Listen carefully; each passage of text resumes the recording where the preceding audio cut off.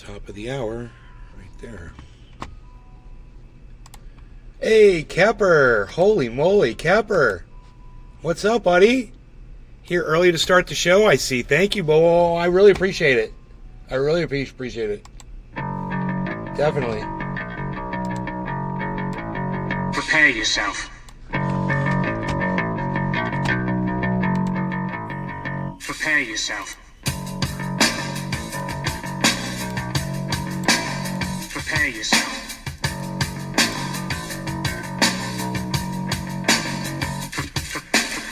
Line and taker, cashing your chips, you sniveling, whining, self-loathing hypocrite. Blame it on Rio, all the woman in red. Don't fool yourself, it's all in your head. You're the mascot of the next century. Look in the mirrors, crowd insecurity. I bleed for you, my eyes burn. My point is no, cause you'll never learn. You'll never learn. I bleed for you. You'll never learn. I bleed for you. Hey, Dave Campione, Michael Haskey, Cyber's here, yes. What's up, guys?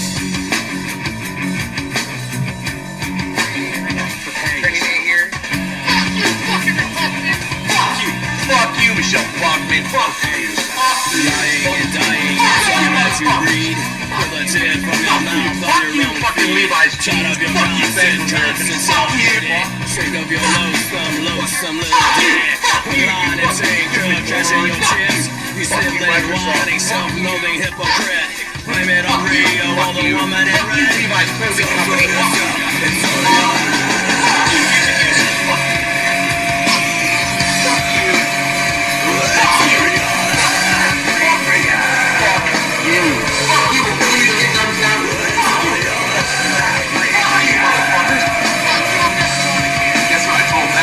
It starts with an F. Bullshit! Fuck you! Fuck you! Fuck you! Fuck you! Fuck you! Fuck you! Fuck you! Fuck you! Fuck you, all motherfuckers! Fuck you! Fuck you! Fuck you, Chef! Fuck you! Fuck you! Fuck you all! Fuck you, motherfuckers! Fuck you, Hollywood! Fuck you! Fuck you, motherfuckers! Fuck you! Fuck you! Fuck you! Fuck you! Hello, Trendy! Trendy, everybody on Cyber Reload from Denmark, and I'm from Orlando, Florida. Home of Trendy on Jabs and all things trendy. You find me and you guys, Trendy's on all sources and sorts of social media, especially Rumble. If you're not on Rumble, you're missing the entire broadcasting experience, and you really should be there. I highly recommend Rumble.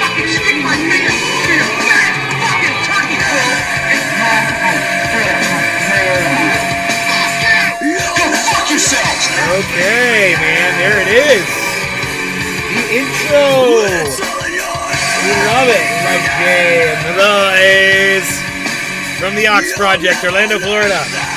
We give them so much thanks and love for letting us use that song and getting us started on every show. It really is a kickstart for us, and it gets your blood pumping. And I really feel like I owe them more because they let me use that song without any charge. It's just, you can have it and you can use it and enjoy it, and they hope people get to hear it, and it's a great thing, man. So I was moving a couple of things over. I was going to go live my browser. I keep forgetting to take all this stuff off my hard drive, so it's got zero space left on it. So before the show, I had to move some files over again because I forgot to do the whole drive 2 nights ago when I meant to do it, or last night. I got this stupid browser warning. It said, there's not enough. You're going to have to free up some cookie space in your browser because we can't open Windows. And I'm like, I just need to delete some stuff off my hard drive, and I did. I'm fine now. Everything should be good. I just have to remember to do this at the end of the show. I walk away and I turn it down, and I forget to do the transfer. So I'm gonna get to that. Now there is, in the backyard right now, there's this bird. It's called a wood stork. And it's fishing in the creek, and I was watching. It's like a 3-foot tall bird. It's like this freaking tall off the ground. It's huge, man. It's probably got like a 10-foot wingspan. Beautiful. It's got this giant beak, and it goes into the creek and it pulls fish out and eats them and stuff like that. and I was watching it before, and I didn't have my camera with me, but it must have caught a catfish that was this big. And I've never even seen a catfish in my creek that big before. And I'm like, you bastard, now you're going to eat it? He's like, yep. And he fucking ate it right in front of me. I was like, you suck, man. It's kind of cool, though. It was a big catfish. It was, like I said, the biggest catfish I've ever seen in my creek. And he just pulled it out and ate it like it was an M&M. Like, but, you know, I'm sure that's why I don't see such big catfish in there, you know, because he probably comes in there every few months and cleans it out. He ain't gonna get that bass, I'm pretty sure. That bass is way too big for him to eat. I did see the bass again recently. Okay, so I moved this file over, 3822. That's the one. Now I can delete it. I'm still doing it. I'm still, you know, getting a little bit more space here, just one little file at a time, because I knew it wasn't gonna mess with the show. So I got my coffee, and I had a hard time coming up with a title for the show today, and I just started kind of thinking about what I've been watching on the news, and they just kind of popped in there. I'm like, yeah, man, it's tensions rise worldwide as massive protests break out from all sides. Could this be the beginning? When you turn on the news, it certainly looks like it's it's the beginning of the end for all of us. People are really angry, and there's going to be some shit smashed. So I don't know where it's leading. I did watch almost all the rest of that Revolutionary Blackout Network video, and it's good, and they really come to some good conclusions and make some really good statements. The very people, my favorite part is the very people that attack them, they call themselves doctors and professionals and all this, and RBN, they you know, will tell you, I come from the fucking street, I come from the fucking hood, you know, I grew up hard, you know, I had to work for everything that I got in my life. And I wasn't given it an education or a fucking free ride or any of that shit. And when those two groups came together, it's amazing to see that it was the fucking wealthy cunts that showed their asses so quickly. Nick makes a really good point. He goes, you know, I've got a speech impediment, which I never even really thought about before. I think he speaks just fine. But he says, I got a speech impediment, and I have no education, and blah, blah, blah. He says all these things about himself. And you're like, you know, you really get the sense that you are accomplishing way more than those motherfuckers with their stupid doctorate and MBs and whatever fucking degrees they claim. Nick does so much more, and he does so much better. And I just wanted to say that I did watch almost till the end of it, and I enjoyed it. And if you guys check out Revolutionary Blackout Network, Rome, who was one of the guys in that video, he liked my retweet, and he also saw that I told him I was going to cover it on the show, which we did. So, hello everybody, hello. Crypto didn't do anything crazy yet today. It just kind of bopped along, but we're waiting for that giant breakout, and I don't know if it's going to happen, but Crypto Kid, he's pretty good, and so is Carl. They're usually pretty good about this kind of stuff, and it's going to be kind of interesting to just kind of see what happens. Billy, what's up? Billy, is Billy here? Vega Man? Oh, no, that was the earlier show, Billy. Okay. We got Vega Man and Kepper and Azamat Bagatov. Hey, Azamat, how are you, buddy? So good to see you here. Thank you for watching my show. Hippie Chick. Okay. Cyber. Sleep in my pond. Oh, yeah, it was cool. Token Tony Z. Token Tony Z, what's up, buddy? David C. Token Tony Z. All the E's are here. David Campione. Hippie.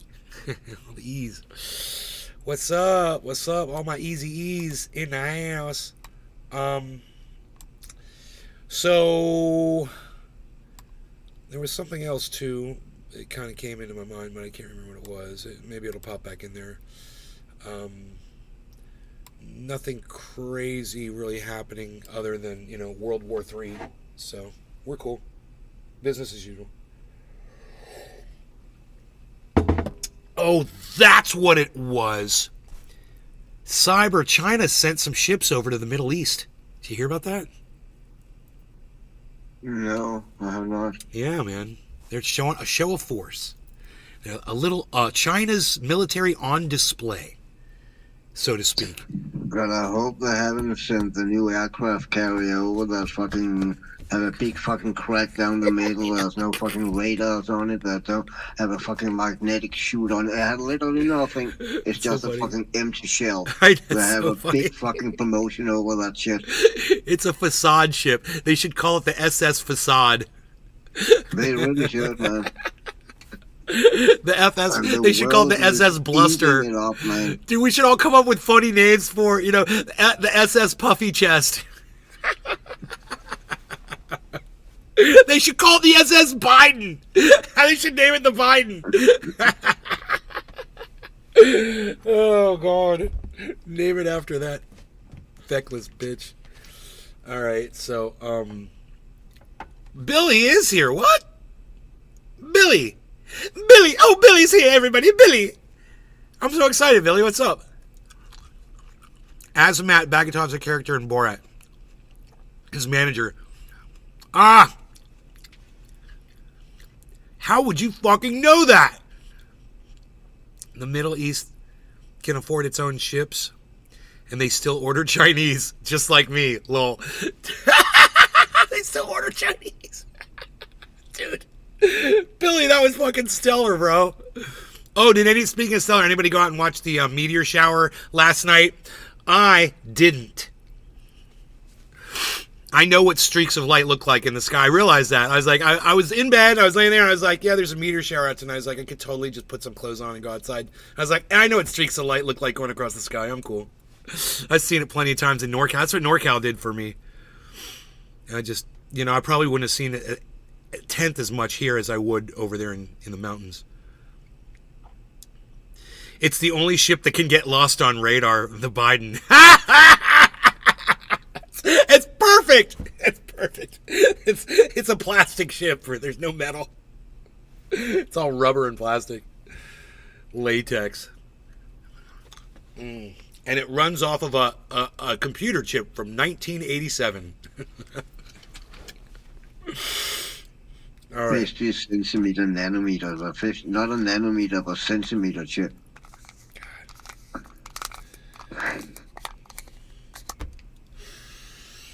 Oh, this fucking Pinoy is a goddamn magician. I don't know how he fucking does this shit.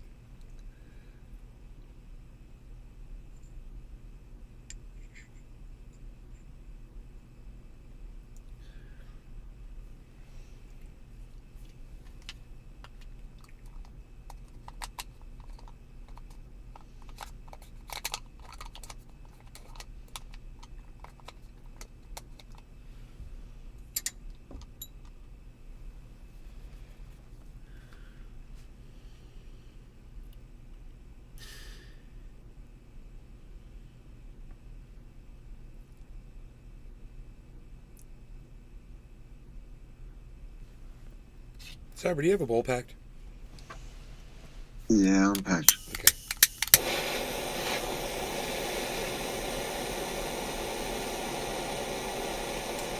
So I really just wanted to get high, kind of.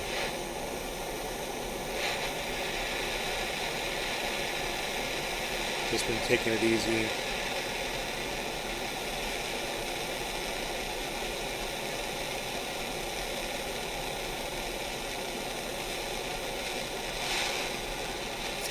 I guess drugs are bad in K. Drugs are really bad. Drugs are bad in K. You go with me, man.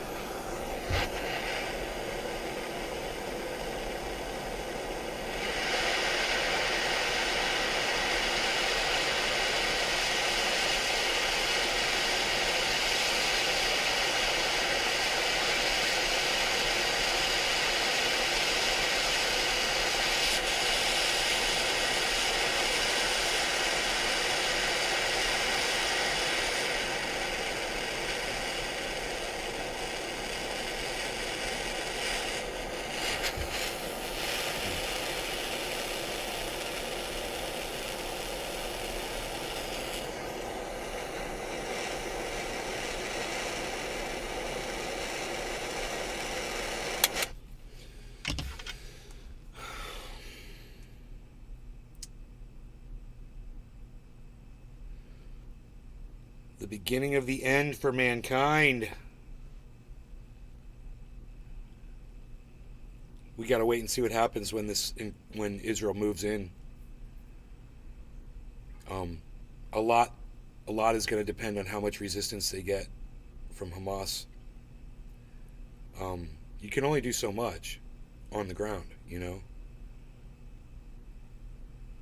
And since they're underground, they're in bunkers and shit like that, and they're embedded. It is going to be bloody, and I have a feeling Israel's going to have to. They're going to say, "Yeah, we went in and wiped out. We got prisoners," and they're going to fucking have to back out. It's going to end up being a loss for them.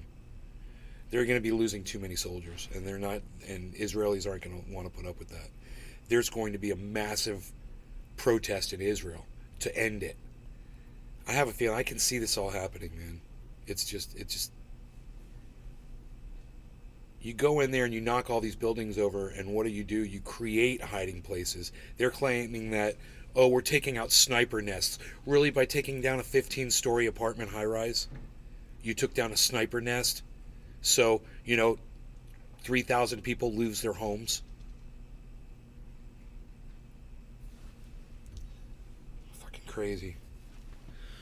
No law regarding cannabis. Cheers, Cyber. Cheers, everybody. Billy and Kepper and Hoot and Howl. And over there on the Rumble, we've got Dave C. Token Therapy. Hey, buddy. Hippie Chick, Dave Hippie, and Skeeter B. Cheers, guys. Cheers, bro. Cheers, everybody.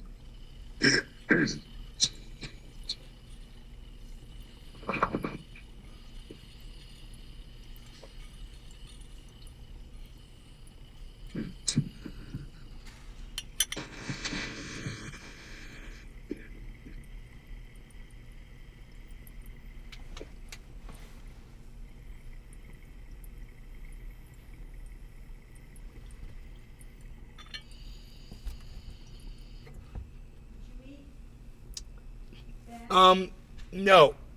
How about some pizza? I had pizza last night. Oh, you did? Yeah.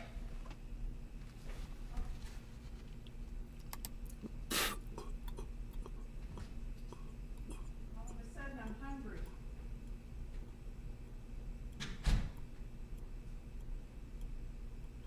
Why is this fan on so hard? Because I'm hot. You're hot?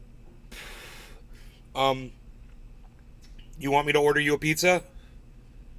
Well, I don't know if I'm gonna need a whole pizza for myself, but I have the leftovers, right? Yeah. All right. Okay. I'll get you one. Thanks,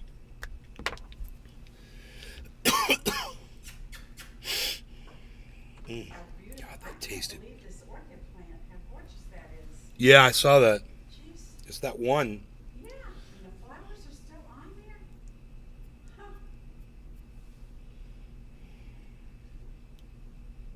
All right. I'll get myself a nice salad, I think.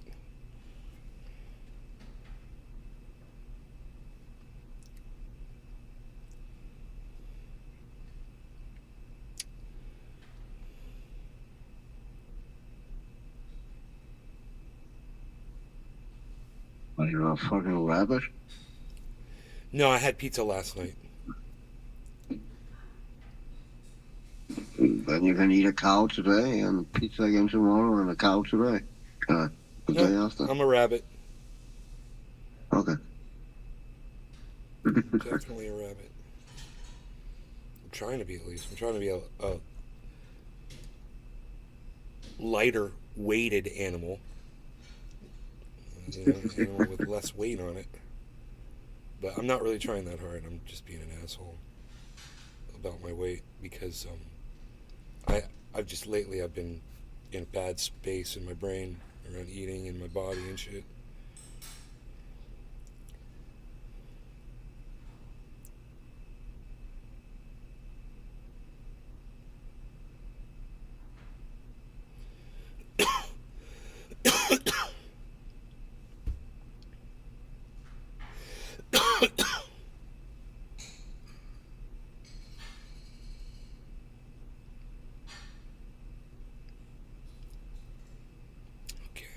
Food is ordered. Should be here in about 20 minutes. But I'm not hungry, so we're gonna keep showing. I had for breakfast, dude. It wasn't breakfast. It's more like lunch. I had coffee this morning, and then this afternoon, I went in there all high, after the show, and I took a bagel, and I didn't even slice it, man. I took it right out of the freezer. I put it in the toaster, and I baked it, and then I got some salt and some butter and some cream cheese, and I put it on there, and I just fucking eat that. And I took Nice. 2 fucking lobster biscuits from Red Lobster out of the fridge, and I put butter on those, and I fucking ate those too. Why? Because it's here, it's in the house, and it's like, I know it's terrible to eat all bread, and I shouldn't eat any bread because it all turns to sugar. But, why is this happening? Our background, that's so crazy. I guess I should refresh that. That's what happened. It got to the end of the video. No. Oh, yeah, see that. That was a delay on stuff. It was still running when That's I looked. funny. Here we go.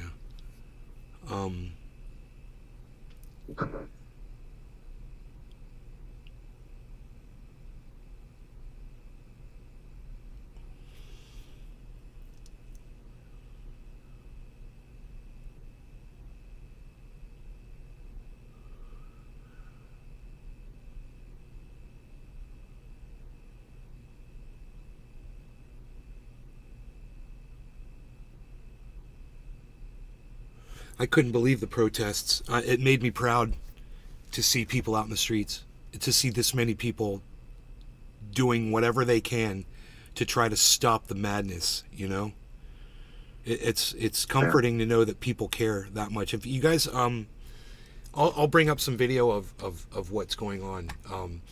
Another beautiful thing that happened was one of the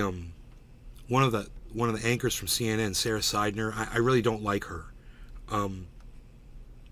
She got accosted, man, by this dude in Gaza. He walked right up to her face and screamed in her face repeatedly, "Fuck CNN, fuck CNN, fuck you, and fuck CNN." He got the whole crowd. They had to escort her away because they were going to get violent. They were going to tear her apart. And you should have seen how angry these people were. I'll see if I can get that little bit of video. We'll watch that one first. Oh, it's literally says Sarah Seidner accosted. I used the same word that I used. Isn't that hilarious? That is so funny.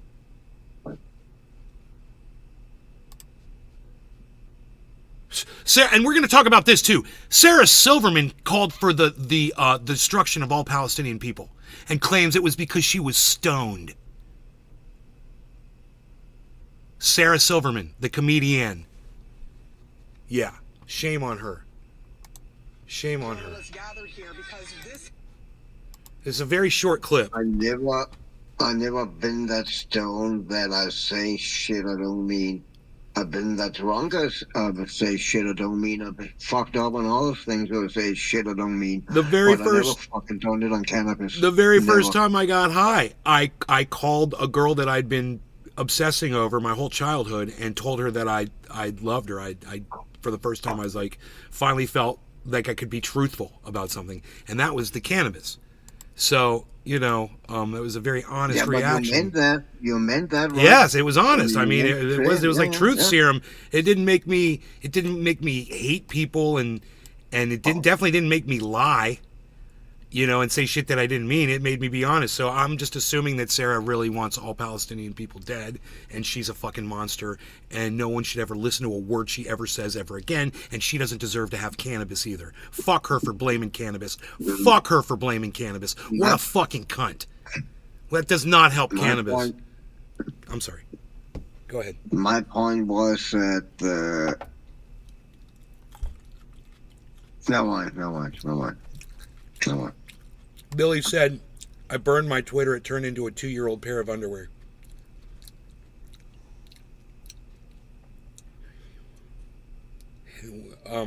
there's hidden anti-Semitism everywhere. America's systemically anti-Semitic.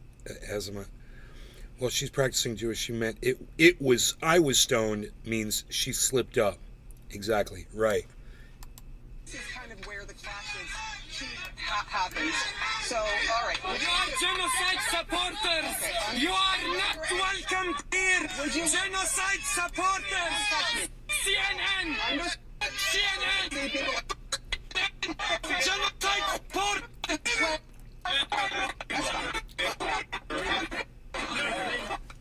All right, you see that people are very angry. They do not like All right, the I way wanna- in let me which just- that CNN has been reporting the story. You hear that, but this is we're fine. But what? So all right. You are genocide supporters.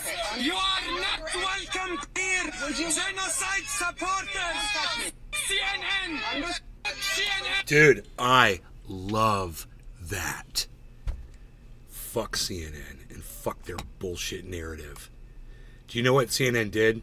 They made a promo just a couple days ago, and it only shows non-Jewish anchors, and it says, "This is the new face of CNN morning team." And it's all Christians, and it's completely obvious that they're trying to show that they're not, favoring Jews because, Wolf Blitzer and, Sarah Seidner and Dana Bash and all Jews, we keep going. Jake Tapper, Jewish, and so many more. They have a ton of Jews that give the news on CNN. They really do. And they know they're getting pushback from the whole world about their support, their biased support towards Israel over this whole thing. And their lack of reporting and their inability to get all the facts, and to just straw man the shit out of people. And man, this guy, God, I love this man. I don't know who he is, but whoever he is for fucking leader of the goddamn free world. Genocide supporters. CNN. CNN. Look, Genocide supporters. look. He didn't get physical. He didn't touch her. All right, you see that He fucking screamed. Now, I'm just kind of curious. Now, I wonder if Jake Tapper would portray this as Sarah, being in a position where she should be in fear for her fucking life. Remember the phone call we went over, and Jake Tapper said it was terrorist threats. That's what you get, bro. That's what you get when you make a big deal over nothing, and the world sees you doing that, and they get sick of you. And they're like, you know what? You don't know what a fucking threat is. Let me get in your fucking face and scream at you so you can feel the fucking heat coming out of my lungs. That's how close I want to be at you when I fucking scream in your face. Feels good. It makes me proud of that man and all the people that are out there protesting right now. I support all of them. And even the ones that are on the other side of this, I support them too for going out and expressing in a they could be angry, but as long as they're not being violent way to be the opposition, that's fine. That's what this is all about, man. That's what protesting is saying how you feel. God forbid, I fucking let people know how I felt about something, and they lost their fucking shit towards me, and it just makes me realize that I'm right and they're wrong, because I don't attack them and threaten them personally for their views, and yet they attack and threaten me personally for mine. Family members. So people who share my name, man, I'm not kidding around with you guys. So let's get to some of these protests though.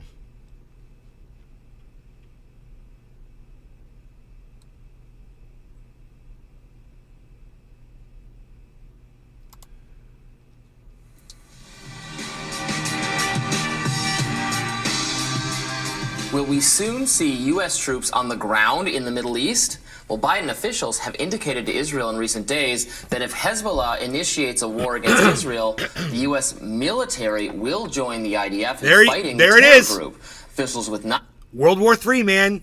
There you go, guys. I mean, multiple fronts.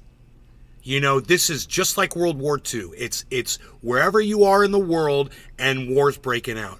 It's a miracle that we just happen to be surrounded by Mexico and Canada, or we'd be in big fucking trouble right now with our neighbors, you know? Knowledge of the matter have told the Times of Israel. Per reporting from Jacob Majid, the Biden administration has privately been urging Israel not to launch a military campaign against Hezbollah as Washington works to keep the current war from spreading beyond Gaza. Despite Biden's private efforts to rein in Netanyahu and the IDF, Israel's endgame remains increasingly unclear. There is no sign of a post-war plan for Gaza, Reuters reports. One regional security official told the outlet, You at quote, least "Their strategy voted. You hope both sides at least have fun. Deer Slayer, what's up, buddy? CNN has Christians. Yeah, right. No, they got a whole panel of them to show you in the morning, bro. I'm gonna try to cap this fucking advertisement. Because, you know, it always pops on and I don't have my phone with me and then it's over and I'm like, fuck! Dude, but I'm telling you, it's all the non-Jews. Not a single Jew appears in it, and the way it's worded is hilarious. This is our new morning team on CNN. See, you know, and they talk about each show. You know, it's African-American person, you know, vanilla white person who's definitely not Jewish, African-American person, vanilla white woman who's definitely not Jewish, vanilla white man who's definitely not Jewish, African-American person. You know, it's like, it is so blatant. It's like, wow, man, you guys, this is like your defense. You're gonna get behind them. They're your shield. God. And the Christians, they're all like, yeah, well, that's our job. We're here to defend the Jews of CNN. Well, good for you. I'm glad to see people like Anderson Cooper and Sarah Sidner speaking to the Gazans. I'm glad to see them reporting on the other side of this. You know, the story needs to be told.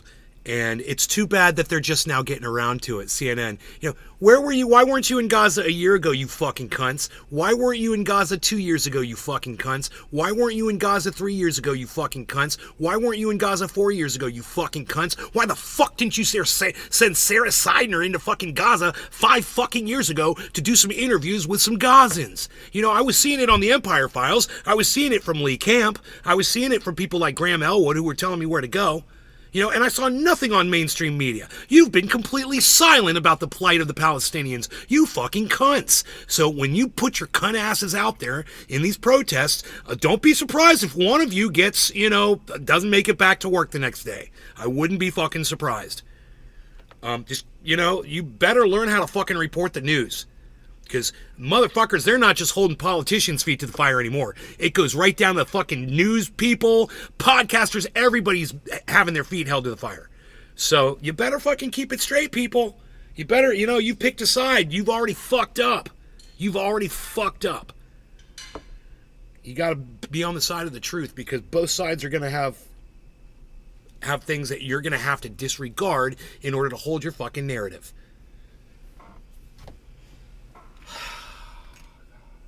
I was shocked, though, really, to hear, who was it? Support Hamas? Who was it who said that this morning? It was Nick. It was Nick from Revolutionary Blackout Network. He supports Hamas in defending themselves. And I'm like, dude, you should probably reword that and say you support the Palestinian people, not the terrorist organization who took them over and doesn't allow them to have elections anymore. You know, you got it wrong, bro. I'm here to tell you, be better, you know. So those of you that are out there waving watermelons, you know, and Palestinian flags and all of that, remember it's the Palestinian people you're supporting and not the terrorist organization that oppresses them. No, I'm not talking about Israel, but them too. Oh, you guys are funny. You see what you did there? I see what you did there. All right, I'm ready. I like to do that. Sounds solid. Sounds like it's ready.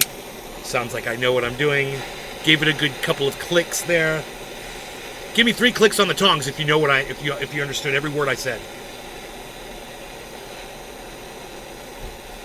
A friend of mine died years ago. When I was in California, he was in Orlando. And I remember saying that to him. We had a party at my house years ago, and I had to go out front. I was tending the barbecue, and I handed him the tongs. I was like, could you flip this chicken, man? Wait till it gets a little charred on the underside, and then just flip every single piece over. And he's like, absolutely. I was like, give me 3 clicks on the tongs if you understand everything I just told you. And he's like, click, click, click. Doug. My friend Doug. I grew up with him. He died of diabetes because he refused to go to the doctor and he wouldn't inject himself with insulin. He couldn't bring himself to it, so he fucking died, man.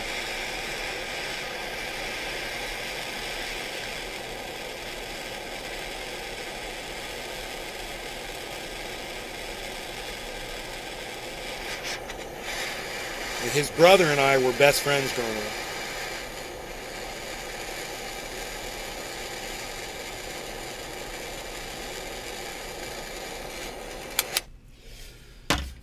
So, alright, let's see. Let's get a time on this. Let's get a time. We wait for the orange to go away, and when the orange is gone, we say 1 minute for maximum flavor and minimum irritation on the throat. So we're going to go in at 39 minutes into this show. 39 minutes in.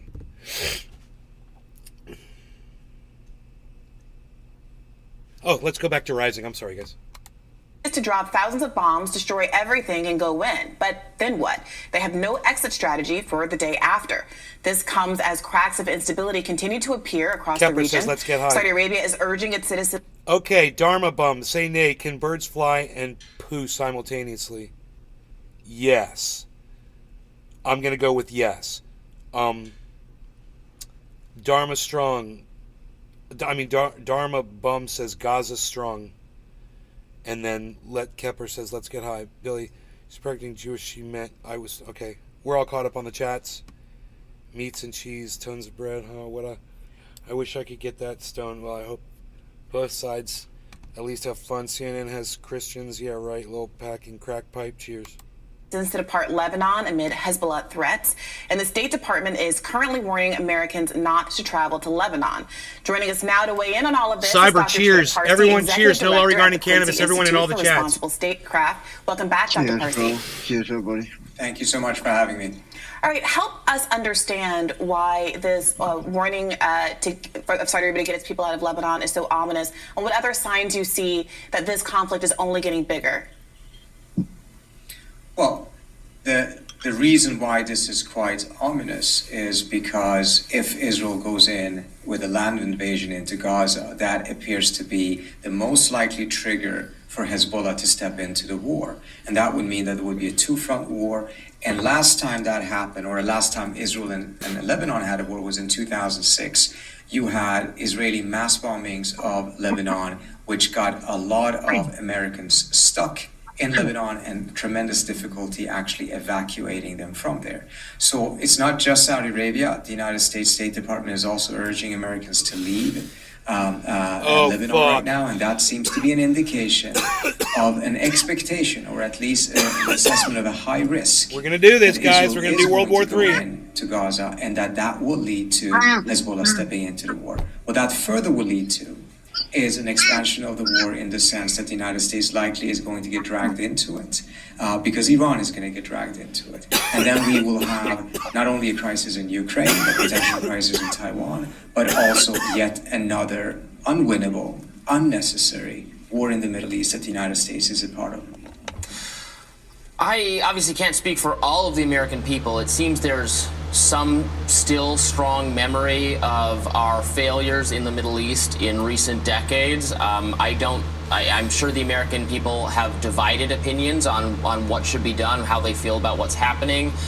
I don't think there is anywhere near universal support for greater U.S. involvement to the point of troops in the region.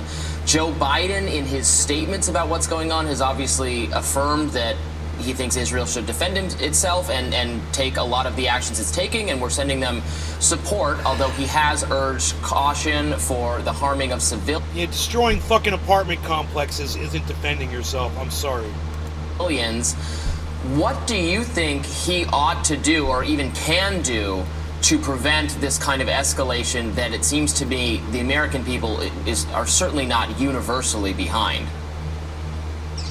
I think the critical thing is to make sure that there is not a land invasion and that we get to a ceasefire and the release of the hostages. I know that that is a tough message for the Israelis, but the United States has a lot of experience in this, and so does incidentally Israel. Israel has been in these wars over and over again, and it's not been able to achieve peace through war on the battlefield. The United States went in to take out Al-Qaeda and the Taliban government in Afghanistan 20 plus years ago. Invaded the country, occupied it for 20 years, and guess what? The Taliban are still in power in Afghanistan today. So the idea that there is a military solution, however much the rage and the anger right now wishes to see such a solution, does not mean that they actually exist. Therapy and range, good what time advice do you to go an live, ally bro? in this situation would be to not just caution them, but to also pressure them not to do anything that would be bad for them, that would also then drag the United States into this war. The fact that the president is indicating or messages are out there won't be any ground troops in it actually does not matter. Because what will happen in this scenario is that other militias throughout the region will start targeting American bases where American ground troops already are, particularly in the Persian Gulf. We've already seen some drone attacks against U.S. bases in Iraq. And look, So why isn't Israel just going to send drones into these houses and shit? You know? Where's all this fucking technology they've been bragging about? I want to know. Voodin says crack pipe. What? No, dude, it's cannabis oil. even if not more ground troops are brought into gets the really region high. as part of this war, does not mean that American troops in the region will not end up in harm's way and end up in that war. buddy. It does seem like President Biden has been unwilling to say much when it comes to asking Israel to exercise restraint publicly, although there has been reporting about him privately urging against a ground war. It does seem, though, like the most persuasive thing that he could say to Netanyahu is that you cannot rely on a commitment of our troops if you do pursue this cause of action. I mean, I've also been speaking to some experts who say that Hezbollah is a very seasoned, well-trained, active fighting force as compared to the IDF, and that some of the mythology around Israel's military being of a very high quality and very effective are misplaced, aren't really true, and were also kind of revealed to be not really true on October 7th, when, in that unprecedented and horrible way, the terrorist attack was able to take place. So why don't you think that Joe Biden is using that leverage, saying you cannot rely on American ground troops, you should conduct yourself accordingly? And what are the risks of Israel going at it alone? Can they even sustain and survive but for American support? I mean, I'm just curious. Cyber, do you think her hair looks silly? Hold on, let me see. I just came back. The black female? Yes. It kind of remind me of ass cheeks or something. I don't know. I never even went there, but I you know what it reminds me of is like kind of like a mop head. Yeah. And It could do that. I just also. don't find, and you know what? You know what it does do for her? Actually, it makes her face stand out. You realize she's very pretty. She's actually very pretty. The hair Oh, is she's not. Yeah. the hair is so goofy. But then I notice, I'm looking at her face, I'm like, even with that goofy hair, you're still a real pretty woman. But God, that hair is fucking goofy looking. I'm just saying, I just think it's I don't know, man. It's kind of like she doesn't see it for what it is. Maybe she's trying to do the power throw thing, but I just think she's not pulling it off. It's not working for her. But yeah, when she's talking, you can see she's. Well, last time when Israel did go in 2006, it ended very up pretty. essentially being defeated by Hezbollah. And so there's much to say that Hezbollah, which has had a very significant number of battle-hardened troops because of their participation in the does crazy Syrian stuff civil sometimes war, with her hair. have at this point greater experience in warfare than many of those on the Israeli side. Now, whether that will be decisive or not, I'm not a military expert to comment on. But I think the larger point you're making is a very valid one that has to be asked, which is if we are truly trying to prevent an escalation, Her if hair the looks like a president panda. truly is seeking a way to make sure that this war does not Dude, Billy Valentine in the chat. Her hair looks like a panda ass. The part down the middle, says Kepper. Mythology of Israel's military being high quality is what that chick just said. Well, you know, it doesn't matter how high quality you are. You're going to lose lives. You're not going to. This is not the kind of an incursion that where you come out without a massive loss of life. You know, they're going to open a door and the fucker's going to explode in their faces. You know, they're going to get IED'd. They're going to have guys up in fucking hiding spots with rocket propelled grenades that don't give a fuck to die. And, you know, and then they're going to have people sniping them from every fucking direction. You cannot, I mean, when you understand, did anybody see the video from CNN? Oh my God. One of the terrorists had a GoPro and he went into one of the kibbutzes and he was, you know, they're partaking in the slaughter and he got killed, man. They got this dude and it's all on fucking his GoPro, dude. It's fucking crazy. And you can hear him fucking praying to Allah after he's on the ground. And while he's sitting there praying, you can hear them shooting him more. And you can see the camera going while they're shooting the guy. And I'm just like, oh my God, dude, it's a fucking crazy video. I couldn't believe it was on CNN, completely unedited, man. Holy shit. Oh my God, dude. It was fucking, I was like, damn, dude, they all, and you could see they're all GoProing each other, dude, and you could see they all had GoPros on, all those fucking terrorists. They were all running with GoPros on, filming the whole fucking thing. Oh my God, there's going to be so much. To fucking upload it so they can. There's going to be so much video of that on the internet. Oh my God. And you know what's going to happen to anybody who gets caught posting that. They get silenced instantly. Every single social media platform. I you know, there's probably a few websites you could hit. Well, yeah, the Middle Eastern websites and shit will have them up, right?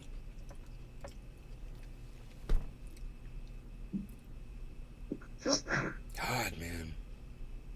Probably some Russian websites also. I saw a video today on CNN. And this woman, gorgeous woman, doctor, she went in there, a nurse, she went in there to help. She heard the gunshots. And she got trapped in there. And she was on the phone with her sisters when they fucking killed her. And dude, it was like this whole conversation she was having with them, saying, "Oh, I forgot about that. Pizza, it's here. It's early." Hey, Token Tony C. I just saw you said hey. Token Tony Z. So anyway, yeah, another girl that injected her lips with that fucking. I guess it's very common out there in Israel. You know, I was just sitting and thinking about it. It's actually that race of humans, if we say human race, who have big lips, that would be the Afro-Americans, right? So white people are actually appropriating fucking Afro-American lips or ducks, one of the other. Or ducks, you said? Yeah, ducks. What, duck lips? Yeah, duck lips. So it shouldn't fly in today's society. You know, you're not allowed to appropriate anything. You know, you strictly stay within your own little confined box. You know, don't step out. So. My salad. Yes, please. Thank you. Yeah, she's gonna put that in the fridge for me.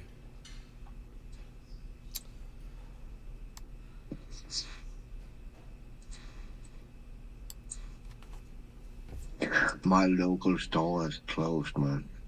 Hi, Tula. That sucks. Why? That's fucking bullshit.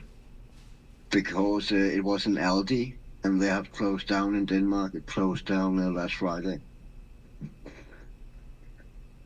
So even I have to fucking go downtown and buy shit, or I have to order it online. So I've ordered it online. I found a place where I can buy everything I could buy over there, but they just bring it out. So. But it's kind of annoying, you know. Now I don't get out. Now I just stay inside all the time. Now you sound like me. I just order everything. Yeah, usually I fucking went over every fucking day, you know, just to fucking get outside and shit, you know. I mean, I go outside. I walk the dog 3 times a day. I go outside. I walk around the house. But I see people too. But that whole COVID thing, bro, that happened and it's still going on, it still got me thinking I do not want to fuck with it. Even I'm vaxxed now, and I still don't want to get that shit. No. You know, No, and even you're vaxxed. That's not a 100 guarantee you will not get it, you know. I You know. can get all It the just fucking it might boosters help. you want, and you can get it anyway. Exactly, but it might help keep me alive if I get it. You know, That's true. that's the true. thing. That's the thing. It's too bad they didn't just stick with that narrative from the beginning, and all these anti-vaxxers would be getting vaxxed now. You know. Yeah. That's what happens. Not all of Push them, it you in. know, because they fucking think there's mercury and biochips and all kind of shit in a vaccine, you know. Well, there are biochips. They're totally tracking me. In fact, I could hear my biochip chirping last night. Beep, beep. It's pinging my location, my current location.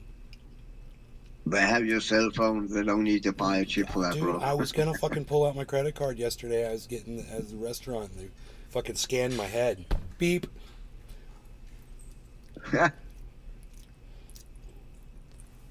All right, what else is this guy saying here?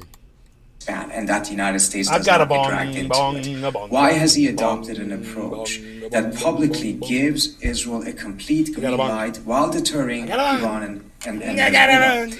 Rather one that Yes, also man. publicly signals and makes clear Okay. to Hezbollah All right. and to Iran Cheers, Cyber. that the United States is Cheers, also Billy. trying Tula, to I deter love you. Israel Mwah. from expanding the war. Capper. The message Hezbollah and Iran are receiving Dharma, essentially is whoever that Dharma the U.S. is. is giving a green light, Cheers, everybody. which then Dave increases their Campione, suspicion Tony Z, Kepper, that when Israel has Boudin, mobilized Deer Slayer. 350,000 troops, Cheers. that is not just for going Cheers, bro. into Cheers, everybody. Gaza, it's also to later on go into Lebanon. That may be a false perception. That may not be Israel's intent.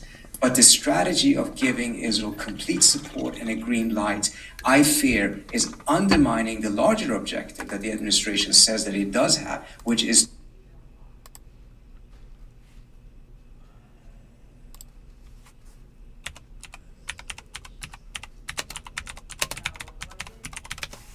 You wouldn't even like that, Rogan.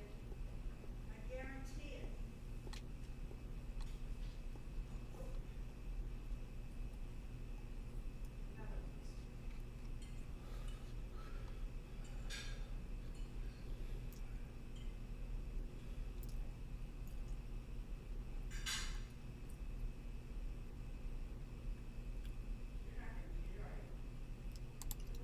boat. The Red Cross says 320 people arrived in El Hierro in a single wooden boat. The 7 islands of the Atlantic archipelago have become the main destination for migrants trying to reach Spain. At least 1,000 people have died attempting the crossing from Africa so far this year. Let's return to the war on Gaza now. And as we've been reporting, how funny is several that? attacks It's on live. Palestinians in the occupied West Bank It's have exactly increased. what I wanted to see. Since the Hamas attacks on October the 7th, more than 540 Palestinian Bedouins have been forced out of their homes. Nida Ibrahim reports. He barely crawls. But baby Bashar's family had to run for safety. They couldn't carry much. But what they saved is the most precious. Even if I didn't get anything, most importantly is that my children have survived. More than 200 people from Wadi Siq Bedouin community in the occupied West Bank were forced to leave their homes. Ali Mlihat says they're used to defending themselves from settler attacks. But since October the 7th, It's been like nothing they've seen before. They blockaded us for 4 days. We couldn't bring in water tank to drink. It was a living hell. They started telling us they'll slaughter us. We read on Facebook calls by settlers to commit a massacre. Then they came on October 12th and attacked the women and children. This is a militia. Now the community is scattered in different places. Ali, his brothers, and their families have relocated to the village of Taibe. 7-year-old Khaled says he's the top of his class in math. I ask him what's 3 plus 4. He thinks about it and says it's 7. He says he misses home and school. I want my home in Wadi Siq. I don't like it here. I don't want to stay. This is the school 9 days after they left it. Totally deserted after settlers attacked it. The children say they miss their toys. 11-year-old Rashid couldn't get his big bicycle. The Bedouins and their cattle have always depended on a warm climate, but it's too cold here in the village of Taibe. There's also little grazing land, so they can't start a new life here. Some say they're thinking about leaving the Bedouin way of life altogether. Tariq Mlihat says he already tried to sell his sheep so he could buy a house for his 3 children. I don't know what I'm gonna do later on. I haven't thought about it yet. I've always known this work, which is raising sheep. I've never worked in construction, but I might have to now. Settler violence has been pushing Palestinians out of their lands for years, but the attacks have more than doubled since the Hamas attack. Baby Bashar will soon learn to walk. He will also... Here we go. Trudeau. There you go, right here, guys. For a ceasefire. Protesters also took to the streets across the country in a show of support for Palestinians. Thousands have gathered in Malaysia to demonstrate in support of Palestinians. Florence Louis has the latest now from Kuala Lumpur.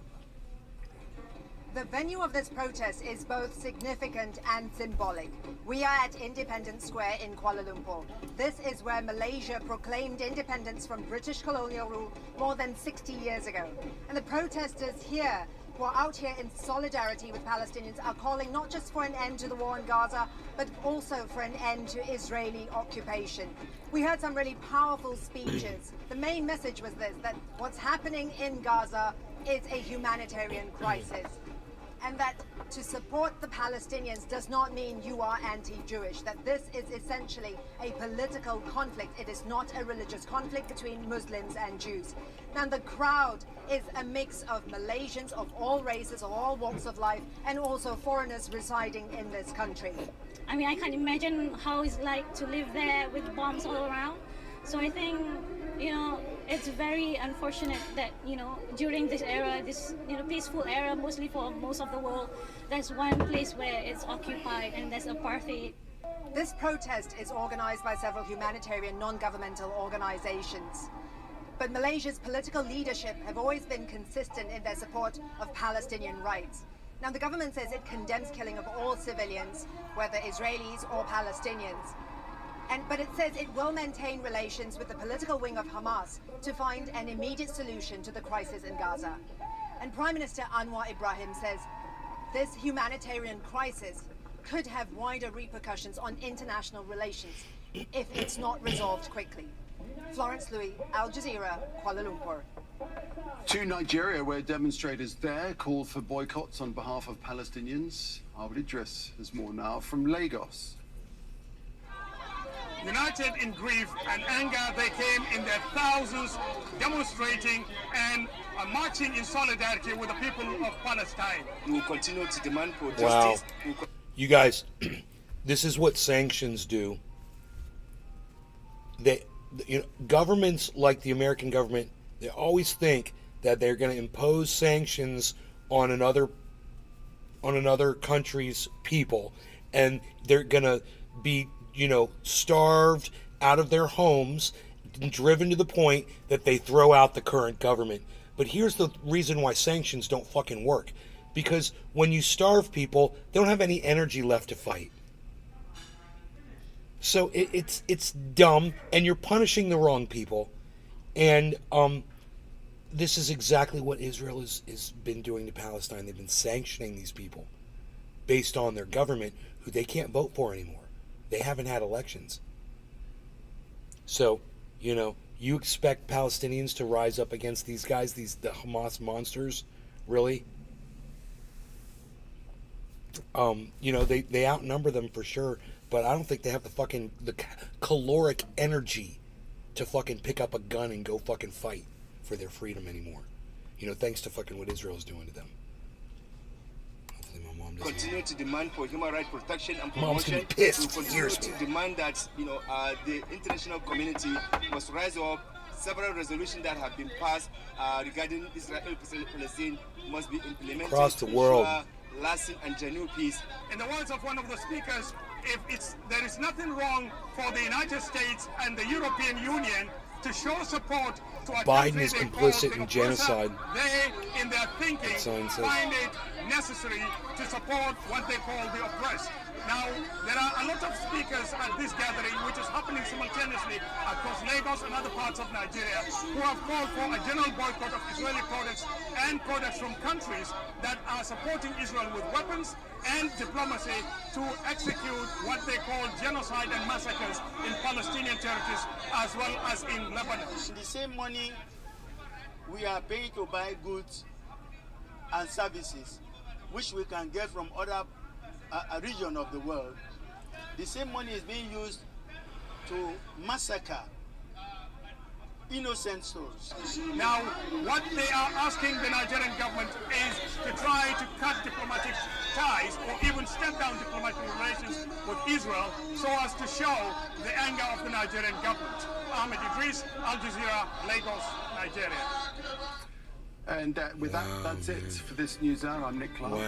My colleague Tom McRae will be back in just a moment. It's freaking crazy. People in Nigeria, dude, are protesting. I mean, what do these people have that they can go out for a day and stand in the street and fucking sing and show the world, show Israel how they feel?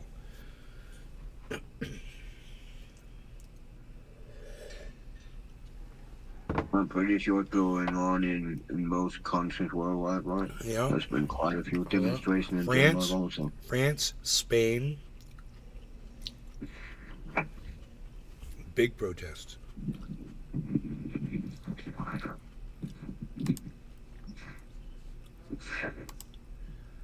Well, medical supplies have all but run out now. In the last few hours, Jabalia refugee camp in the north of the enclave was hit by an airstrike. So far, we know 30 Palestinians have been killed. Dozens of people are wounded. Wow.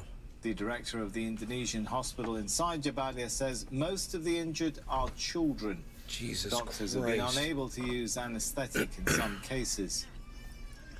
An Israeli army spokesman has confirmed one soldier was killed during a raid into Gaza earlier today. 3 other soldiers are reported to be injured. There you They go, say bro. The raid was aimed at locating captives. Also, There goes to, the first quote, Israeli soldier. thwart terrorist infrastructures. There it goes, bro. They're not going to be able to stop it. Those numbers are just going to start climbing now. Take us through the aftermath of those latest strikes in Jabalia.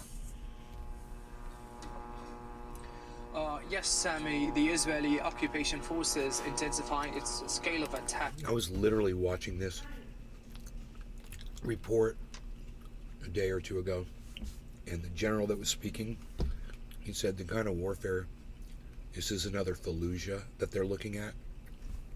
And I was like, I understand. I totally understand. And even the rhythm of its airstrikes in different areas in the Gaza Strip. Literally during the last hour, the different areas airstrikes took place in different areas across the Gaza Strip, starting from Jabalia refugee camp, which is considered to be one of the most densely populated areas. This small area contains more than 120,000 Palestinians residing in only 1 square kilometers. It seems that the Israeli bombardment claimed the life of more than 15 Palestinians in this area, where dozens of casualties also my God. have been reported.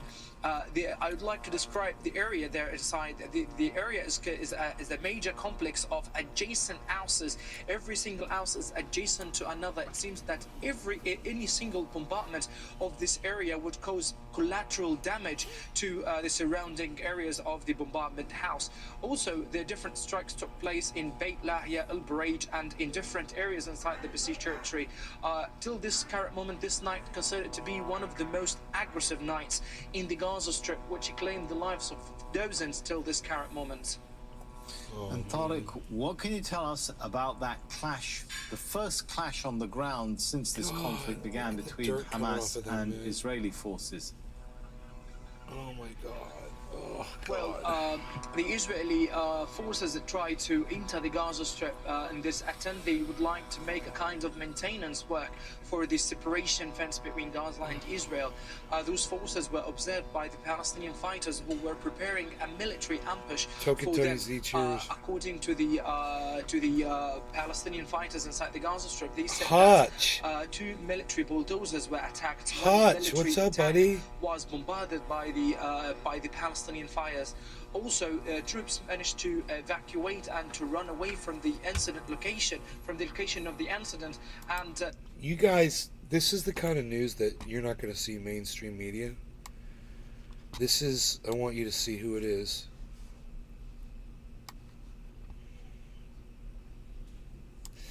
So if you ever want to get more accurate reporting about what's really going on with the suffering of people, there you go.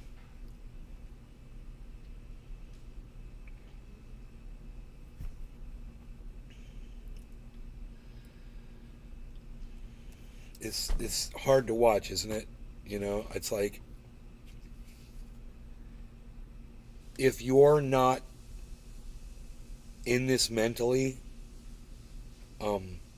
yeah, I think maybe it's time you start paying attention to what's going on over there and having a little empathy for these people. I mean, when you look at a kid like that and you're like, that kid is 4 years old, and they're being tough little sons of bitches. You see them little fuckers, man?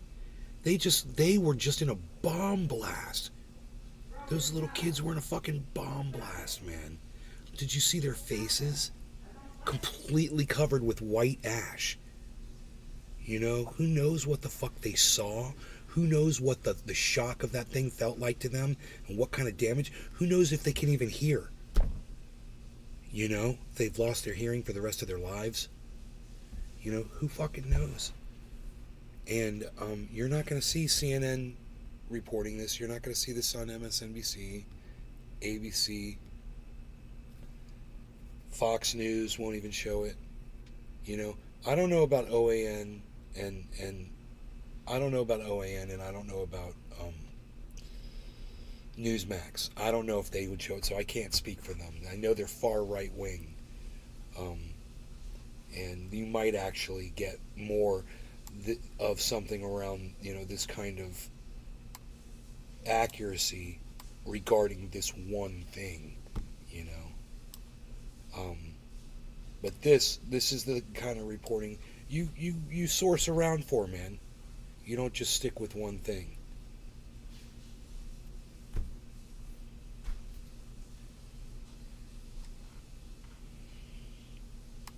The current situation considered to be critical from the perspective of the Israeli occupation forces, because multiple attempts like what happened today might be repeated. If there's going to be any possible ground invasion to the Gaza Strip might be carried out.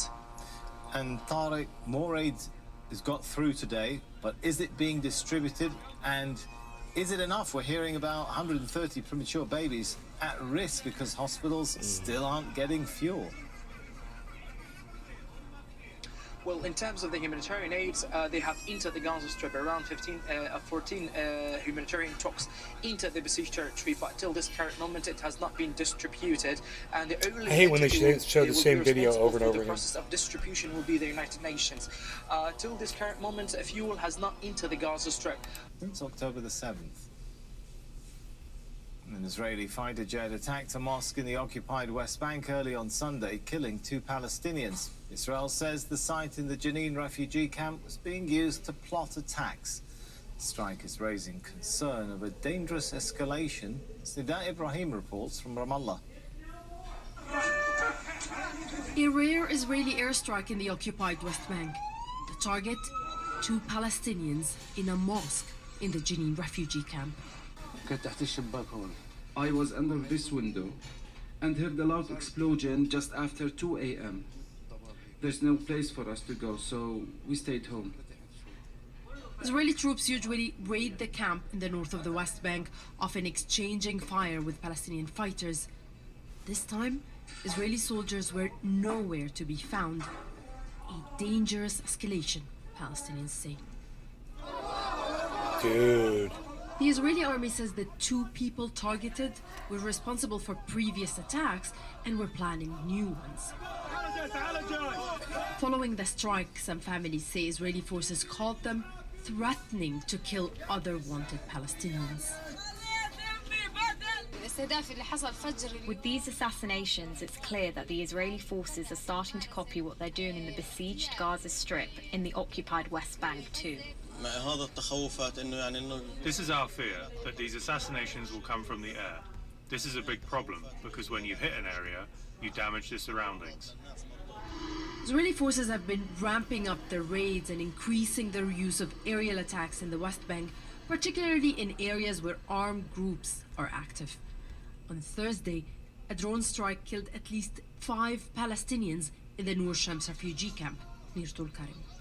With more than a dozen Israeli raids on average per day and a growing number of casualties, many here fear that the flames of Israel's war on Gaza are catching up in the West Bank. Nida Ibrahim, Al Jazeera, Ramallah. Here come the Iranian drones, Let's go bro. live now to Sarah I'm Khayat. gonna She joins just, us from Ramallah in I'm the gonna just go ahead and predict it, man. We're going to see drone strikes from Iran coming into Israel. This is the next step, and they're going to escalate the fuck out of this. Those drones are going to come from Jordan. They're come from,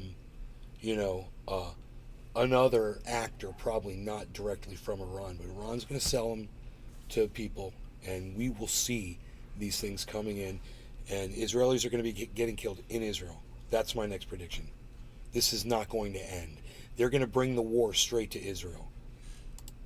Occupied West Bank. This is such a huge. Benjamin Netanyahu is, and so so is Biden, completely blinded by their hypocrisy and stupidity. Yeah, well, 2 people, as you'd mentioned earlier, were killed. One of them was a teenager. It's not clear how it started, When whether do they it was target during a raid America? or not. But what we Well, do know is we're that taking it to them. We're bringing our guys out there now to be targets right now, bro. And we got the first Israeli soldier killed going in, and we're going to see a lot more of that. And I'm sure it's just a matter of time before the first American gets killed. eyewitnesses say that they were shot by Israeli forces. Of course, the number of deaths now for in the last 24 hours or so is 8. So that just kind of shows you that's just in one day. And this has been happening every day, especially since October the 7th. So just a little over 2 weeks, you've got 93 Palestinians killed just in occupied West Bank. And of course, that's besides all the multiple raids that have been happening. As we heard earlier as well, the Jenin attack came as a big surprise to a lot of those in Jenin refugee camp, simply because it was an airstrike. Very rare for the Israelis to do this in occupied West Bank, because they usually go in with soldiers when they carry out those raids. So clearly it was the army, the Israeli army, sending a strong message. They said that they are determined to quash Hamas's military arms, of course, wing in Gaza, but also by extension, that's including Hamas. Shall we dab, says or Hutch? anyone that affiliates themselves to them, or Islamic Jihad. And as you know, Sami, in the Jenin... Rogan wants to go out? What? Do you want me to leave the pizza out? Oh, no, thank you. Thanks, Mom. I pigged out this afternoon. I had a bagel with 2 of those lobster biscuits. Yeah. I know, that's bad, right? Oh, with the oatmeal. That was in there. I was so full when I was done eating all that. I was like, Jabba happy. Jabba sleep now.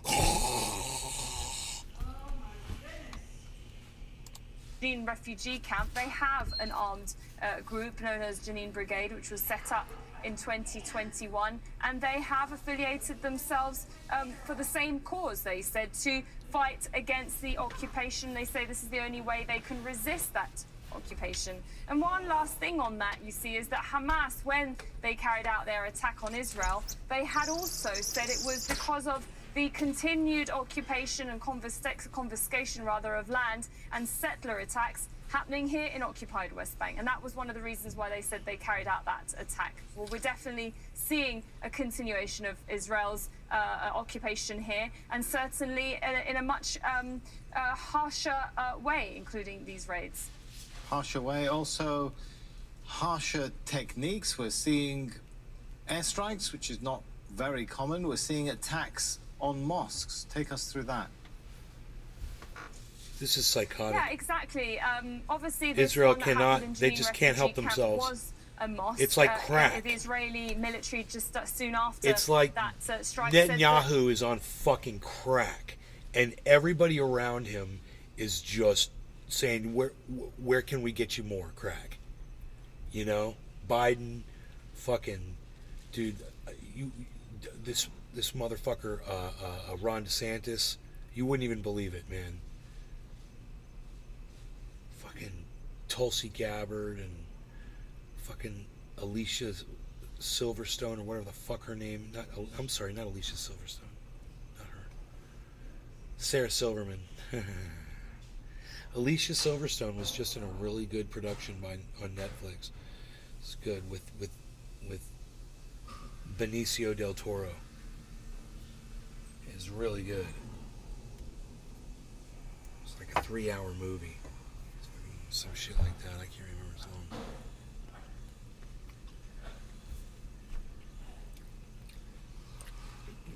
She still looks great.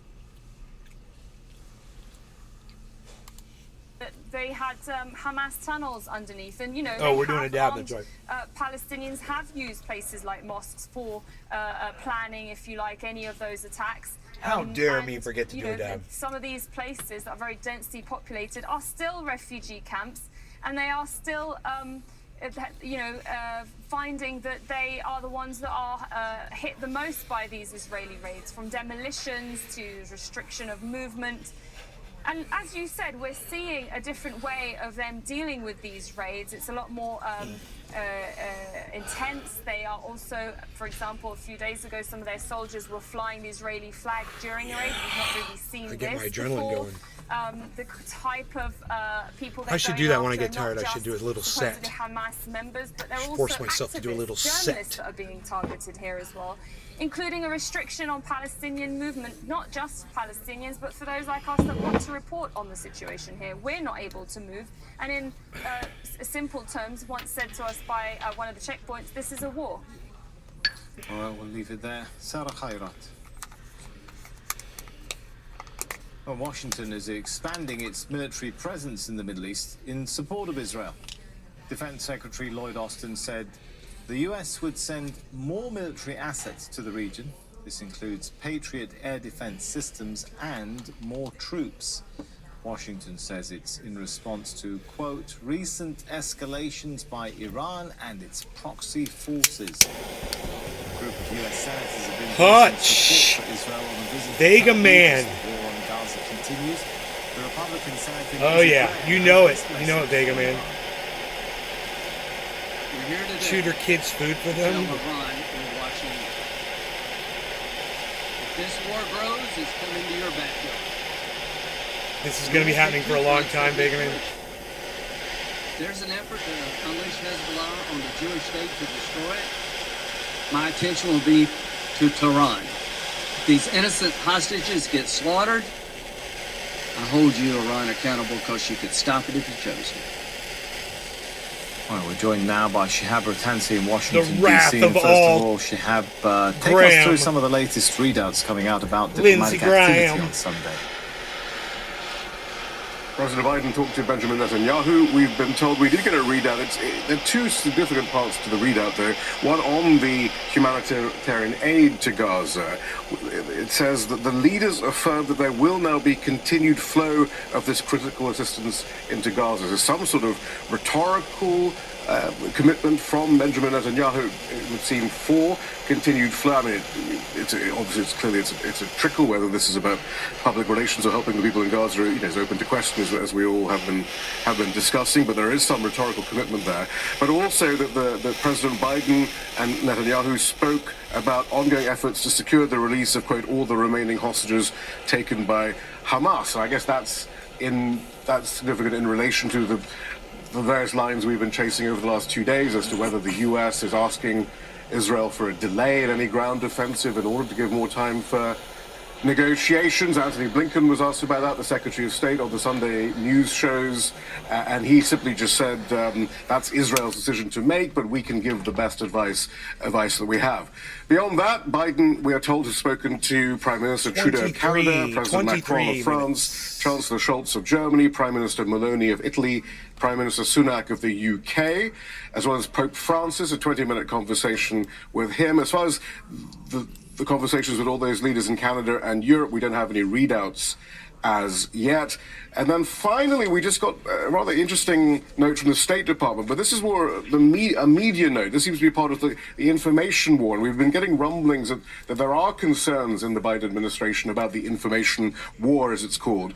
And it's actually, it's a restatement of what the Charge d'Affaires in Cairo said at the Cairo summit on Saturday. We already had all the comments from Saturday, but this is interesting because it just simply it has Cyber, four bullet you got a points bull to pack? what she said. One of them is Hamas unleashed cheers, unadulterated bro. evil on Israel, but the other three bullet points. Everybody in the all chat, about how cheers. much No Biden regarding cares about the cannabis. Palestinians. Sean civilians Alexander are not to loves blame. Donald Trump. President Cheers, Biden cautioned Sean. Israel not to Cheers, become Vega. blinded Cheers, by Billy. rage. Cheers, Palestinians are not Tula, Hamas. Kepper, And Dave Biden C. Everyone, believe Budin. a two-state solution, and that comes into that context, I think, where you're seeing those rumbles from the administration that they're getting worried about the backlash from people in the base of the Democratic Party. We're heading into an election next year. Younger voters, Arab American voters in swing states like Michigan, these are all key for their turnout, their enthusiasm, and they're losing the war with a lot of these constituencies, according to the polls. So I don't know whether this is just a reminder that Biden does care, even as they give Israel all the means to carry out its bombardment of Gaza. We've also had some statements from Lindsey Graham. What do they indicate about the desire, perhaps, of some in Congress and their ideological background to kind of try and take the driving seat on U.S. policy towards the region? I think Lindsey Graham is an interesting example for several reasons. I mean, to be honest, it would be surprising on any given day whether there was a conflict or an intensified conflict in Gaza or not, if Graham hadn't said something about Iran. On any given day, he's saying something bellicose about bombing Iran. But clearly he and the other members on this bipartisan trip to Israel are all part of the Friends of Israel, some of whom get a great deal of money from the Israeli lobby.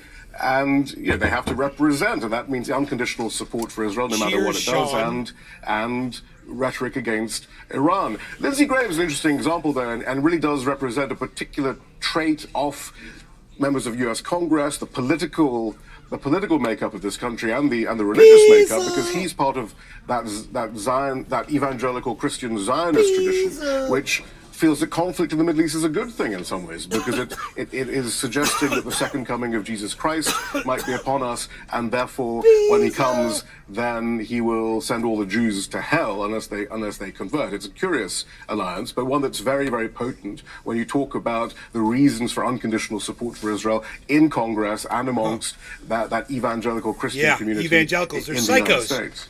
They believe All that right, shit. Good stuff there from Shihab Rattansi. Thanks so much. Now, Tehran is again warning the bombardment of Gaza could have far-reaching consequences for the region. Tosa Jabari explains from Tehran. The situation in the region is like a powder keg. Those words from Iran's Foreign Minister Hossein Amir Abdollahian earlier on Sunday. He also went on to say that the current events could spiral out of control very quickly. And once that happens, the results could be severe, bitter, and have far-reaching repercussions both regionally and for those advocating for war. This is not the first time we've heard that these sentiments from Iranian officials. The Iranian President Ebrahim Raisi has also expressed the fact that the current ongoing events in Gaza and the constant bombardment by Israeli forces on the Palestinian people could have far-reaching consequences. Now, when it comes to the recent attacks on U.S. interests in the region, the Iranians have not officially commented, but we had heard from Iran's Supreme Leader Ayatollah Ali Khamenei last Tuesday, who did issue a warning of what was to come. He said Muslim nations are very angry and it will be hard to control people's emotions. He did say that if the Zionist regime continues its crimes, no one can stop the Muslim resistance groups, and they shouldn't expect the groups to be prevented from taking action. Nobody can stop them when they get angry. Yo, what's up, son? Yeah, you're always in the right place. Thanks for the text earlier, bro. I was just waking up, and I was just way too slow to make it, man, for Dabs with you at that time. I'm glad you came back. I'm glad you're here. The freaking power just went out and flicked back on, dude. It was weird. It's free power, baby. It's the beauty of free power. Yeah. Now, what you might wonder when that happens, it sometimes that's the power going out for the rest of the neighborhood, and the whole area might be out, and that might be your power just flickering to swap over, which it will do.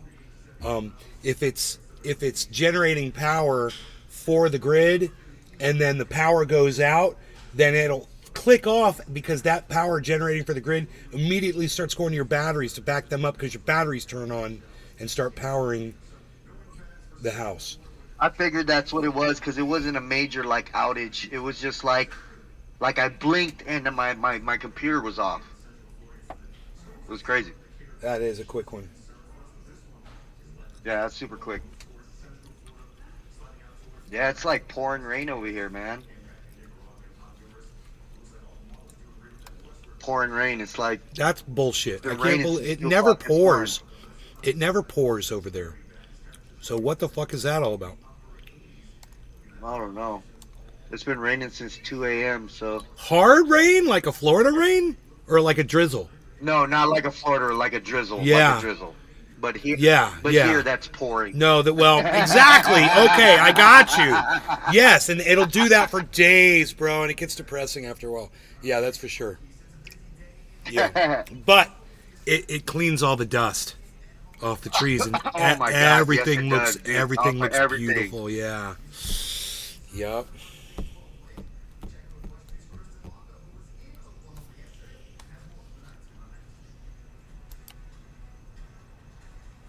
Let's do some dabs. Dude, I've been smoking that mustard gas. Dude, do you know if I smoked the OG Kush with the mustard gas, it put me in a coma, a sleep coma. I could barely get out of bed, bro. After hours and hours later. I'm telling you. Fiber was good, brother. Bro. Dude, that's so funny, man. I've eaten them, dude. Yeah, so they're shutting the Arc servers down in 2 weeks because the new extension is coming out. Yeah. Yeah, I'm kind of sad. Oh, it's not Arc 2 to come out, right? Arc Ascension.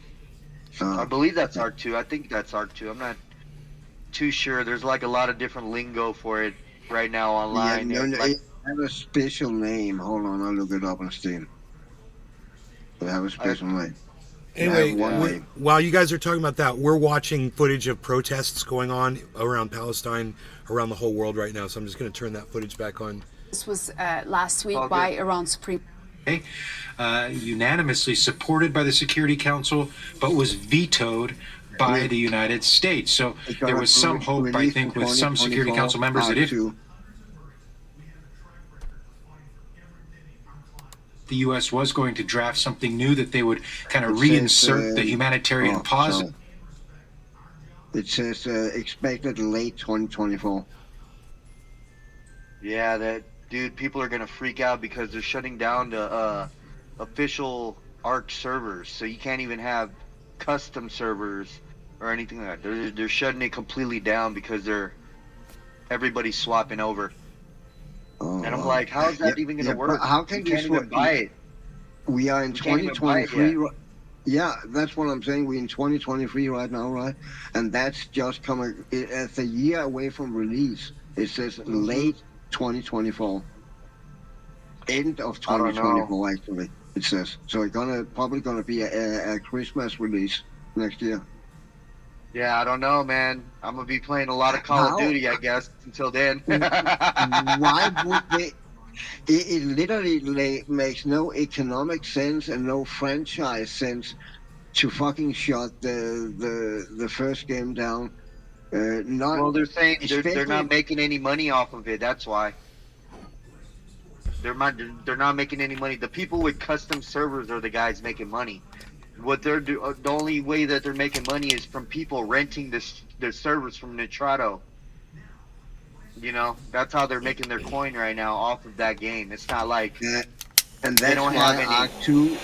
That's why Arc 2 is gonna be a live service, so they can get all the money, and you cannot host your own fucking custom servers.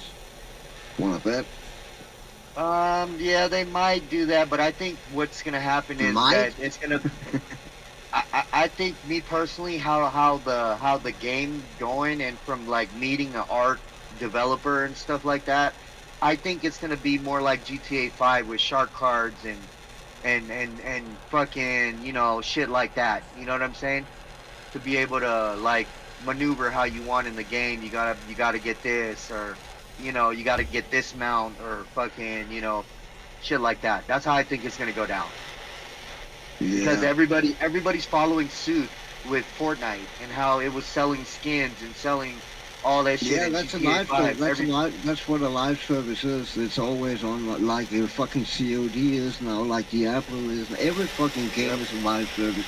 Even fucking single player games is a fucking live service now, and that makes zero fucking sense that a single player game fucking has to be always online. Yeah, that's the whole point of a single player game. That shit sucks, dude. I hate that. I hate that if I want to play campaign on a game, it has to be online. Like the actual console or whatever the fuck you're playing has to be online for you to actually just play the game. You know, it's not just like Super Mario where you pop the fucking cassette deck in and fucking go to town. You know what I'm saying? If you buy a full single player game, like Horizon Zero Dawn was a live service, Spider-Man Remastered was Still a gotta fucking update live everything. service. Everything has to update still. Yeah, You know? no. If you're on Steam and it's not a live service, you will still get your fucking update. Live service and updates have nothing to do with each other. Nothing at all. Live service is when you have to be logged into a browser to play the game always. You cannot be offline and play the game. You have to be fucking online and play the game. You can go into every game on Steam now. PlayStation right now. Every game on PlayStation, you gotta do that. You can go in, on PC if you have Steam. Cheers. On PC if you have Steam, you can go in and play your games if you have them installed on your system without internet. As long as you're on your system, you can fucking play them if it's not a live service game. Cheers. Are you ready, mate?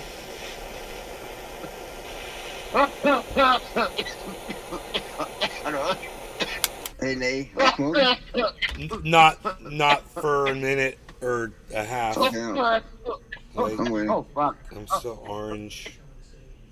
So 36, I can do it in 1 minute. Because Pinoy taught me how to do that shit. Taught me how to wait.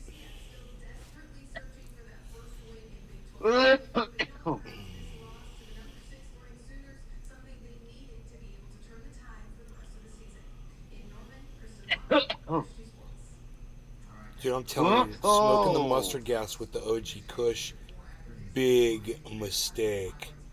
If It says you don't here want to that Arc 2 can't be played offline. Nope. You can't play it offline now. Oh, yeah, I'm my bad to take Ark Survival Evolved on Switch. Yeah. You can play online. Sorry, well, I just went off the headline. All right. Cheers to Pinoy and Cyber and Billy and Sean and Vega Man and Kepper and Dave Campione, Nee, and Voodin and everyone in all the chats. Cheers, all you guys. Cheers, bro. Cheers, everybody. Cheers, Pinoy. Cheers. In retro, cheers. Oh, fuck.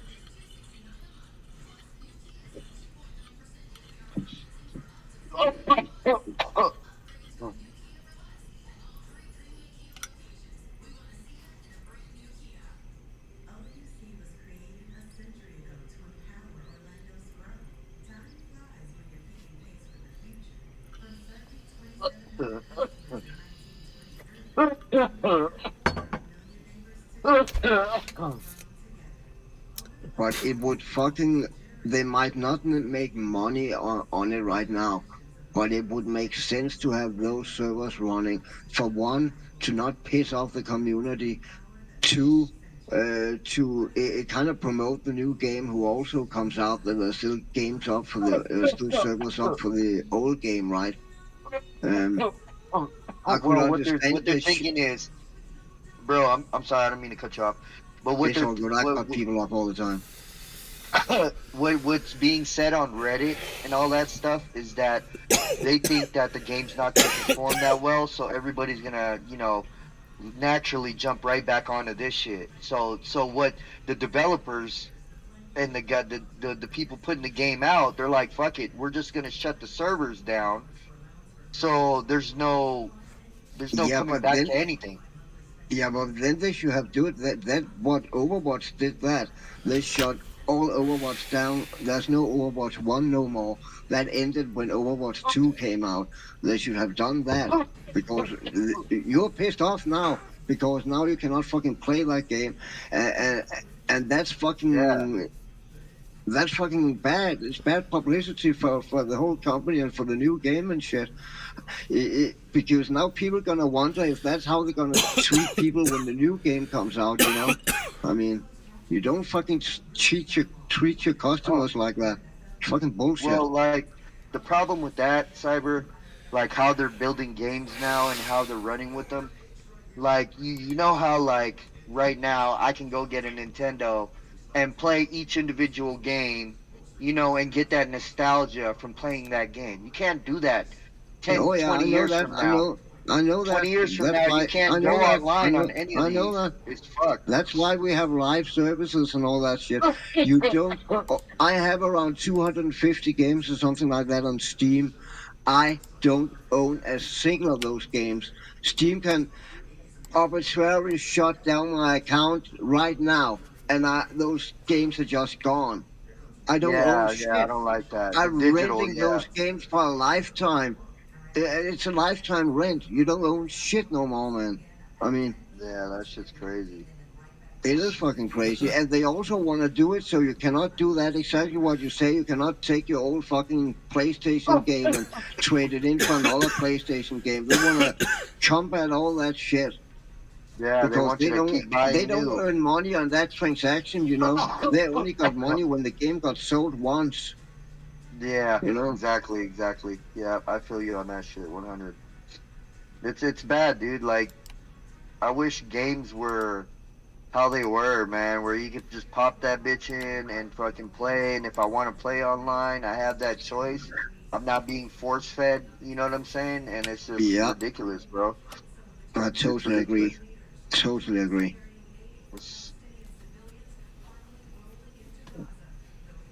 Some games it's okay with live service. I mean, I can see games like COD and Warzone and Fortnite and those kind of games. But not every game has to be a fucking live service, and that's what it is these days. Yeah, it is a live service. It's a million microtransactions over and over and over again, dude. It's fucking ridiculous. Yeah. two games I played recently, Lies of P, actually 3 games, Lies of P, Armored Core 6, and Lords of the Fallen. No live service, no microtransactions, and that's all come from indie developers, and all fucking awesome games, man. I really hope that the big companies, they fucking take notice of that, because Lies of P, that's gonna be game of the year. Probably Baldur's Gate, and that was also an indie developer. Bro, that was the name of that fucking game, Liza. It was one of the first fucking attempts at a fake AI where it would ask you questions and you'd answer them and shit, and it would give you responses, and it acted like it was psychoanalyzing you. Liza, that's what that fucker was called. Dude, is that what Liza P is named after? The first, it's like one of the first video games. It was on the, it's like on the fucking, I want to say it was on like the IBM, like that fucking 3100 or whatever the fuck those were. The very first computers that were basically mass marketed. I had that game though. I had that thing, Lies. I had it on I think I had it on TRS-80 color computer, or I had it on the Mac. Not the Mac. I don't think it was on the Mac. But I had that fucker. It was weird. Play with that for a little bit. I had a game to the Amstrad called Little Computer People. It was kind of like a precursor to what Sims ended up being. Just in 2D, you saw a house in a 2D shit, and a snit cut, and then you have to control a man. You can, if you had to watch TV, you'd have to eat or whatever it had to do. And that was really, really, really fucking advanced back in the early 80s, mid 80s, probably. Little Computer People. I know somebody who made a simulation of their own family and manipulated them in the in the computer fucking game to just be in situations and shit, and it was psychotic. It was fucking psychotic, bro. I was like, that's nice. I gotta get out of here now. Take care.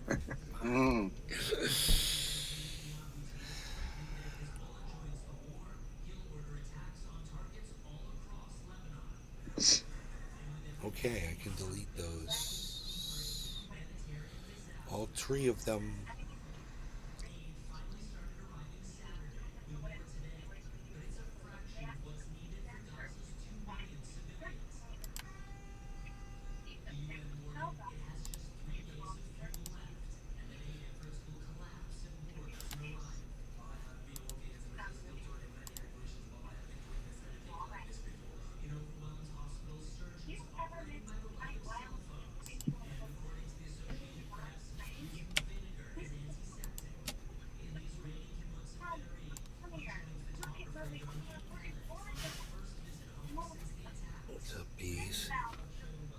Says it's going to take 20 minutes for this next copy that I'm doing. Ooh, man. That's 20 minutes? A lot of data. I have been moving data over and deleting it for this whole show. Just one little 1 gig at a time, 1 gig at a time. And now I'm up to the 2 gigs, and I start moving 2 gigs. Then I start doing groups, and now I'm doing a big group. And it's 11. Did you check to see if there's an app that'll do that? Because you're probably like doing it the old way, to be honest. It's pretty easy what I'm doing. Yeah, no, but you could probably have an app and just do it, and it just does it for you like immediately. I just have to versus 1 gig. Bro, I'm just doing it like this because of the show, but you just can select all of them at once and move them over. Bop bop. Oh, okay. Yeah, it's literally. I don't know. I'm not good with computers. Oh well, this is easy. 2 clicks. It's where all my videos get stored on my hard drive. It took up all my hard drive space. Drag and drop. Drag and drop, and you can select them all at once by dragging across them all, and move them over. And like tonight at the end of the show, that's what I'll do. But for now, I'm freeing up a whole bunch of space, so my computer's going to run really well, because the drive that's getting filled with all these videos, and I have to fucking change the drive it's getting sent to, is my my C drive, which isn't even the SSD drive. Oh, okay. It's being sent to the wrong drive, and it's just too much data. My videos take up a lot of data. The biggest Video, ones- streaming, all that shit takes up data. 17 hella, gigabytes. hella sick. 17 gigabytes from the biggest one. The biggest file is 17 gigs. I moved that one first. Then it was a 14 gig. Those are like 6-hour shows and shit, you know. I record them all in like super HD, so everybody can see Pinoy's beautiful face in the future when we do the documentary. Hell yeah, dude. I can't wait for that. Oh my god. I got a big chapter in that, buddy. You guys are my inspiration, bro. I probably wouldn't have even came off the porch if it wasn't for you guys. And watching your videos and your like influence on my career, you know what I'm saying? Because it is an influence on my career. My debut on the scene, I was wearing your shirt. Remember that shit? National television. National television. Millions of fucking views. We did that shit. We did that shit. Hell yeah. When I think about it, it's just it's like normal. Like I don't feel like all crazy about it. But when I tell other people, they're like, "Yo, that's fucking crazy, bro. You're fucking crazy." I'm like, "Nah, man. Just gotta be confident, man." Where are your measles, bro? They're right here. I need fighting. to see them. Look, I got mine right here. I got my Come here, measles. Look, Pinoy. I Come got here, my Boom Boom. measles. Come here, you big boy. Oh, look at the bees. Oh, both bees. Oh, so sweet. Look at that. Ooh, what a sweetie. Well, oh, yeah, he's a lovey boy. He's so what you doing, cute. Bubble? Look Dude, at we his- gotta cut your nails, Look bro. at his fat It's time. fucking face, Pinoy. Look at his fat fucking face. It's perfect. Yeah, I know. It's so perfect and fat. Oh my god. What, you little puggy buggy? You're perfect. You little puggy buggy? Little You being a fat good head. boy? You being a good boy? He's a You ready to bobblehead. get out? He's a bobblehead. Oh, dude, he's a little like he looks like Lilo and Stitch, dude. he's The so fucking the little Lilu or whatever. Is it Stitch? Oh, look at him Stitch, play, right? dude. Stitch. Look at him playing. Oh my god. Ah. Get him, boy. Get him, boy. And Frank is a bully, dude. He don't care, dude. He be stomping on him and shit. I'm just like, dude, he's too big, bro. Get that boy. Get that boy. Get him, boy. Don't let him punk you. Get him. Get that boy. Get him. Look at his tail wagging like crazy. Yeah, dude, they're inseparable. Bro, Rogie went after Harley a couple days ago and like totally out front, outside, it like pinned him down on his neck and head like for 1 second. Like while he was growling, it was pretty dominating. Pretty and scary. intense, huh? Yeah, he did. I don't think he really opened his mouth, but he was growling the whole time he did it. And then Harley kept following us around. He wasn't that scared about it. But then today, Rogie stepped on Harley's tail, and Harley grabbed Rogan's leg with his claws and bit him. Full on bit him while he was stepping on his tail. And Rogie turned around, dude, and this was right here at my feet. And Rogie turned around and started smelling the whole cat real slow. And he was like checking out the cat and wanted to get the vibe of the cat. He's like, because you just fucking bit my arm so much. He probably didn't realize he was stepping on his tail, right? He's like, you just attacked me for no reason. And you literally just put holes in my fucking skin. There's no telling how hard Harley was biting Rogie. But Rogie sat there and smelled him all the way up to his fucking head, put his nose right against him, and was just like resting his face against the cat, kind of really gently smelling him. Like, yeah, I think this right here would be the best place to grab you and shake you. Right here. This is the spot. Or I'm gonna grab you and shake you. Like a little rag doll. It was so, dude, Rogan, you're so cute when you did that today. That wasn't that long ago. No, you said, "How about you?" You said, "How about you?" That's what you said. Oh, God. That's so cute. Boy, you better stop that growling. You are too damn big. Never see this, just so much love from one of these dogs, man. And it took him a while to get like this, but he now, and with everybody, he is so freaking loving. He loves everybody. Bloody belly. Good.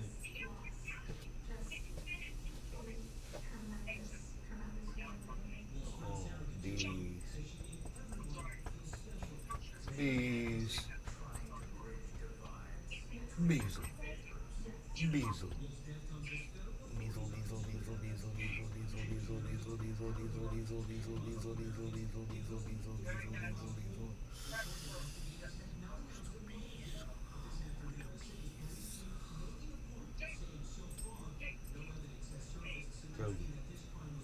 You're the best bees. Oh.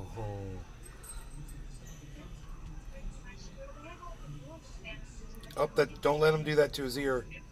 Don't let him put his paw in his ear. Hey, what are you doing? Yeah. You take a. I'll take a Q-tip and clean his ear out, but it's his right. It's his. When you're looking at him from the front, it's the ear on the left. Yeah, it's this one. He's gonna be so happy you did. This is what I do to Rogan all the time. I haven't had to do it in a few days. I give him this medication. He's like, oh. I give him a medication for it. Oh, he had a little. What the hell is that? Oh. Some shit in his It's ear. okay, buddy. Yeah, he had some stuff in his ear. He's gonna be so happy. He's gonna run around, jump around and shit. Right, means that's how you are after I clean your ears. It makes you feel good. It's like when you Good boy.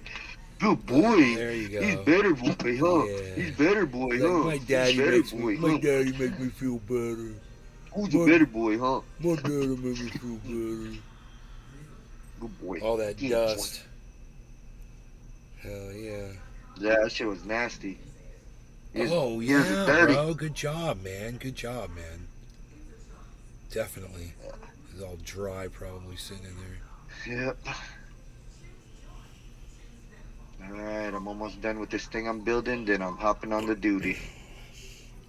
Hopping on. Dude, we got shut down again. Dude, this is a 4-hour video. I don't understand that. Oh, I must have it sped up.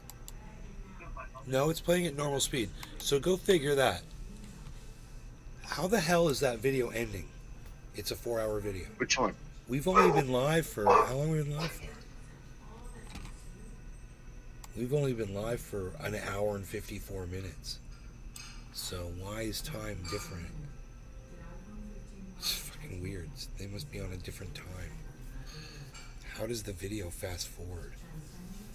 Must be, maybe I'm hitting a key or something? Or...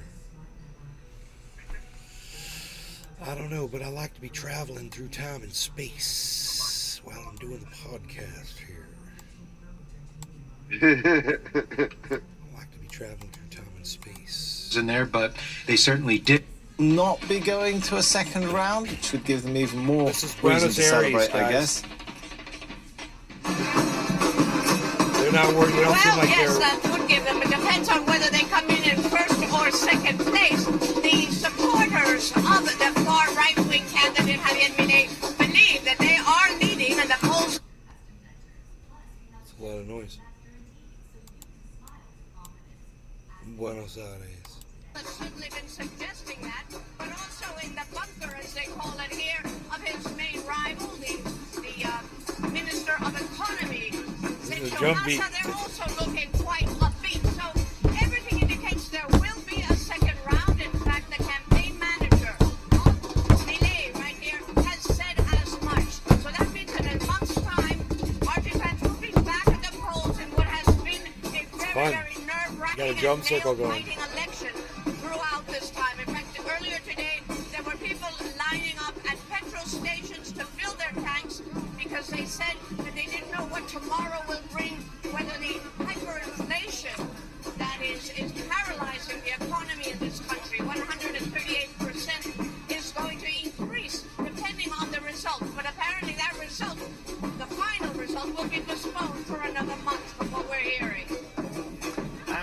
Talk us through why it's proving quite controversial.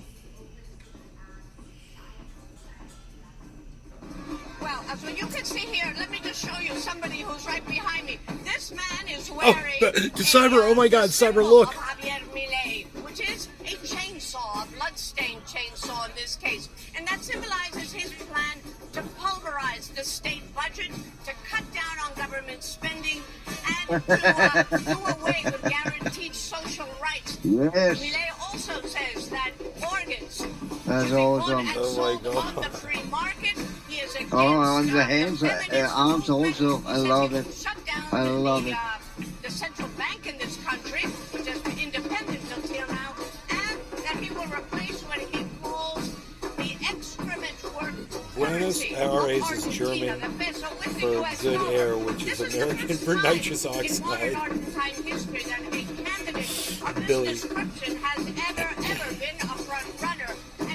Token Tony Z says cheers everyone, and it stopped twice. That Milei will, quote, destroy the Republic of Argentina. And yet, as you can see, there are a lot of people here, especially young people, who are absolutely behind him. They say that they are disgusted with the political class that has been governing this country now for decades, and that Argentina definitely needs something new. All right, thanks so much. Good seeing you in there. In the U.S., the head of a synagogue in Detroit has been stabbed to death. The downtown synagogue confirmed its president, Samantha Wall, was killed on Saturday. Holy shit. Police say a trail of blood led to her home. They say the motive is unclear and warned against speculation. And more than 1,200 migrants and refugees landed on Spain's Canary Islands. Warned against speculation? I'm speculating right now. The Red Cross says 320 people arrived Where was in El that? Herrero Oh in my a God. single wooden boat. The 7 islands That's of the literally Atlantic archipelago like have saying become the you're main not allowed to destination have for your own migrants trying fucking to reach opinion, Spain. man. At least 1,000 people have died attempting the crossing from Africa so far. Should be bought and sold on the free market. He is against the feminist movement. He says he will shut down the central bank in this country, which has been independent until now. And that he Dude, will my replace 20 what minutes he is already up calls of copying all those files over. currency of Argentina, the peso Oh, with the yeah. US dollar. This is the first time in modern Argentine history that a candidate of this description has ever been a front runner. And many people are afraid, as some people told me earlier, that Milei will, quote, destroy the Republic of Argentina. And yet, as you can see, there are a lot of people here, especially young people, who are absolutely behind him. They say that they are disgusted with the political class that has been governing this country now for decades, and that Argentina definitely needs something new. All right, thanks so much. Good seeing you in there. In the U.S., the head of a synagogue in Detroit has been stabbed to death. The downtown Detroit. synagogue confirmed its president, Samantha Wall, was killed on Saturday. Samantha. Who? No clue. Damn, she got stabbed to death? Fuck. And more than 1,200 migrants and refugees landed on Spain's Canary Islands on Saturday, I including a can't. record number This on is one really boat. hard to The fucking Red back Cross it up. says 320 people It's not arrived letting in me. El Herero. Dude, it's not letting me get to the. U.S., the head of a synagogue in Detroit has been stabbed to death. The downtown synagogue confirmed its president, Samantha Wall, was killed on Saturday. Police say a trail of blood led to her home. They say the motive is unclear and warned against speculation. And more than 1,200 migrants and refugees landed on Spain's Canary Islands on Saturday, including a record number on one boat. The Red Cross says 320 people arrived in El Herero in a single wooden boat. The 7 islands of the Atlantic archipelago have become the main destination for migrants trying to reach Spain. At least 1,000 people have died attempting the crossing from Africa so far this year. Let's return to our top story in the war on Gaza. Earlier, Al Jazeera spoke with Abdullah Naami, a Palestinian teacher who lives in the Maghazi refugee camp just south of Gaza City. He's lost all contact with his students since the war began. We don't want to die. We want to survive this attack. We want to help rebuild Gaza. We want to continue to teach. We want to continue to expose the Israeli lies and Israeli war crimes. But when it comes to the situation of displacement and the second Nakba, we Palestinians. My mom knew about that shit before we did. I refuse to be a part of the second Nakba. Oh, really? I mean, Yep. At any time, I could be bombed and my whole family. She knew more about it than we did. More than 20 people now who escaped from Gaza. We could be bombed and killed any time. But as I said, this isn't the worst option. We won't give up our land. We 30. refuse to be a part of a second Nakba. Dude. I would rather die 1,000 times. At least my body will be buried here in Gaza, and probably under the rubble, or I'm like in a graveyard. But at least, as I said, I will be buried in Gaza, in Al-Maghazi refugee camp. I've lived as a refugee, and I don't mind dying as a refugee. But as long as it's in Gaza, I refuse to, as I said, to be a part of the second Nakba or to go the horrible experience that our grandparents went through in 1948. Well, that brings us to the end of this news hour, but the good news is Emily Angwit is back in just a couple of minutes with another full show. That We'll Emily leave you with some live angry? pictures coming out of Gaza. Another day of heavy airstrikes. This news is pretty good compared to what we usually have. As the Israeli war on Gaza escalates, Al Jazeera's correspondents are on the ground. This morning hasn't stopped bombardment, but it's not just airstrikes, it's tank shells and gunboats from the sea. There's been a lot of destruction here in the village of Kafar Azar. The ambulances can't deal with the number of bodies The from United the States is southern shelling part from the of goddamn Israel. ocean. The air jets are hovering right above us. Stay with us for the latest developments on Al Jazeera. State propaganda, media censorship, and the rise of authoritarian rule. You wake up one day, the system has been turned from an electoral democracy into a competitive authoritarian regime. A look at the lust for power in Hungary and Myanmar through the experiences of those who live it every day. There is a pressure on us, but we have to be very careful. Can you imagine, dude? I have this really bad feeling. How democracy... I have this really bad feeling, dude, that there's a whole bunch of Hamas all waiting, maybe in one spot where they don't know or something, and maybe other armies are going to join them or whatever, and they're all going to attack at the same time. It's going to be, instead of just sporadic. God, dude. dies. Democracy maybe on Al All Jazeera. an organized, Rivers massive normally fucking flow attack. into the ocean, but drought has weakened the mighty Mississippi so much. Hamas that is all the saltwater Palestine from people? The Gulf of Mexico has Well, creeped they're based more out than of 100 Palestine, but it's kilometers not. upstream.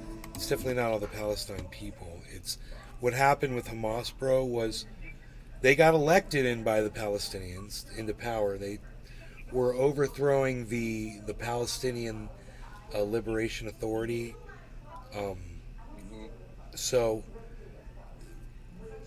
that was done basically with the help of Israel, with Netanyahu's support, and he put Hamas basically in, and he helped support them so that they could overthrow the Palestinians' government that was more of a left-leaning government.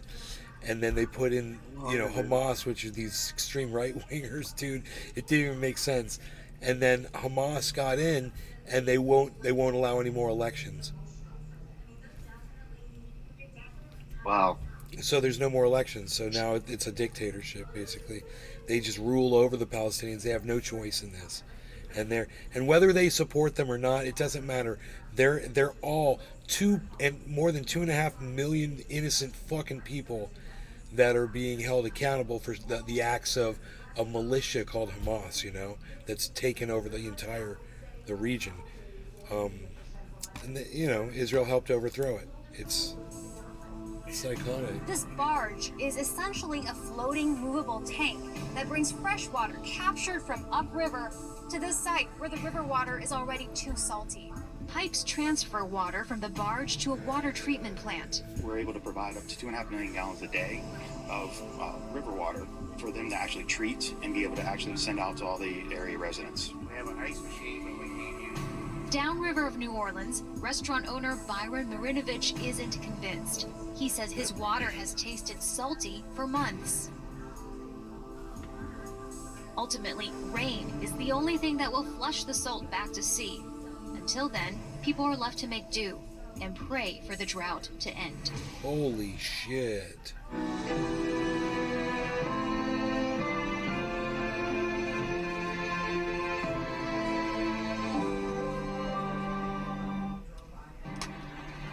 Hundreds dead in Israeli attacks on Gaza in the past 24 hours. Reports of many killed, mainly women and children, after a strike on 2 houses in Jabalia. What? Hundreds killed in 2 houses? Hello, I'm Emily They're Angle. probably This is Al hiding. Jazeera live from Doha. Yeah. So coming up.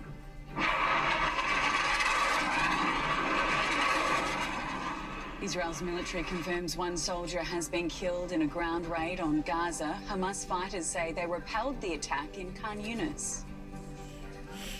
In the occupied West Bank, Israel attacks a mosque inside the Jenin refugee camp as raids, arrests and intimidation intensify. Free them now!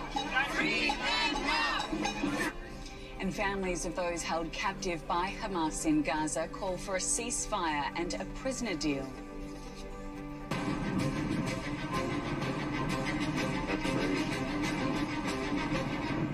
Look at that building come down. Damn. Welcome to the program. It's 23 GMT. That's 2 a.m. in Gaza, where the Israeli military is carrying out dozens of strikes. Homes lie in ruins, hospitals are overwhelmed by the dead and wounded, while medical supplies have all but run out. These are all war In the crimes. past few hours, Jabalia refugee camp in the north of the enclave was hit by an airstrike. So far, we know 30 Palestinians have been killed, dozens more are wounded. The director of the Indonesian hospital inside Jabalia says most of the injured are children. Doctors have been unable to use anaesthetic in some cases.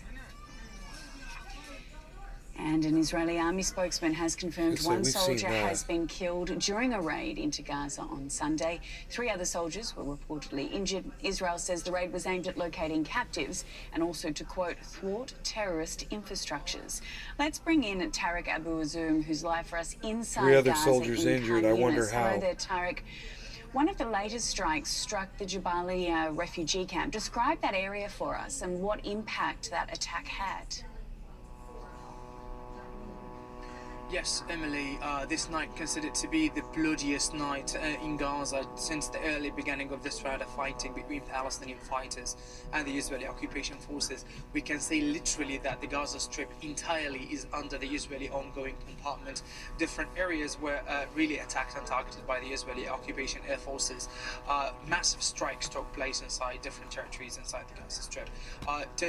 One of the intensive attacks that took place was in Jabalia refugee camp, this densely populated area, considered to be one of the most crowded areas. Delivery of a small amount of aid that just started on Saturday. There had been a lot of diplomatic pressure applied by Israeli especially army issues Western statement countries, expressing sorrow for accidental the strike on border crossing Egyptian post. to be opened so that aid could start getting Dude. delivered. Now, it was reported on Saturday that at least 20 aid vehicles had gotten in, and on Sunday, several aid vehicles, it was reported, had gotten into the Gaza Strip. But the concern right now is if there are more incidents of this kind, could this staunch the flow of much-needed aid getting in to the Gaza Strip going forward?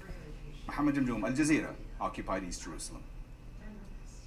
At least 2 Palestinians Dude, have did you been read that killed headline? during a raid in a town in Nablus. Oh, wow. He said they repelled the Israelis. They tried to come in, and they said they pushed them out. It's fucking Damn. crazy, dude. in the occupied West Bank. 3 others were critically wounded. Israel has killed 93 Palestinians across the occupied West Bank since October 7.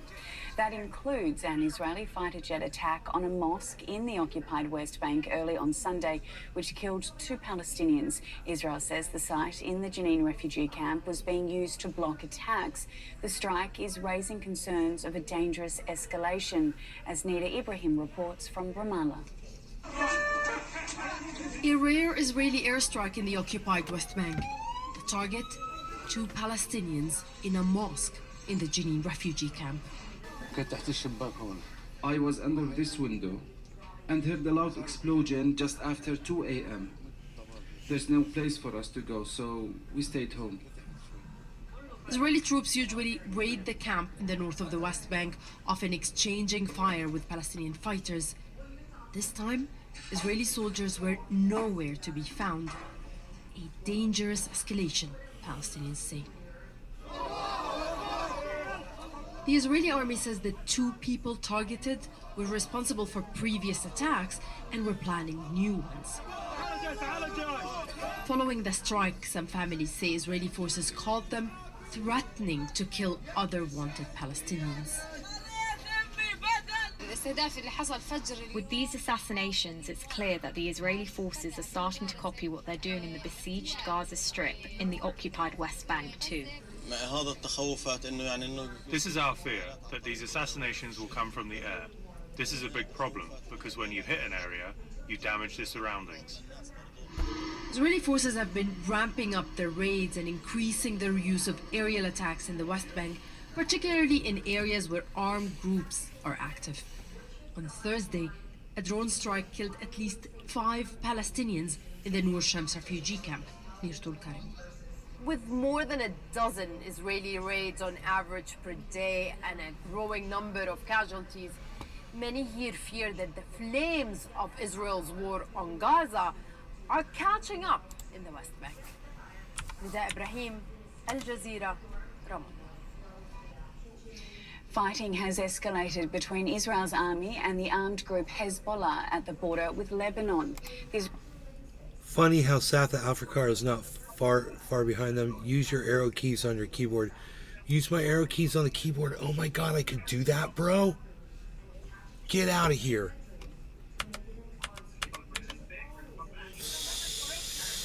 Do I click? I have to click on it.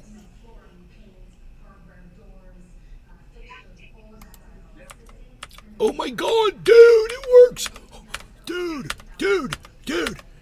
Thank you, whoever you are. Thank you so much. Hearts 9.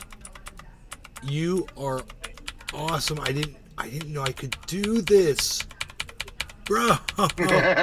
Just blew his fucking mind right now. Look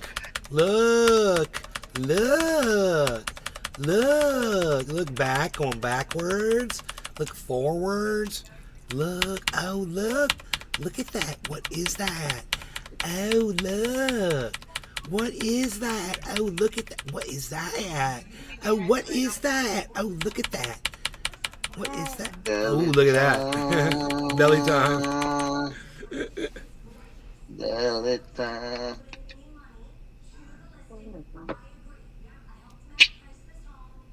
Put the egg away. Egg? That's cute. Put that egg away, Missy.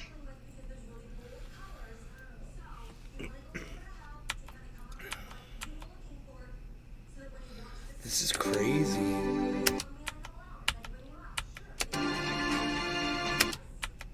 Sarah, a reminder of our top stories this hour.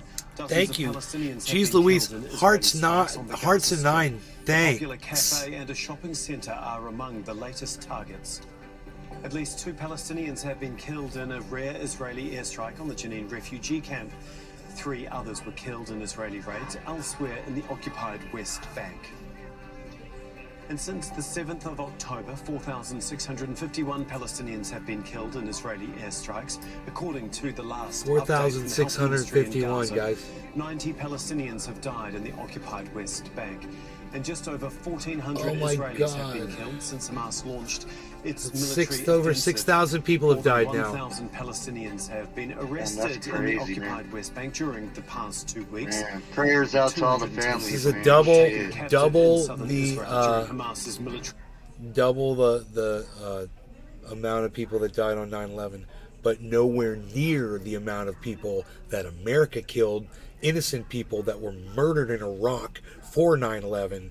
We went over there and murdered 1 million of them. So Israel's got a lot of catching up to do. Operation. Well, Washington is fortifying its military presence in the Middle East in support of Israel. U.S. Defense Secretary Lloyd Austin says the U.S. is sending more military assets to the region. This includes Patriot air defense systems and more troops on standby. Washington says it's in response to recent escalations by Iran and its proxy forces.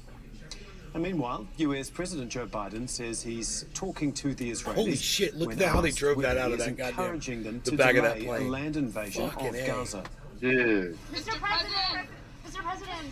Mr. President, are you going to delay? It's like the plane took a shit, and the shit was a fucking all-terrain vehicle. It's a goddamn a missile launcher.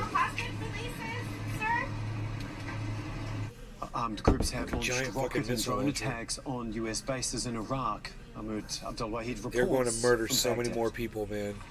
As fear is rising that the war on Gaza might spill over They can't across leave, the man. Middle People don't have the East. resources In to get Iraq, up and pack up and military leave. bases They're stuck hosting there. US And people and that are in those coalition high rises, military they're going to get personnel flattened. have been A lot of those targeted deaths by won't even be missiles reported. and drones. Iran-backed armored groups known as the Islamic Resistance have claimed responsibility for the attacks, threatening to increase their attacks and to continue targeting U.S. ethnic cleansing, military man. facilities and U.S. interests in Iraq, as long as the United States Japan tried to do that to continues us, supporting to the and Filipinos. backing Israel's military campaign on Gaza.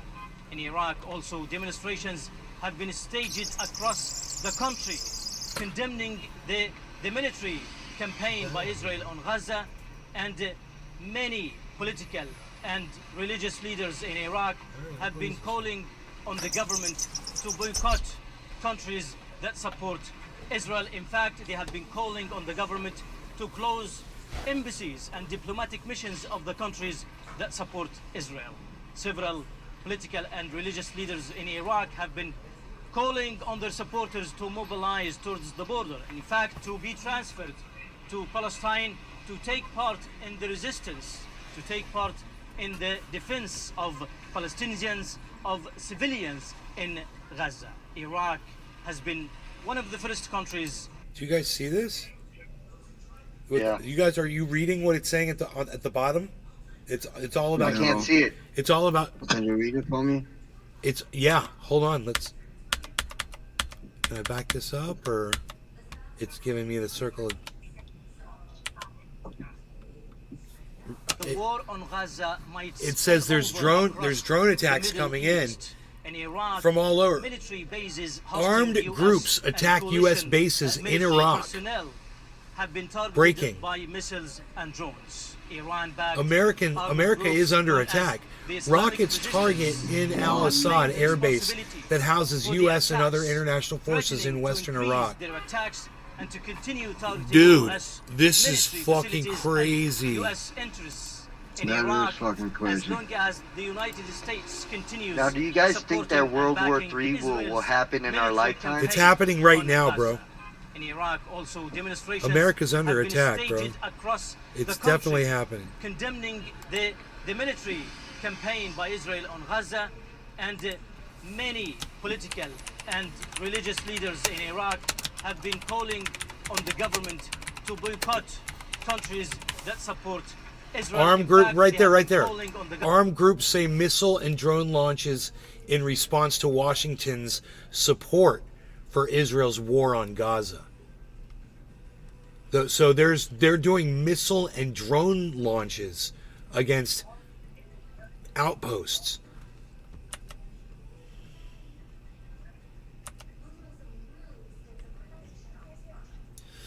Defense systems at Ain al-Assad intercepted and shot down 2 drones hovering near the airbase. wild, dude. That is wild. You can't even take a shit, bro. The fucking drone will get you, dog. Like, fuck. They should be letting me move around at will here. But it's not. Play the video. Play the video. Oh, what happened there? Something happened.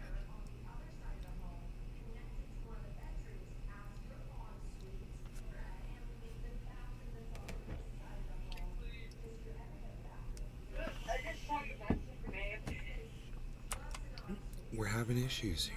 If I was starving to death, I would have died by now.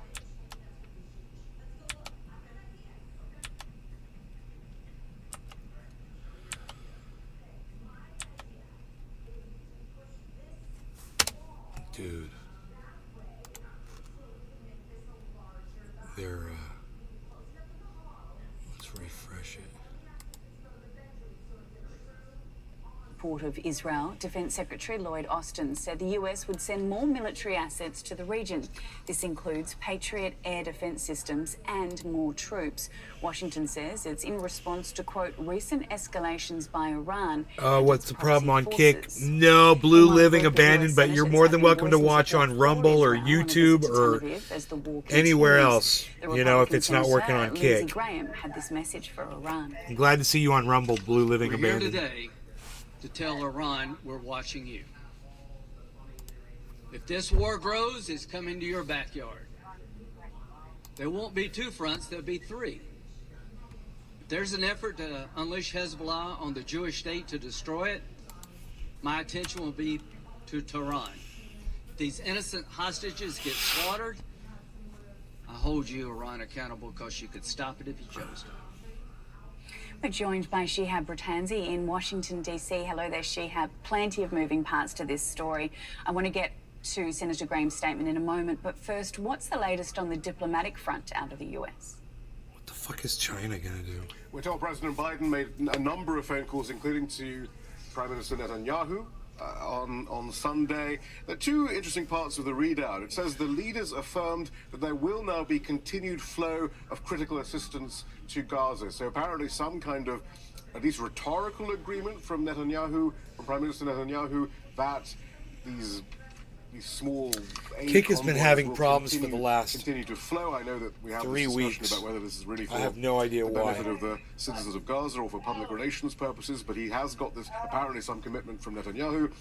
Secondly, the leaders discuss ongoing efforts to secure the release of all the remaining hostages taken by Hamas.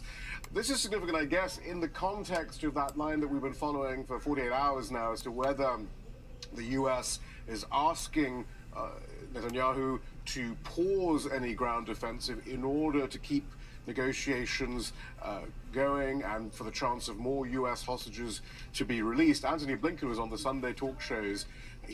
All he would say was, when asked about that specific question, was that, you know, that's Israel's decision. All the U.S. can do is give its best advice. Other phone calls Biden made: Prime Minister Trudeau of Canada, President Macron of France, Chancellor Scholz of Germany, Prime Minister Meloni of Italy, and Prime Minister Sunak of the UK regarding the ongoing conflict between Israel and Hamas. Also, Pope Francis, a 20-minute conversation. Shihab, what should we make of Republican Senator Lindsey Graham's statement about Iran and the impacts of that statement?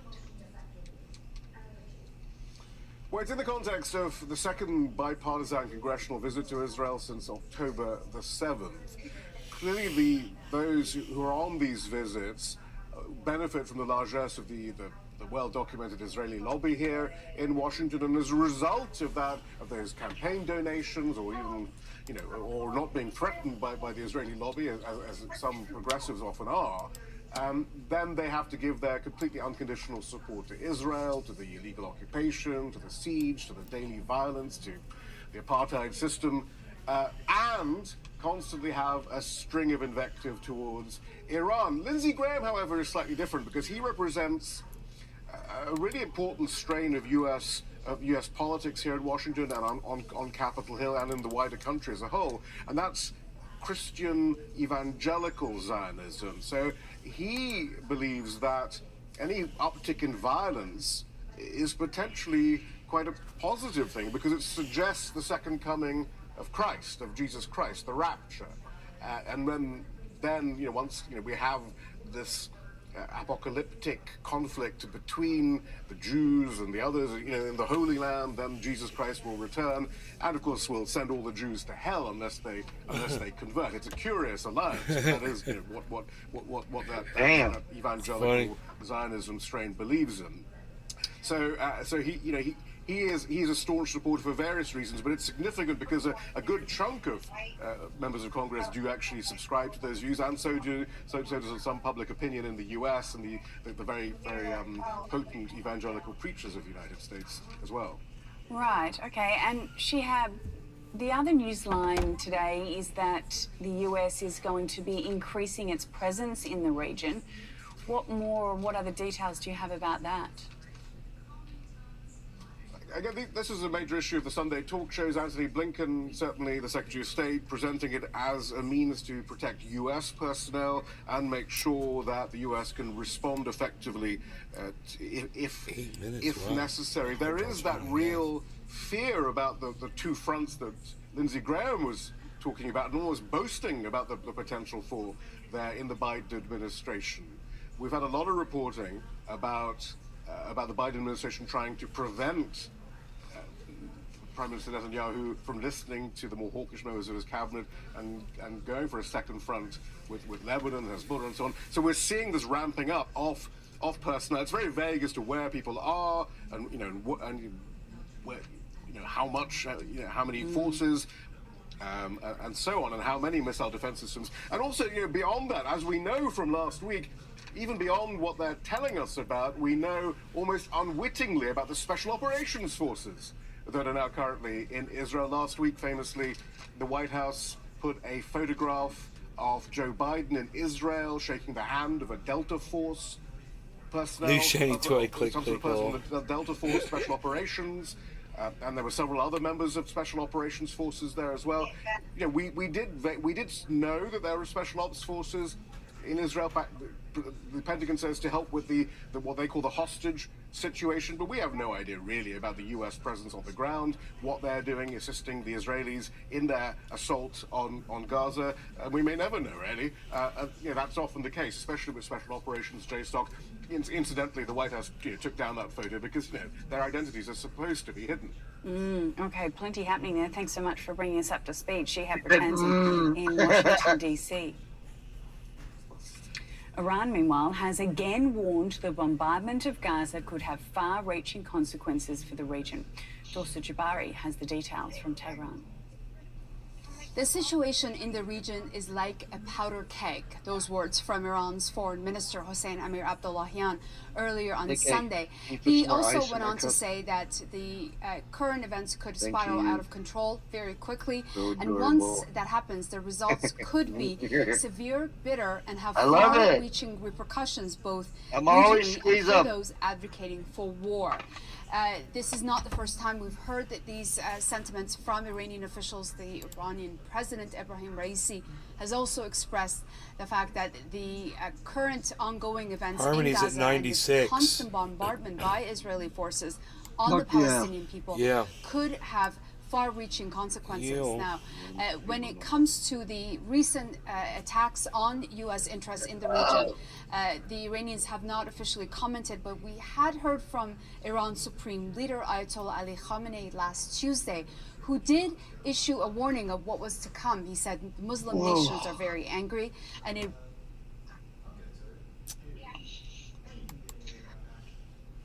shit, my browser fucking man down. My browser just locked up. Oh no. Yeah.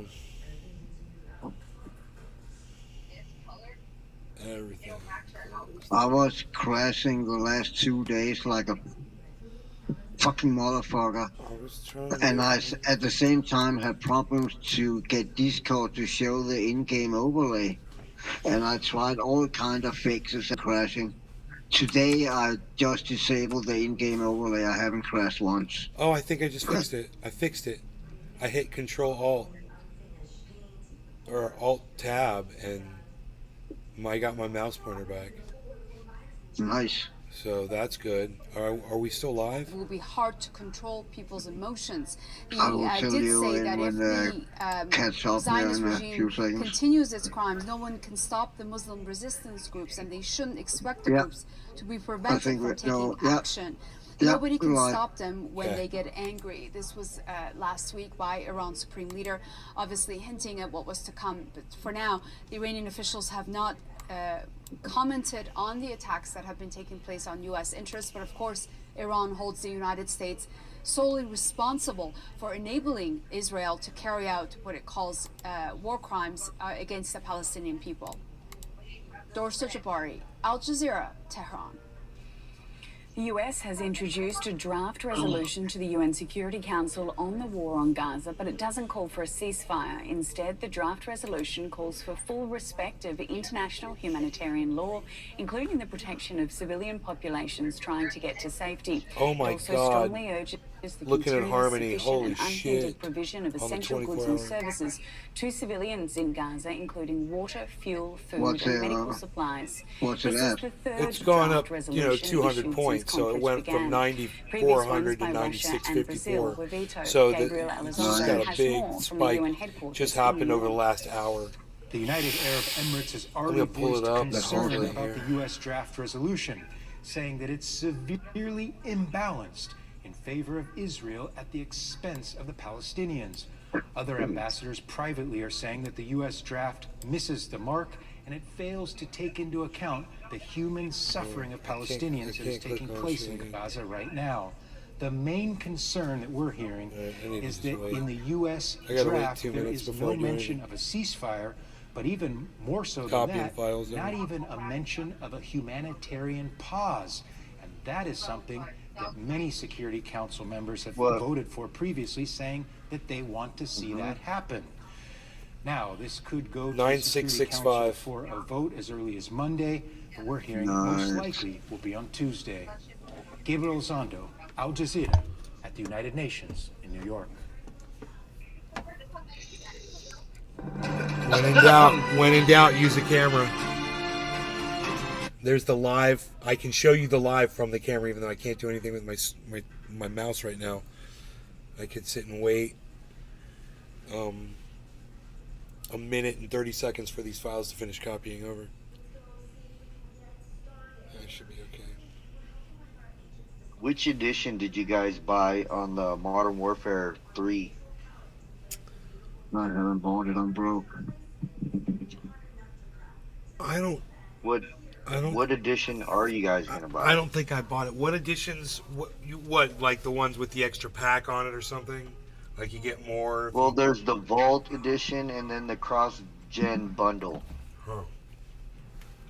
I just gonna get the Vault edition, I think. The other one is $100, right? And the Vault edition is 70 or something like that. The cross-gen bundle is the $69.99, and then the Vault edition is the $99, and it comes with Okay, then I just want 3 the cheap one. skins. It comes with 3 skins and Yeah, a I bunch don't- of fucking like build outs for your guns. I don't care about that really, I think. I don't know. I cannot afford it right now, so I don't really want to think about it, to be honest. Yeah, I feel you.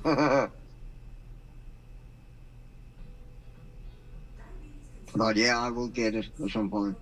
I'm pretty sure.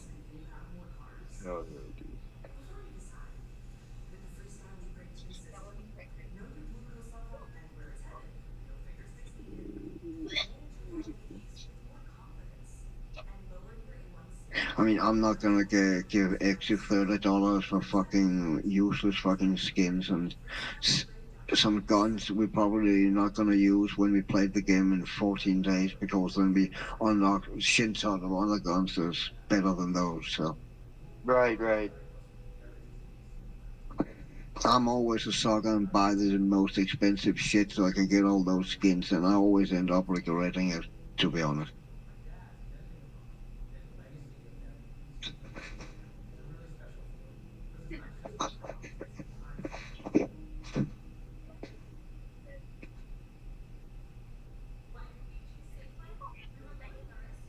need something to drink. I'll be right back.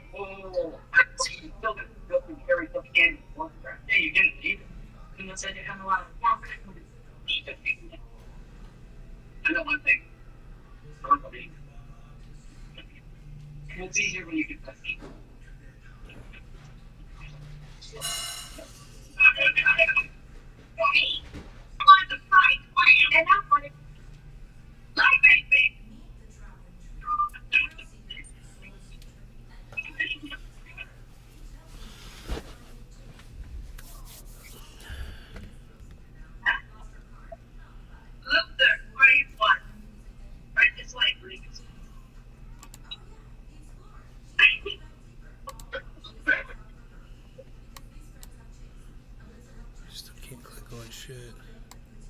Fuck, what's going on? This stupid shit.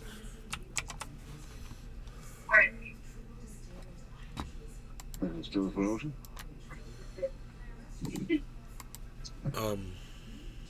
No, it's working now.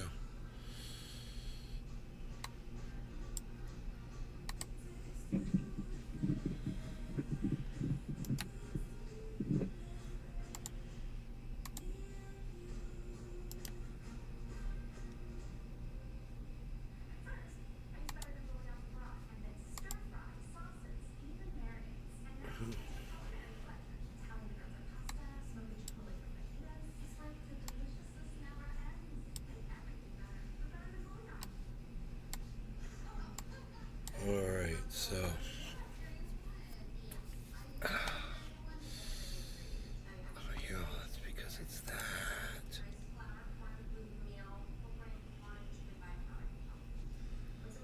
It's still not gonna do anything though. It's fucking stupid. Capper, he's over there chilling.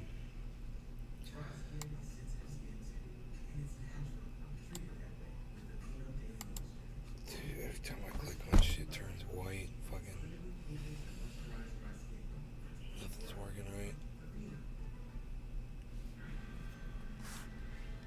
Emptied my trash.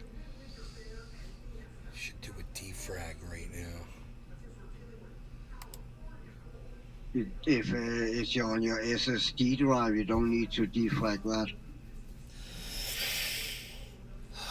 No, it's not my SSD drive. It's the other one. Oh, okay, okay. I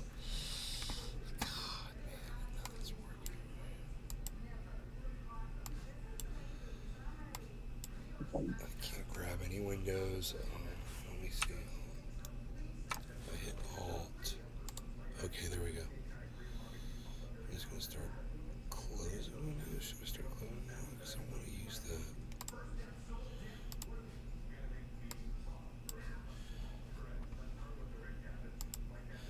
I'm going to close Discord. Be right back. Okay. Let's try going back in there. Oh, isn't that weird? I closed Discord, all of a sudden the video starts playing. Counted in Argentina's presidential Fucking Discord, election. man. Populist candidate Javier Milei is leading the polls, followed by Economy Minister Sergio Massa and Conservative candidate Patricia Bullrich. South America's second largest country is currently experiencing skyrocketing inflation and soaring poverty. In Ukraine, doctors treating injured soldiers say most of the war wounds now are the result of shrapnel, shell fragments, and landmines. The video not started bullet playing wounds. as soon as I restarted Al Jazeera fucking spoke Discord. to a field medic about the challenges of rescue work in a war of mortars and aerial attacks and fewer face-to-face That's fucking battles. weird. Zain Basravi has more from Ukraine's southern front line. A computer programmer before the war, now a combat medic. Nicknamed Doc, based near Robotny on Ukraine's southern front. Drones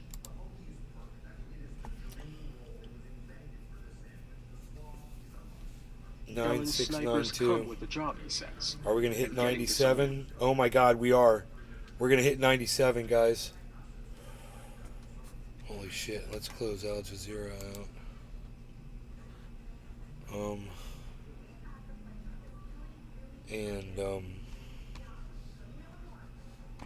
Let me. Can I move this now? Yes. Couldn't move that before. Crypto.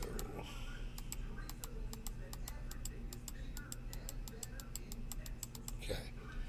Now we're gonna do this.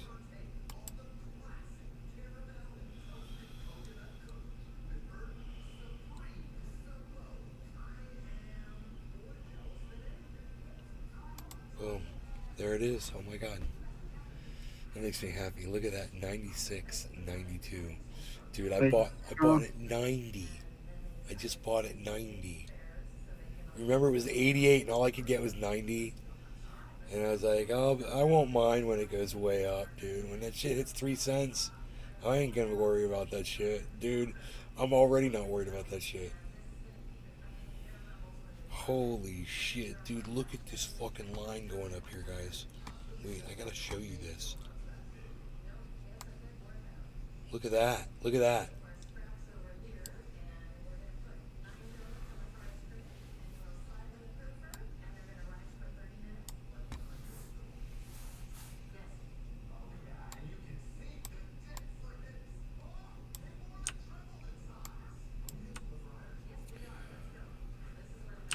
That's weird. That's the bottom of it.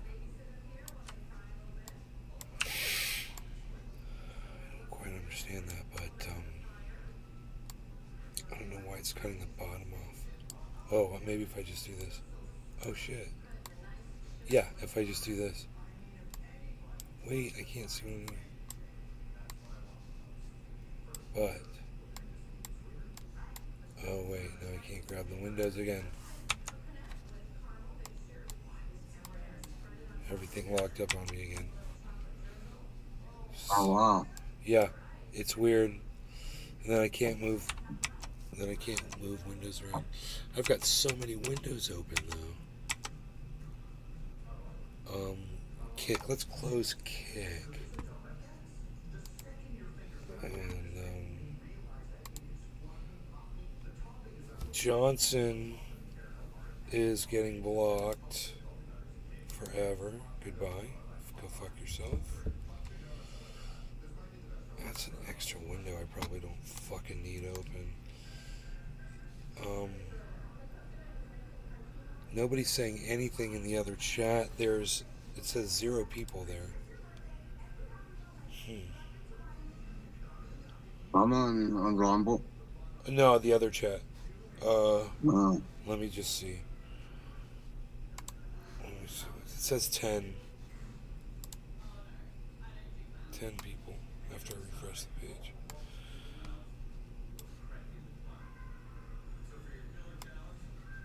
There's a little mini mosquito flying around here, and let's kill it. Where are we at here? Where are we at? Where's our screen at? 96, 94. Hi, Tula. We're so glad that you're still here.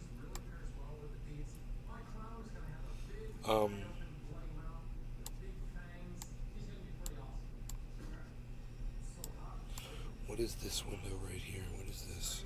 What is this window? Where's Rumble? That's weird. Why do I need this up here? I don't need this up here. I could probably delete all those windows that I'm no longer using too. You know?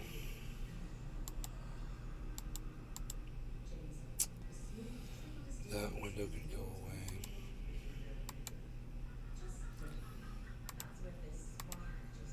That window can go away.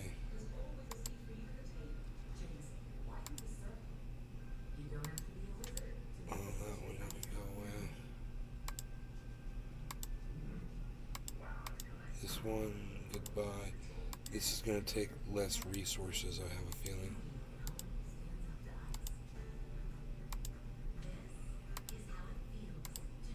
What is that? That's that one. That can definitely go away. This one. Wait, no. No, I don't want to remove it yet. I want to look at it. What is it? Okay, it can go away. What else do we got here? Cyber can be reshaped here.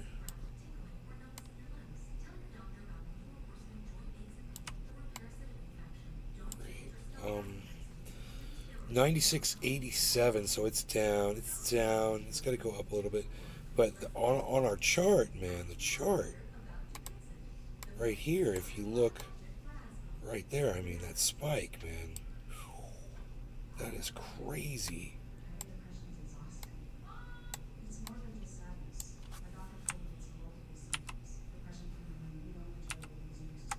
Look what I learned about Flow, so I don't have to reshape that shit. I don't have to drag it anymore. I kind of want it like that, man. I don't want to see it like that. I want to see that spike. 96.85, and I want to see this too. Hit that, it's up. Say 2.68% there. 2.66, yeah. So, I like watching making money happen. I'm excited for all the people that bought Harmony.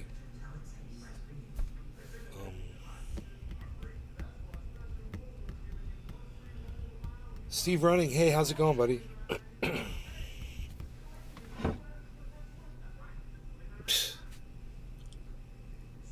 Coffee's gone. Unreal. Man, there were like 40 people watching on Rumble before.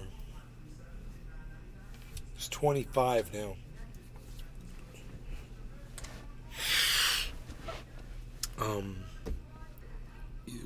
I don't know where Bitcoin is right now. Let me look at that one really quick.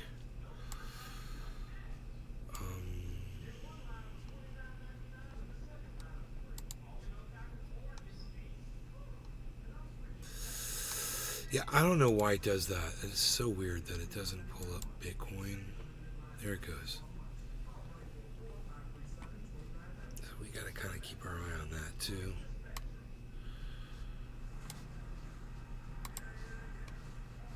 $97. There it was. Bitcoin is 29,986. So Bitcoin is forming a pennant pattern.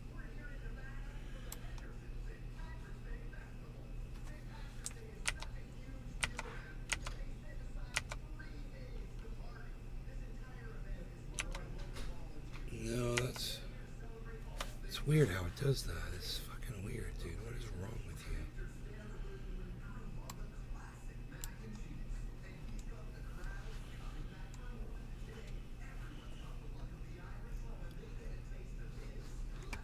Where'd our chart go over here? We lost the chart.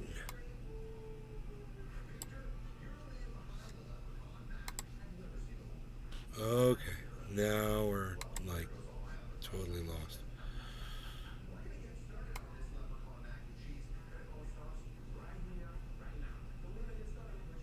There it is. Oh. Okay, right there. And now we move this over like this. That is fucking... It is off the freaking chart, man.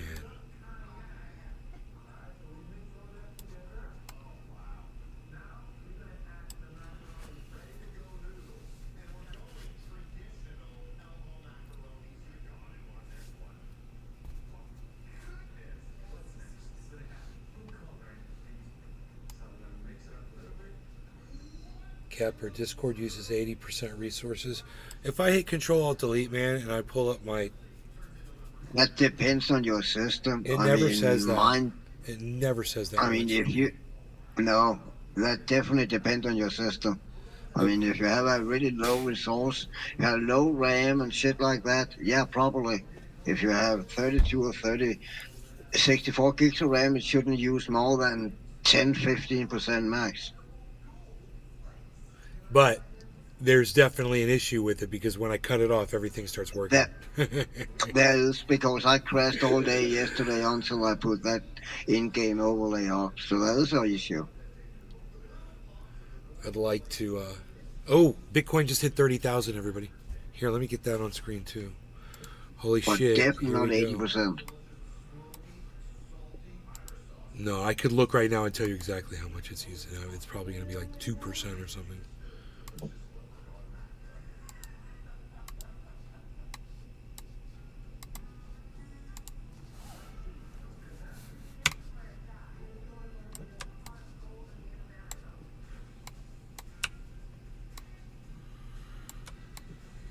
Alright, so there is fucking A, dude. Harmony and Bitcoin on screen, dude. Remember, the target, guys, is 41,000 Bitcoin. That means that Harmony is going to go, most likely, go way the fuck up. Right alongside Bitcoin. And I don't know if this target has changed yet. We'll see if Carl the Moon is right or not. He's the one who's claiming this. And if you know, he thinks he's got it wrong, I'm sure he'll put up another video to say, but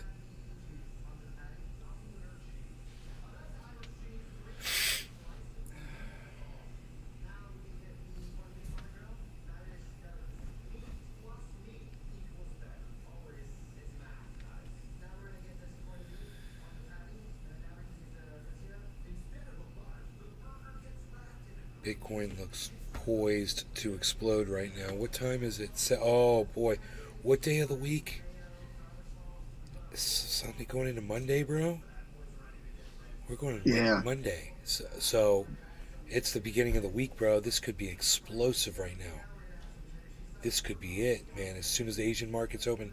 And remember, we start seeing that reaction an hour before they open. So that's right now, guys, within the next 7 minutes. And what's been going on the last 2 hours is kind of like a premonition of that. I mean, both Bitcoin and Harmony both have that giant explosion. It's not higher than their 24-hour.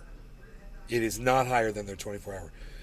Less than 24 hours ago, they did hit a higher peak, but it was just for a 4-hour period, and then it fell way down. So I see a big W, double bottom, forming again. Another double bottom formed again.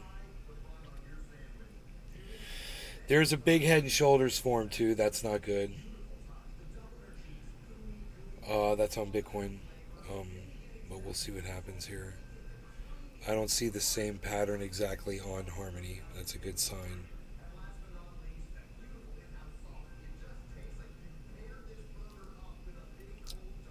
But this could very well be the explosive time.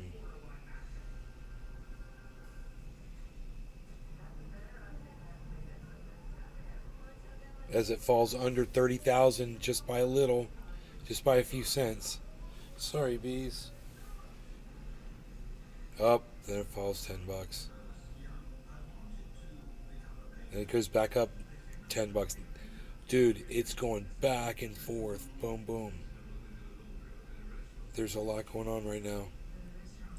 There's a lot of activity, a lot of volatility. Volatility. Activity, volatility.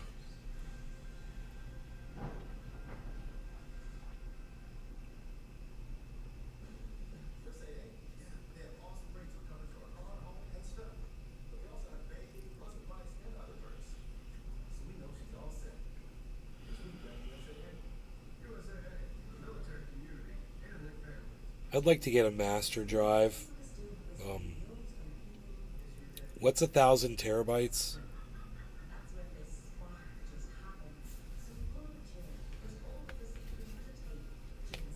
I want to get one of them bad boys. I want 1,000 terabyte drive, so I can just download from all my other drives and just put it on one drive. Is that a pita byte? Yeah, maybe. Like pita bread. I'm not sure. That pita bread? I think it's a pita byte.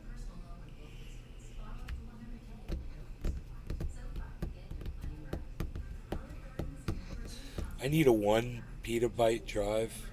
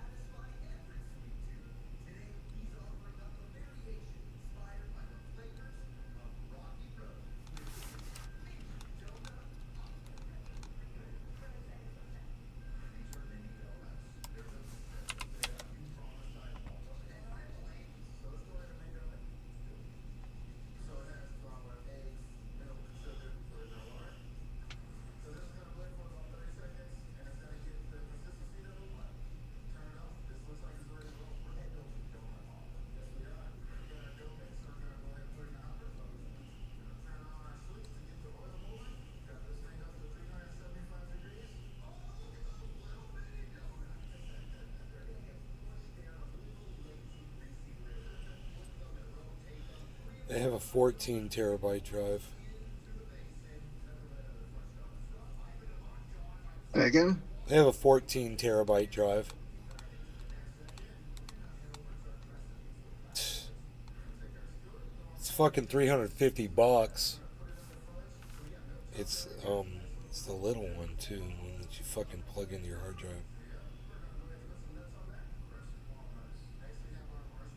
It's a SATA. Is that SSD, dude? No, it's not. It's not SSD. It's 7200 RPM. What the fuck, dude?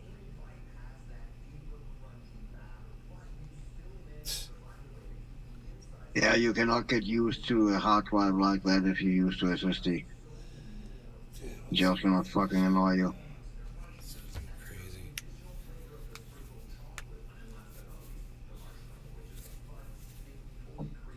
We're hitting the brick wall. He is 29993 9656.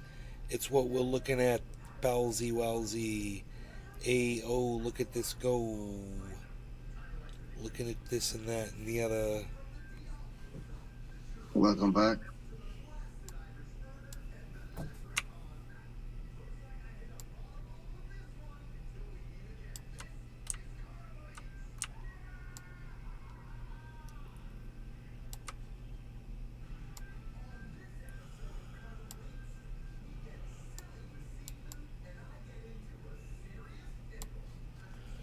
Nine 9661, 9656, 9672. Usually Harmony doesn't move around like that so much. 29999. $30,000, folks. 29999. 97. It's 8 p.m., everybody. Let's see what happens. Here we go. $30,000. 9669 9672.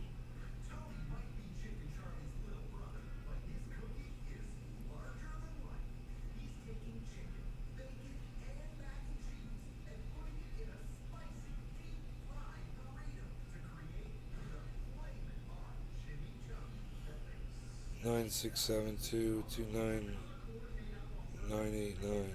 It's down $10. 88. 87.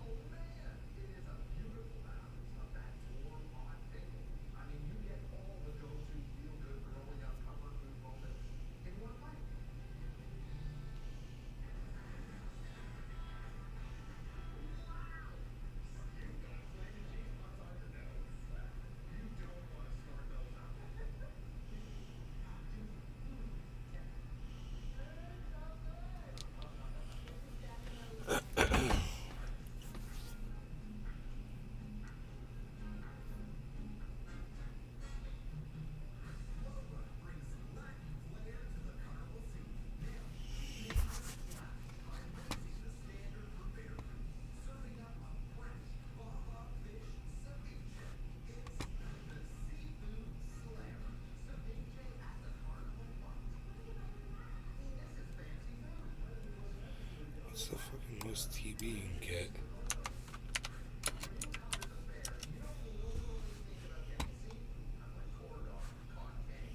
$14.20 terabyte.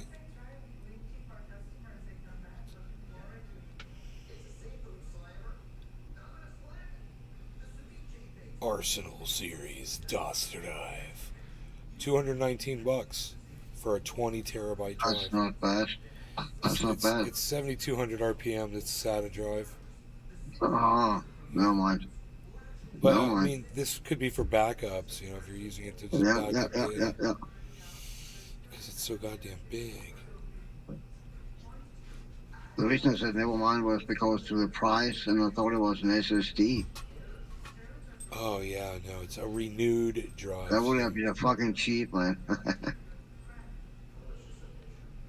20 terabyte drive, $350. SATA, 7,200 RPM. I don't know where the SATA ones. I mean, SATA might not go that big.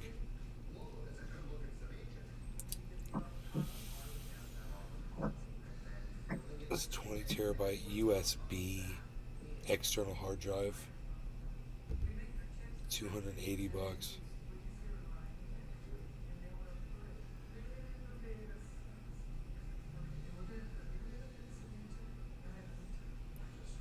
Dude, that's a badass little drive. It comes in a rubber bounce case, bro, like a cell phone. Oh, nice. Yeah, it's 20 terabyte external. $480 for that motherfucker. Ooh. Oh my god. Another 7,200 RPM.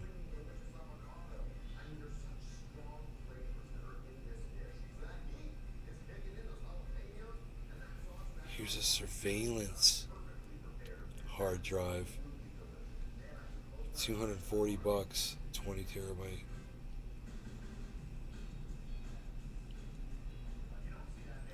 Holy shit. Dude, here's a 108 terabyte storage drive. What? It's Damn. it's $5,600. Wow.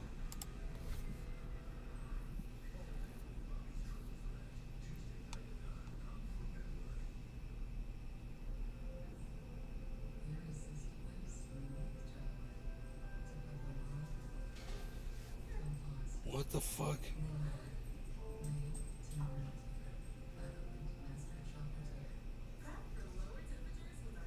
Disk station.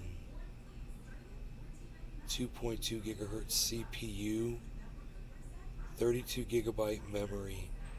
108 terabyte HDD storage.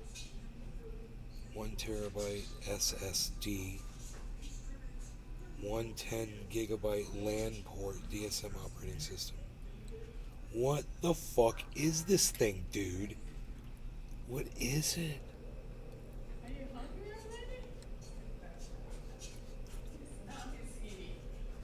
Made for a variety of server roles such as ISCSI targets backup, file storage, email servers, and domain controllers. Powerful, high-capacity, scalable storage that fits in any environment. A powerhouse capable of fitting into small, medium business environments with intensive multi-user workloads. Xeon D1527 4-core 2.2 gigahertz CPU. It's fucking crazy. It just got a USB, couple fucking data ports on the back. It's got 5 different kinds of data ports on the back. That is fucking crazy. Does it have a monitor output?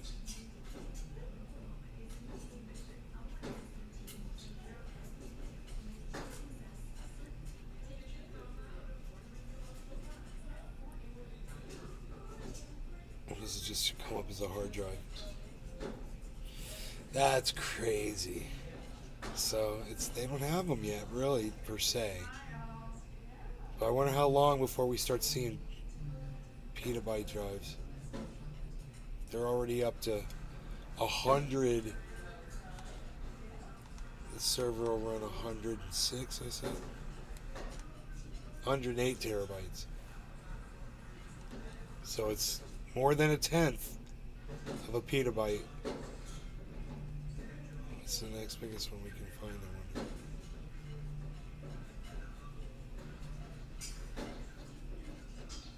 $80 terabyte for $2,700.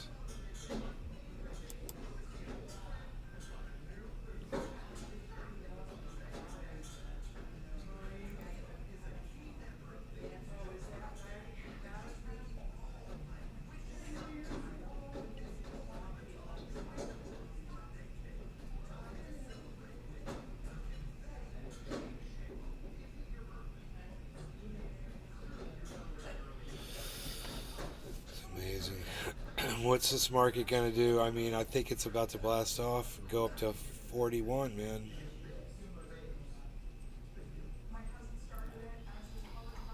I'm trying to look at the tea leaves. There's a massive inverse head and shoulders that formed on Bitcoin, so I think it's gonna go up.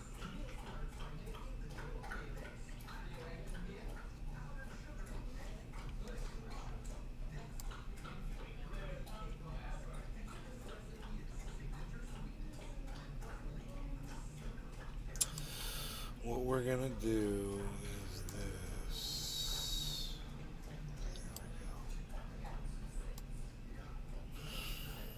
Let's see how low it went, how high it went now.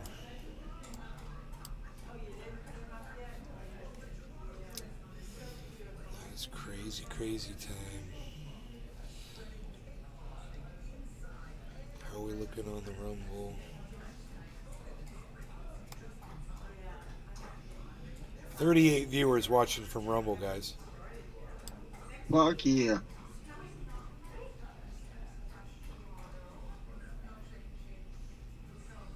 Let's check my chat. Austin. What time is it where I live? Austin Sproles. It is right there on the top of the screen. 8:11 p.m. Eastern Time. We're waiting for the Asian markets to open up here in about 49 minutes. But they usually start getting active before then. So we're liable to see this massive jump. We've got this huge inverse head and shoulders pattern.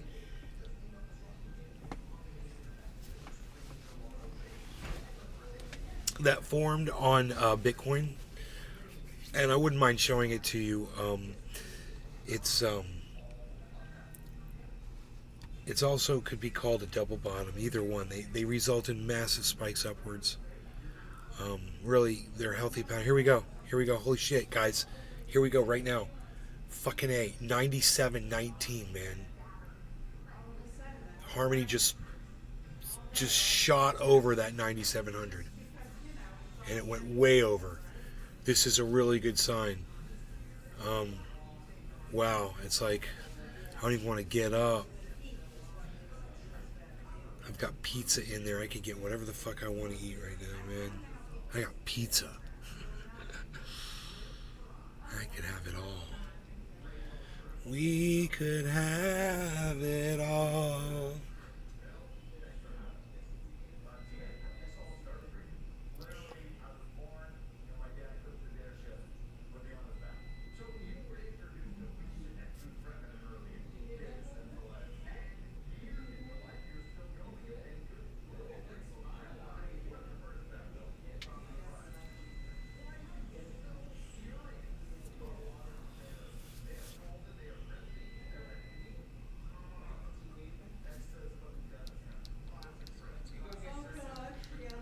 So this is a wood stork, I was told.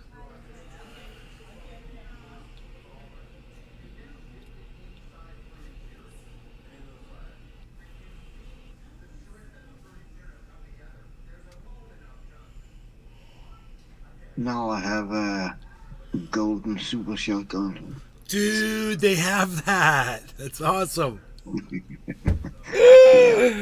Oh, it's something to work towards.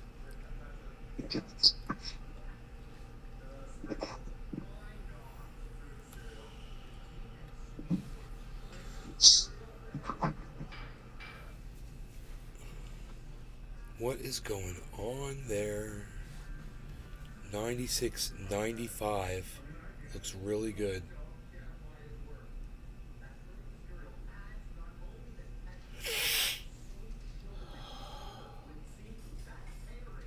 So you guys, what Carl said, he was going to wait until it hits 31, 29, 30, 31,000, and then he's going to put in a long position for 41,000. Which means his last position, he put in like $100,000. You know?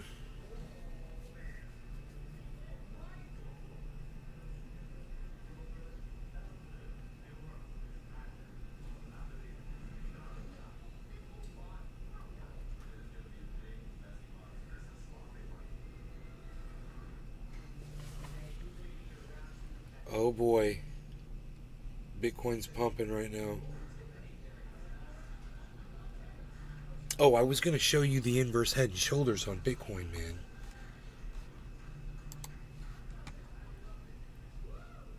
We talk about this all the time, but I don't mind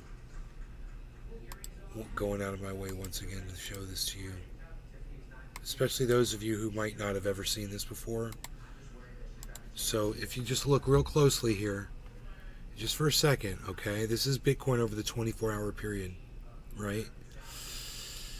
And over the 24 hours, right here, this right here would be considered a head, right there. See, up here, this would be a shoulder, and right here, this would be another shoulder. So it's an inverse shoulder, head, shoulder pattern. They call them a head and shoulders pattern. And what that means is it goes up, and it usually goes up double the distance of the whole thing from where it is right now. So we would say 29.75 to all the way up to 29 is basically 30, right? So we say about $300, and you double that, 600. So it's going to go from where it is right now. It's at 3, so it's going to be 30,600 should be the next jump. Which would be fucking crazy to watch it happen right now, as we call it. And then it would kind of hover there for a little bit and wait for the next pump. But next close target, I think, would be 30,600. If it goes, and we're just sitting here waiting right now.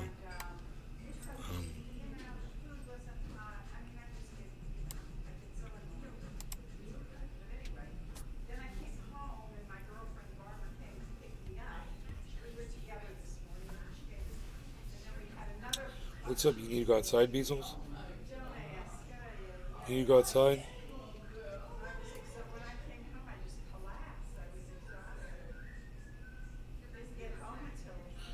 Beezles. Beezles.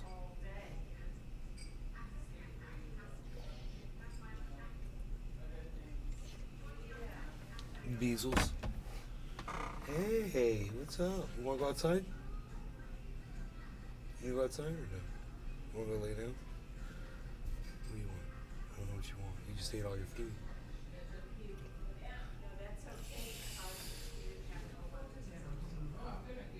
Waiting for the big move on the cryptos. Looks like it's dropping right now. For another retest of the bottom. Oh. Does it break? Because that bottom is right about there, man. Okay, that's it. 960 is about it. It could go a little bit lower, like 955. Which looks like the retest point, but not much lower. And if it breaks through that 955, if it drops another $10, we could be looking at a problem here, Houston. So 966, we're good. We're testing, man. We're testing. Asian market's still 45 minutes before they open, so 969, got a little bounce, 965, back down.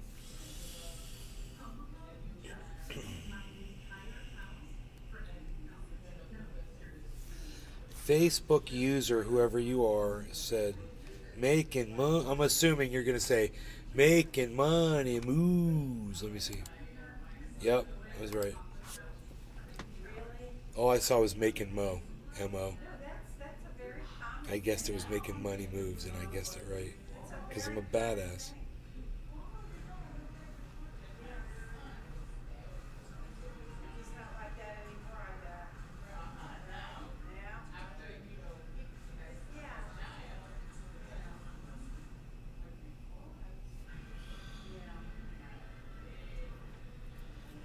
There's 19,521,000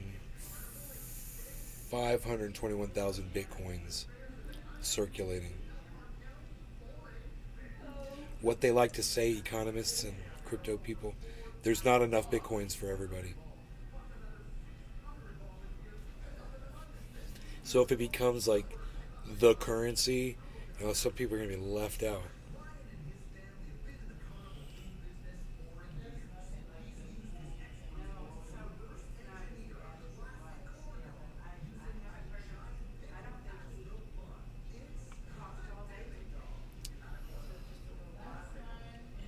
But the people can just work for it, just like they work for money now, you know?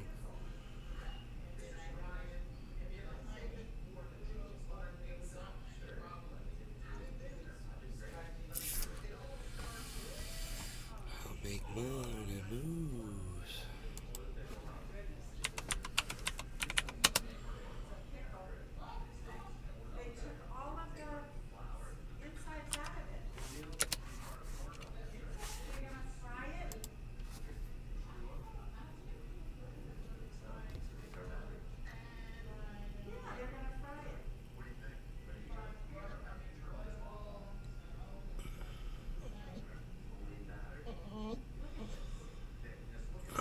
Money moves.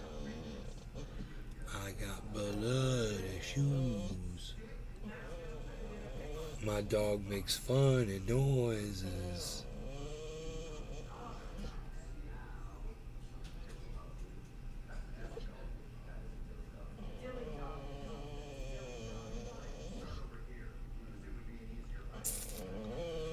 I make money moves. I got bloody shoes.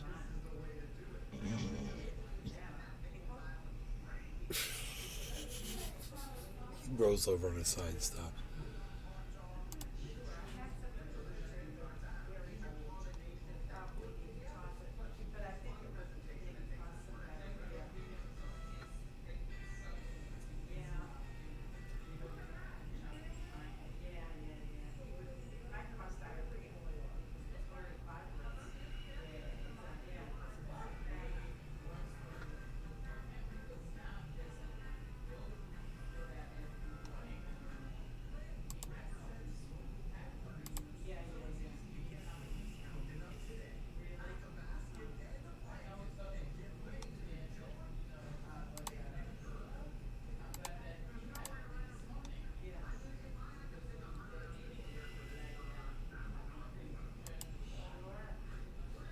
Alright, so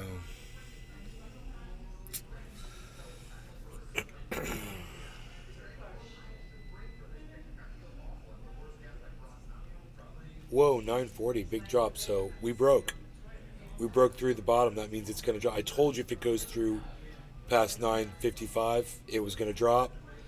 It dropped. So it broke what it was testing. It's got a long way to drop now, guys.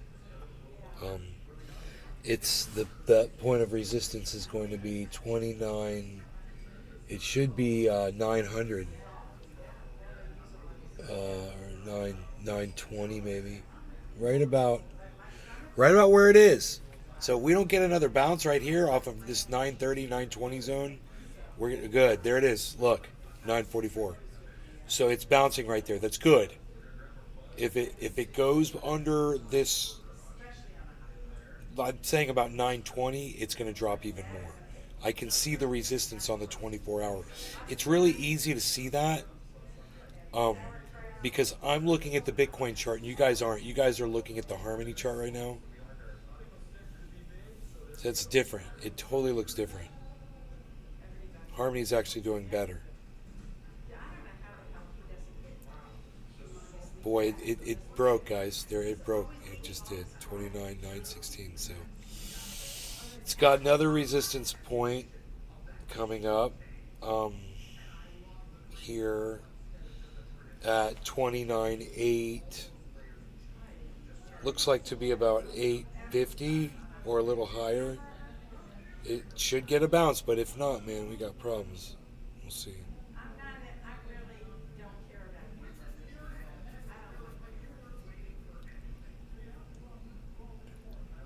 Boom, drop, not good. That resistance point is right about here, guys. 880 something, somewhere around there. Maybe 850 at the lowest.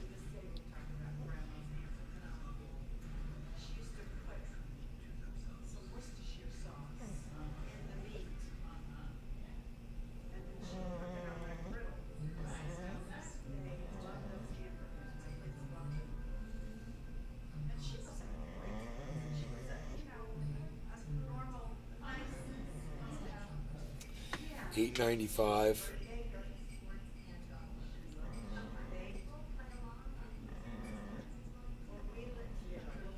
$9.02. $9.05. $9.04.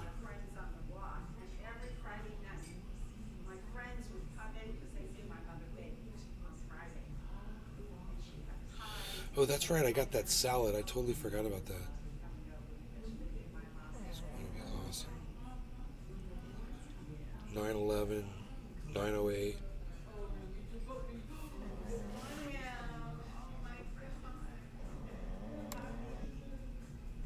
What the fuck you mean, Facebook user? I'll just make some hash coins. Hash coins are as good as money. Bounce, bounce, bounce. Facebook user, it says your name is Facebook user. I mean, if you don't want it to say Facebook user, you go to chat.restream.io/FB and it'll like give you your name and avatar and all that shit. But fuck that shit, right? Just tell me who you are.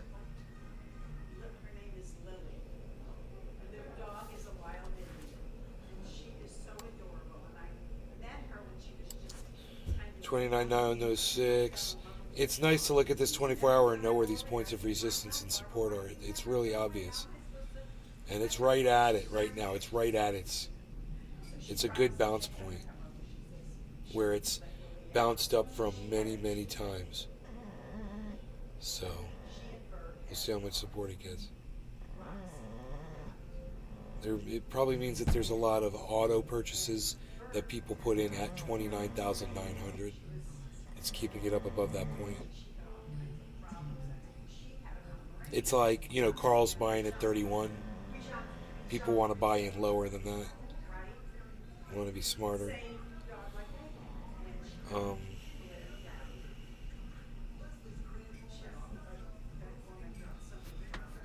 I remember what it was. I don't think I can get that here.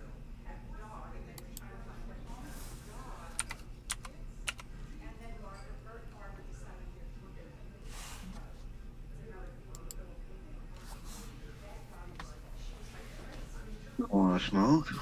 Anyone? No, I'm good, brother. Go ahead. I'm gonna go eat. I will.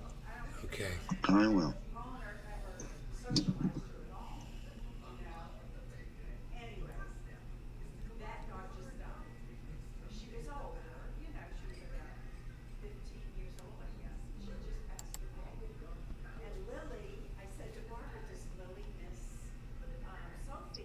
Yes, everybody. Cheers, brother. Cheers. Thank you, bro. Are you smoking tonight? Okay, cheers, bro.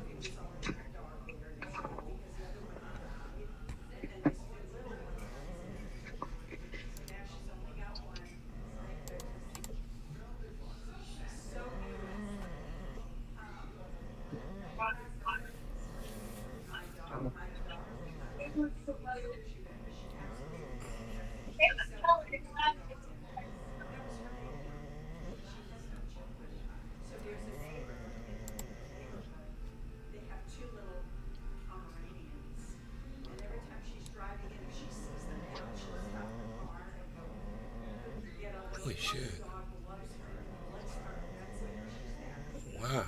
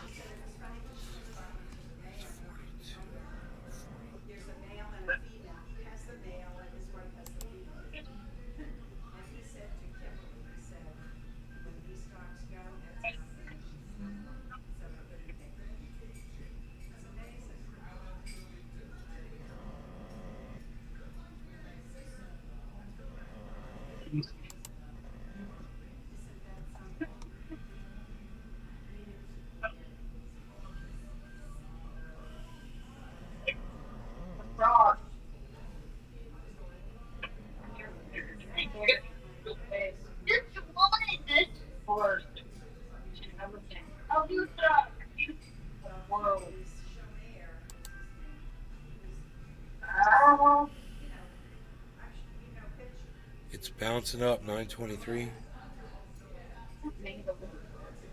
And Harmony is retaining its 9.6. That's good.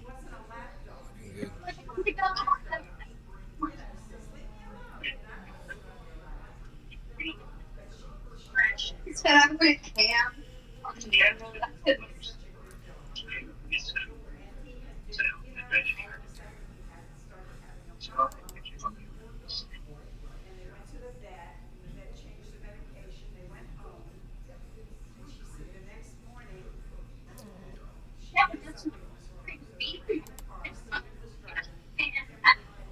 Oh my gosh, that was big. My feet are swollen.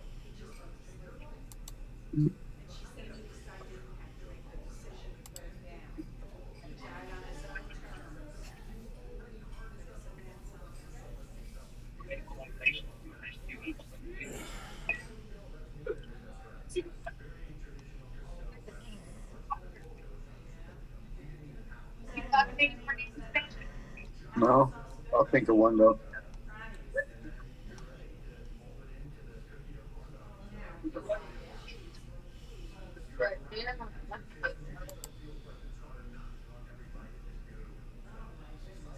I got it. Yeah.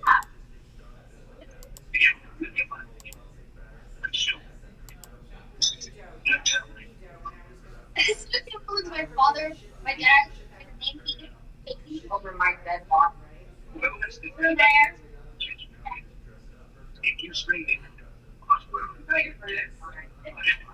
That was my. It goes to me. If whenever I think of Katie, like I'll think of dumb, blonde, or like an ugly on the inside some person. And name my new daughter because it's such a white girl name, and I'm not like it.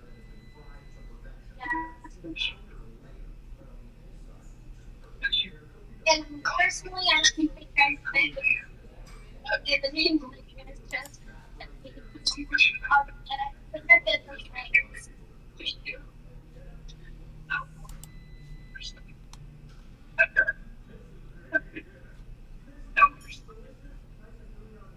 When I think of Caitlin, it's going to be chaotic. I'm very chaotic. So, thanks for doing that. I just ordered bamboo cotton swabs for Rogan's ears. The bamboo ones are better than the Q-tips. They're not stiff enough, but the bamboo's nice and stiff, man. I can get down in there and don't have to worry about them bending and stuff. And I got some peanut flavored cookies for him. He likes those. Makes him happy. You want some cookies, buddy? Get you some cookies. Get you a whole box coming. And I heard something else. Oh, I got the cat gets fleas because he goes outside. So I got this medication for the cat called Capstar. You give him these little pills and it makes the fleas go away. It works too. You got to give him one like every week or so. You stick it in his food, dissolve it in his food.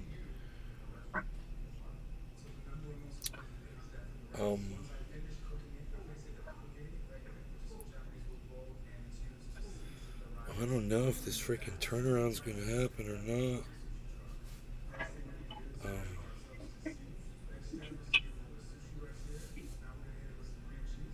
It's definitely bounced up, but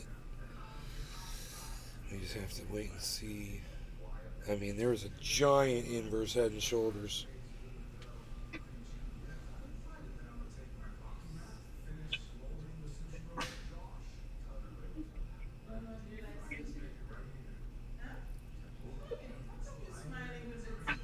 I'm gonna go make my pizza, one piece of pizza, and have that salad.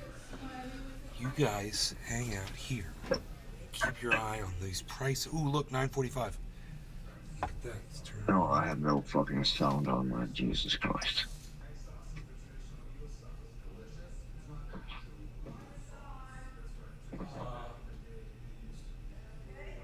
Well, I was probably going to take him out if he wants to go, but okay. I'll take the turn off.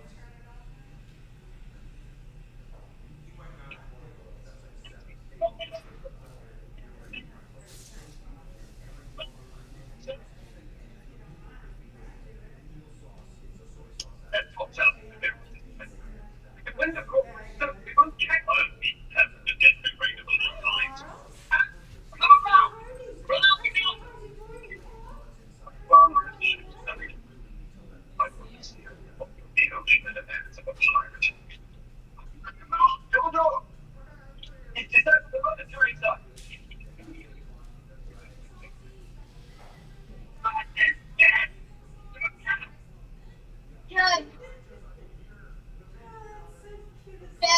Yeah.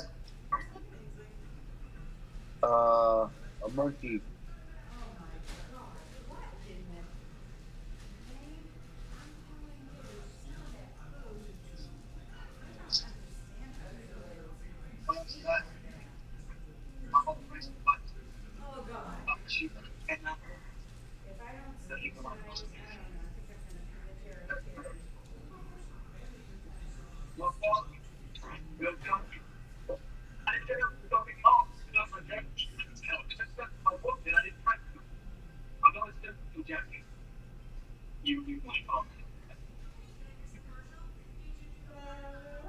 It's fucking so glowing.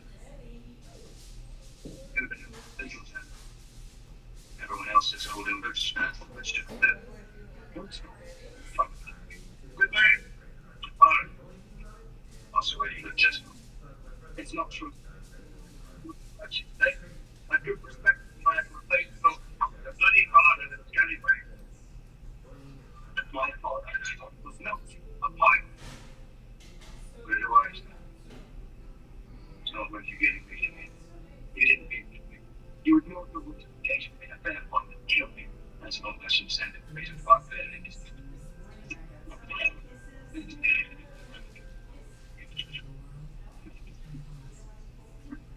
There are no issues just hanging there.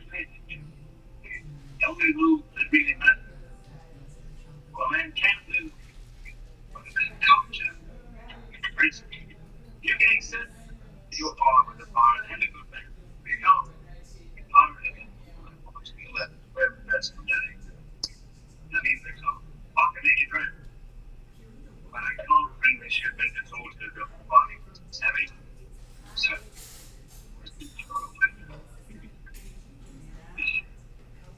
can you stay under the command of a pup? Okay. I never even got to watch the monster today. Pepperoni in the bag of pizza. I like to call those free-range pepperonis. I took care of it. It's so weird.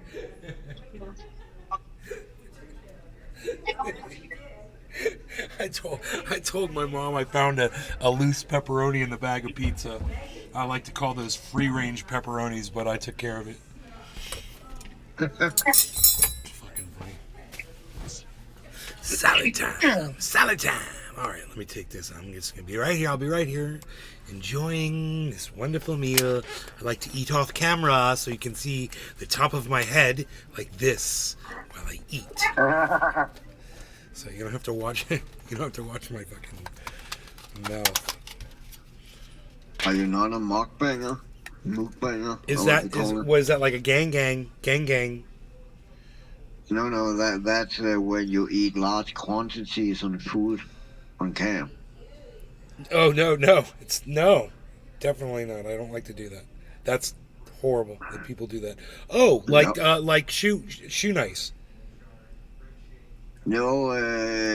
No, he eats weird stuff. Weird stuff, like I guess toxic those shit. who do that, they eat weird stuff. I mean, just fucking try when you're bored one day and try mukbang into YouTube. No, thank you. I don't want to watch it. Yeah, because you're gonna puke and shit. Exactly. Not interested.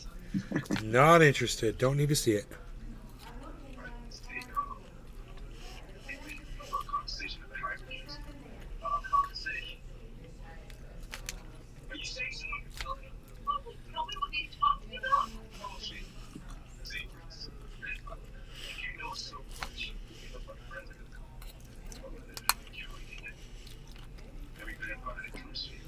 Hey now.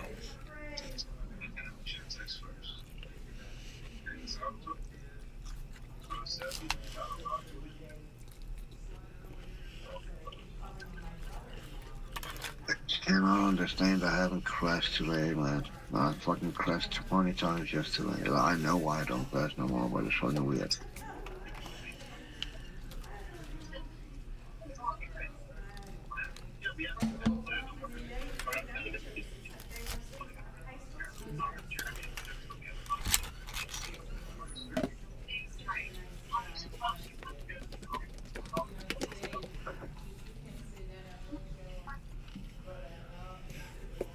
When you have time, don't have to be now. Watch that video I linked to you and Discord. Sure.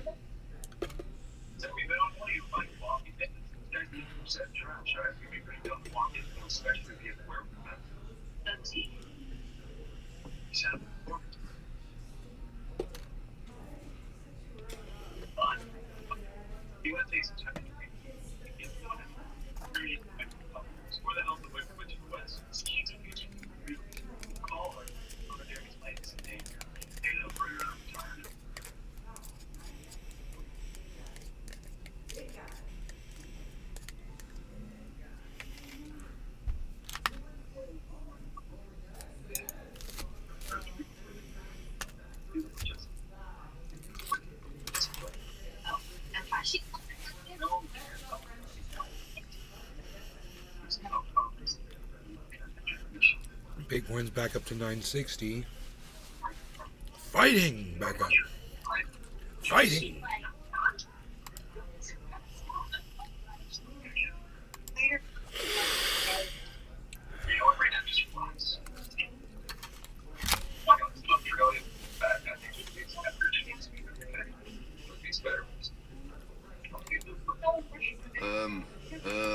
A 29-year-old engineer. Oh, this is gonna fail hard.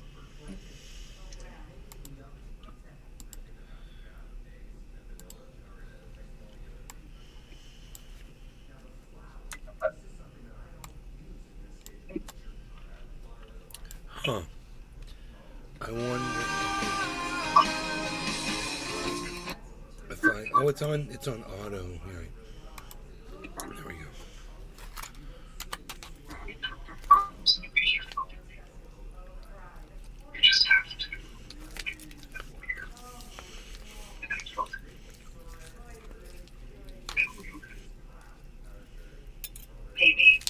I don't think you can use this word, which is naturally lead to certain information.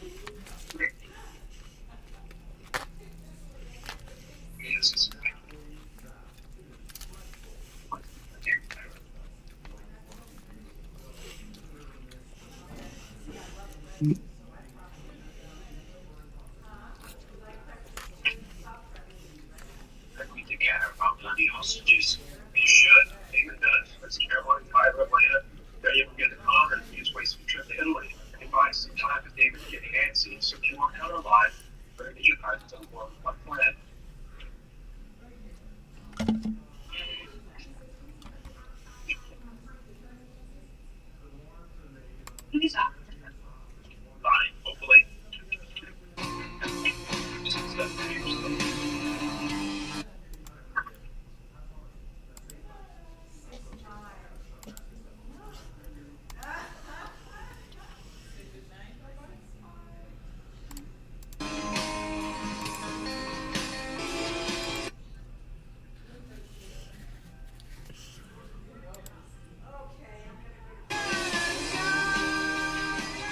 his team designed. It's unwatchable bullshit.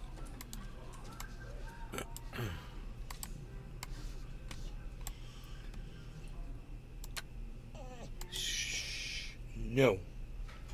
There's nothing here for you. A 29-year-old engineer. Oh, this is gonna fail hard.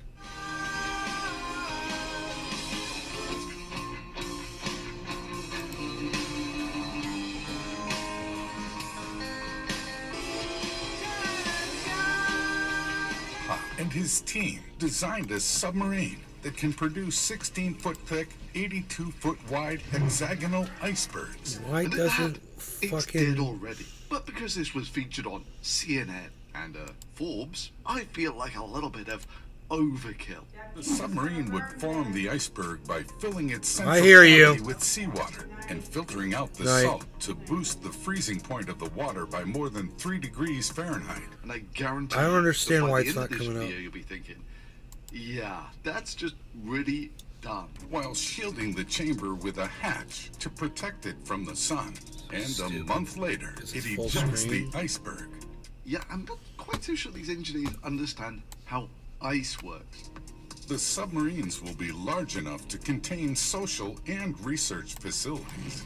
The hexagonal-shaped icebergs, or ice babies according to Koda Hatuhaha, Yeah, ice babies.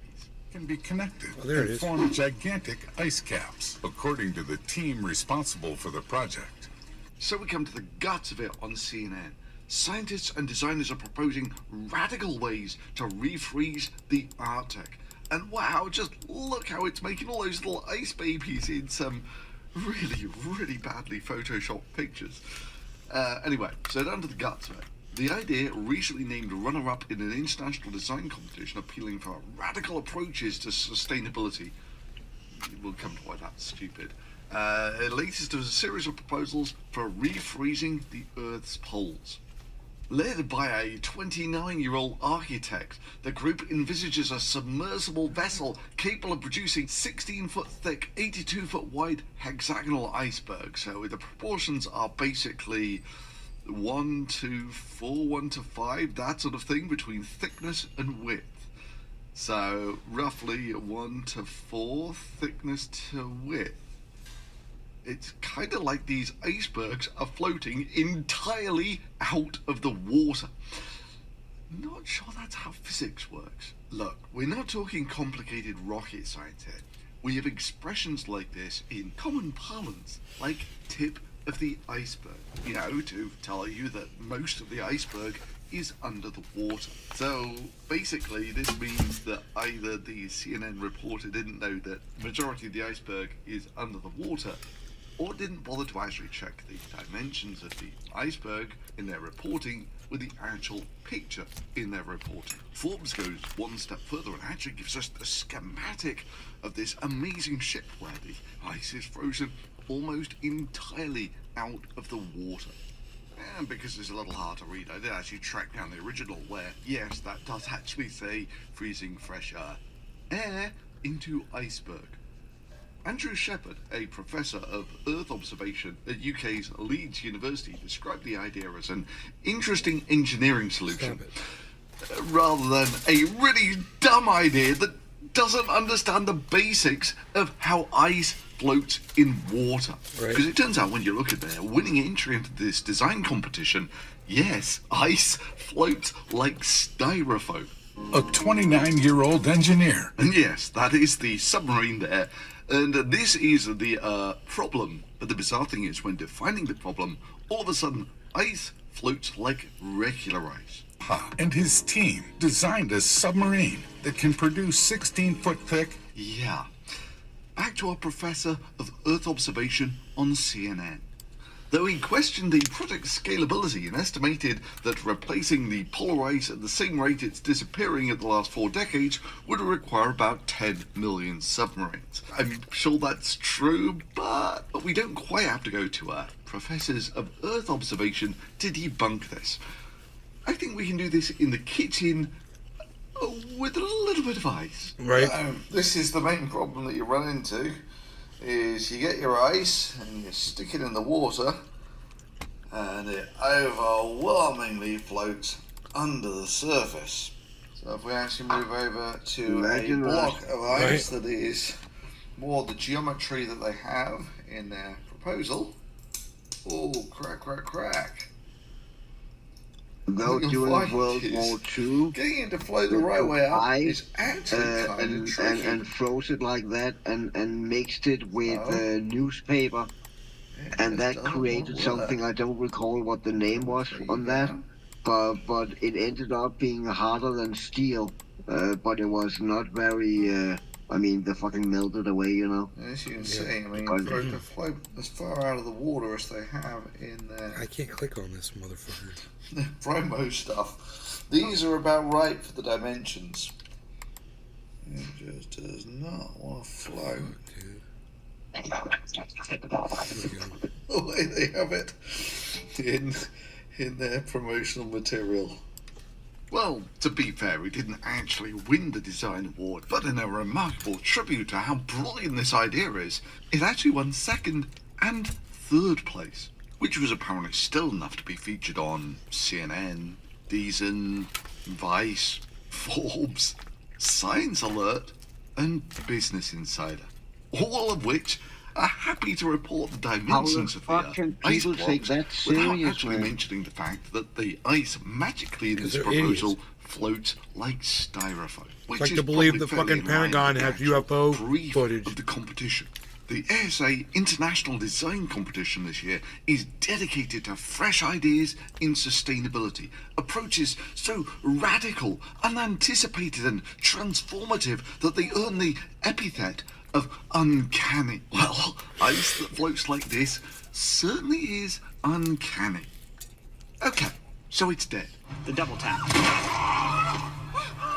In those moments when you're not sure the undead are really dead, don't get all stingy with your bullets. So how about some overkill? Now the Arctic, like every other place on Earth, spends half of its year in darkness. The difference, of course, being that the way it does that is somewhat different in that it basically gets 6 months of continuous sunlight and then 6 months of continuous darkness. And it's always at the edge of the world.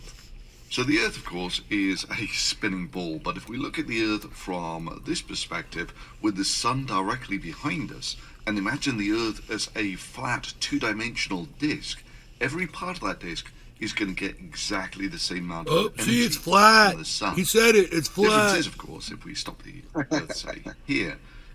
So all of the Antarctic here gets about the same amount of energy as the same area at the equator.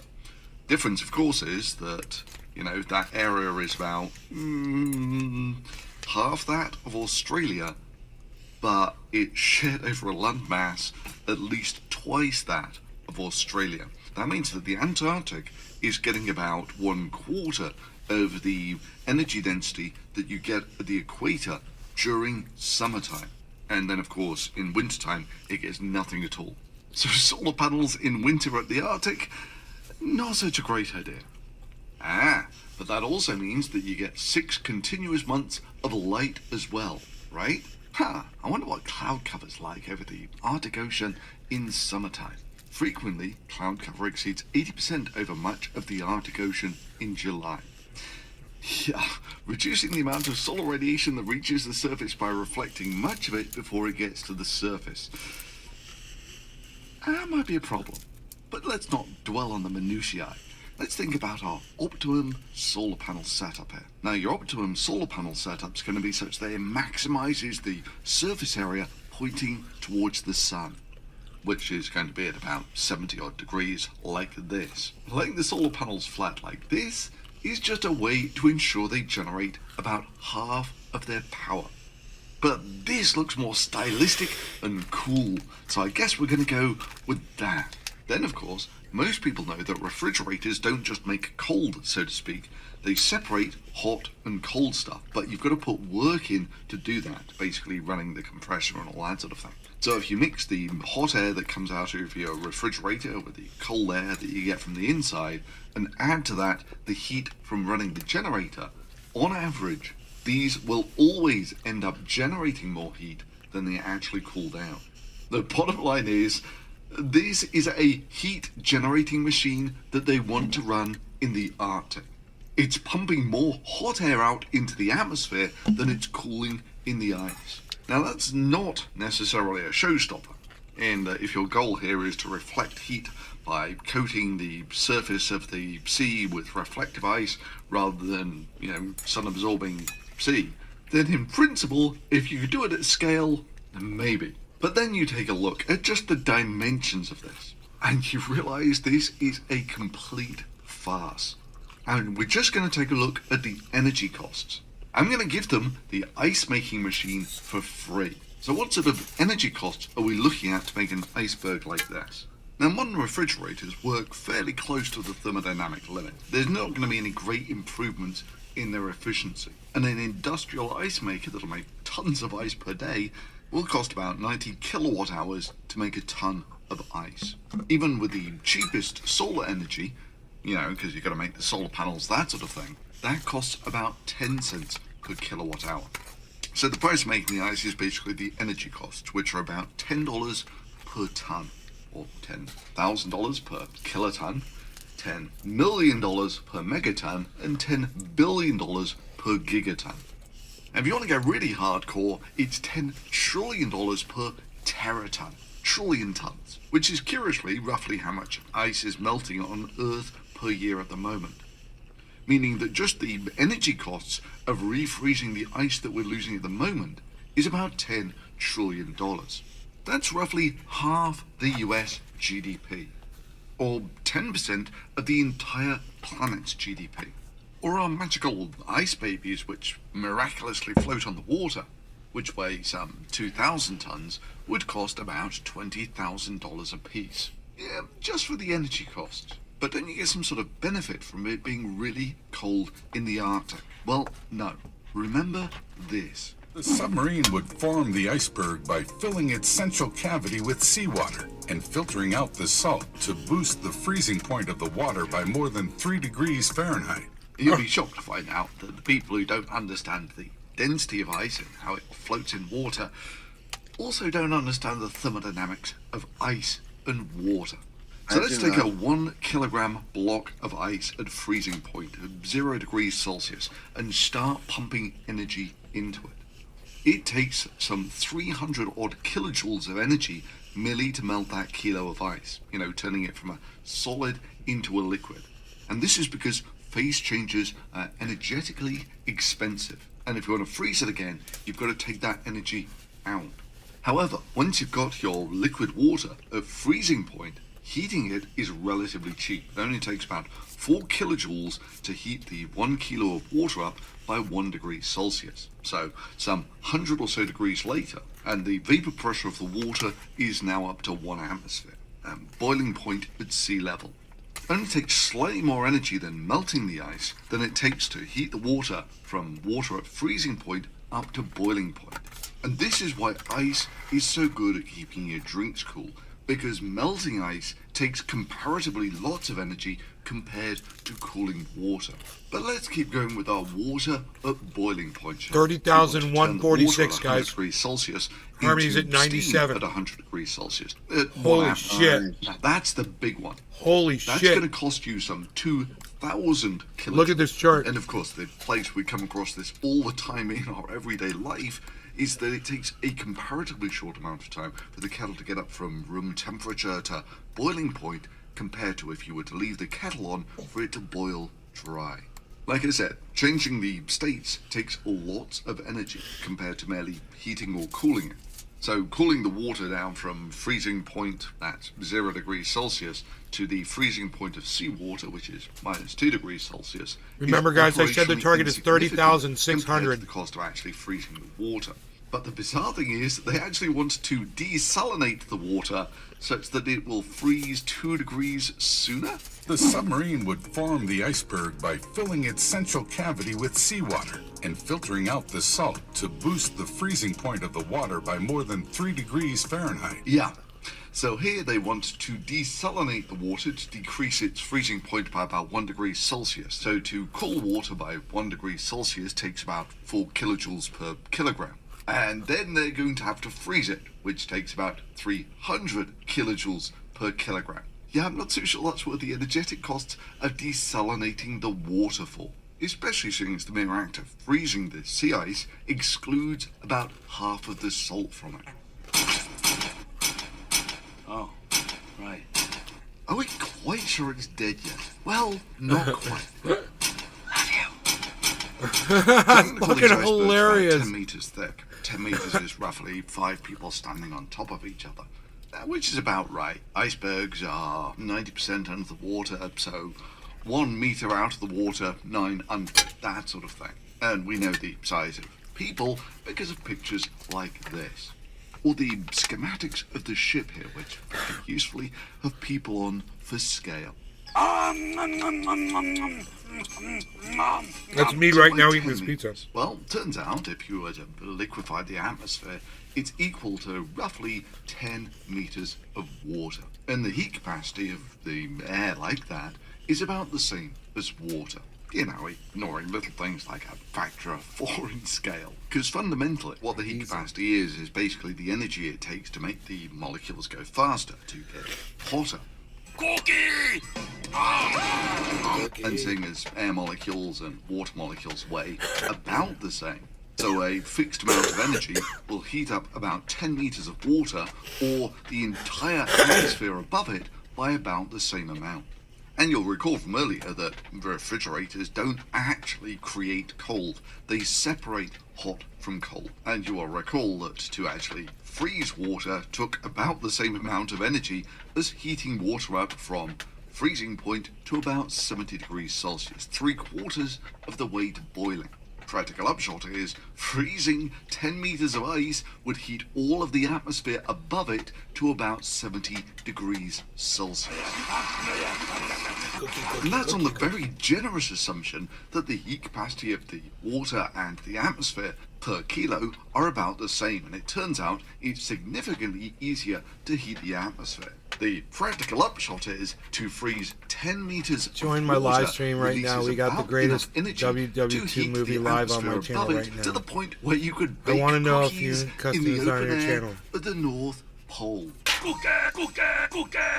Me love cookie. Luna 786, where in China are you? Drop a thumbs up on it. Subscribing is always a good idea if you don't want to miss out on more videos like this. Tell me what And where in if you what city really in China you're in. And And how are you getting by the Great Chinese Firewall? I know you could say you use a VPN, but you know, if that's the case, you're gonna fucking end up in jail for I know how long. You're probably never gonna get out again if you get caught. You do realize that, right?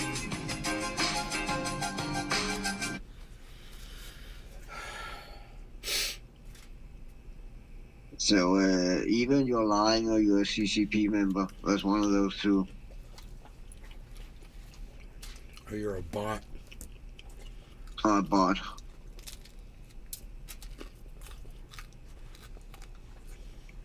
Sticks, you don't want to talk to me.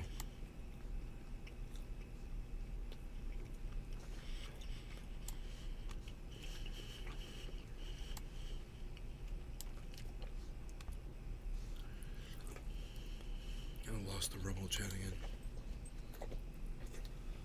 Fuck, why did I do that?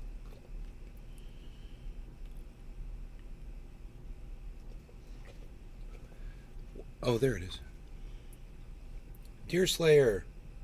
Token. Buck fighting! Buck fighting! Oh, look at this. I didn't know you guys were here. Hold on.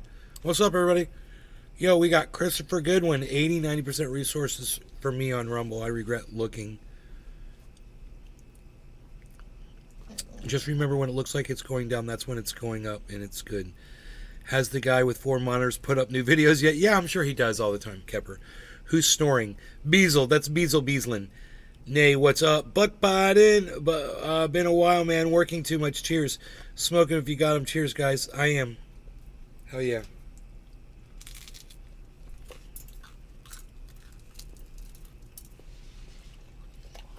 I'm hooking Rogan up with some tasty flavors.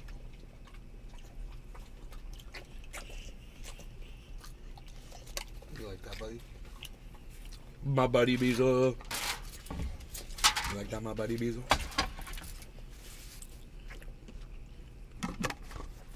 Okay, we're done. We're done with the food. We're done. We're done. We're done. We're done. We're done. We ate it all. I heard we were doing flat Earth stuff. Oh, you want to talk flat Earth, bro? You want to talk flat Earth, bro? We lose our. Okay, here we got this. You. We got this, man. Piff Lau. Or not.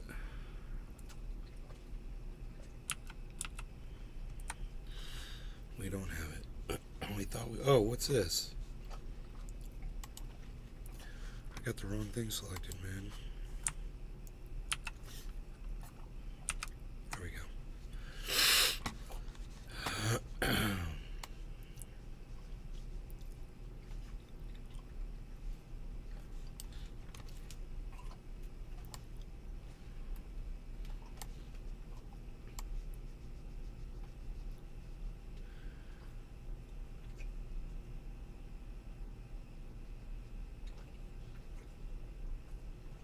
Oh man, why do you keep popping like that? Why you gotta be popping? Why you gotta be popping like that? I don't like it, man. I don't feel like messing with it right now.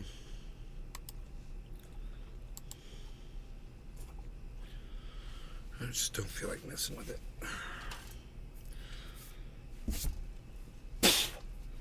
I ordered everything I had to order. Good. I got all that stuff done.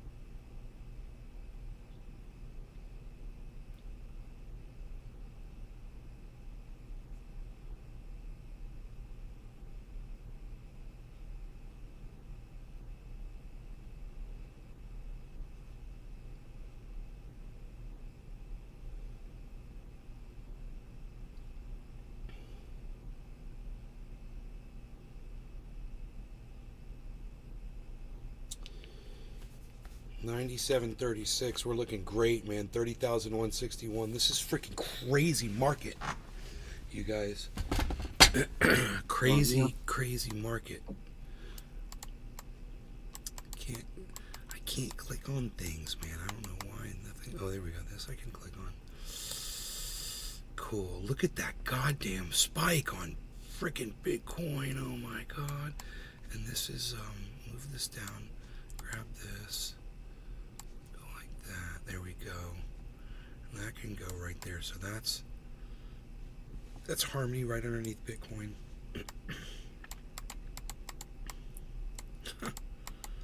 Let me click on my picture, you fuckers. There we go. You dirty rats. You dirty rats.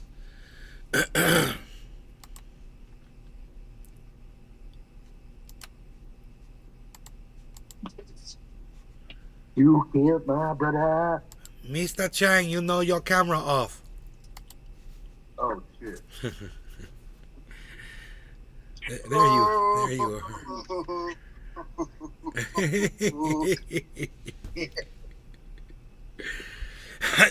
I like this different angle. Waterfall view. Right.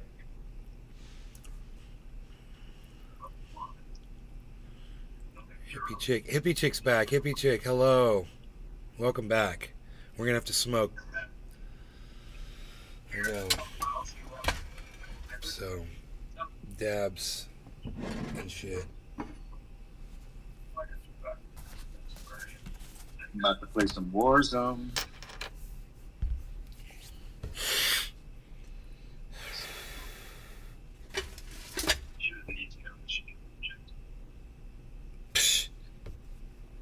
Unreal.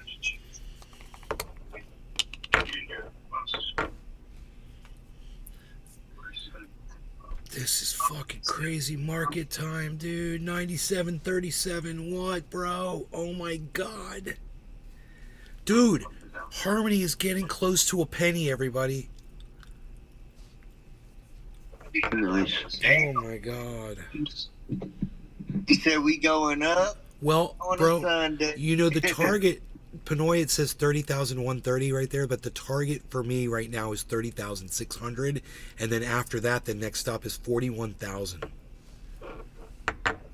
Suppose so that's like where you're profiting? No, that's where it's predicted to go up to by Carl. The Moon said that he thinks it's going to go up to 40,000. Well, I'm profiting on everything now. I mean, I'm profiting on my Bitcoin purchase that I got at 17,000, and I'm profiting off of my Harmony that I bought under 9,000. So,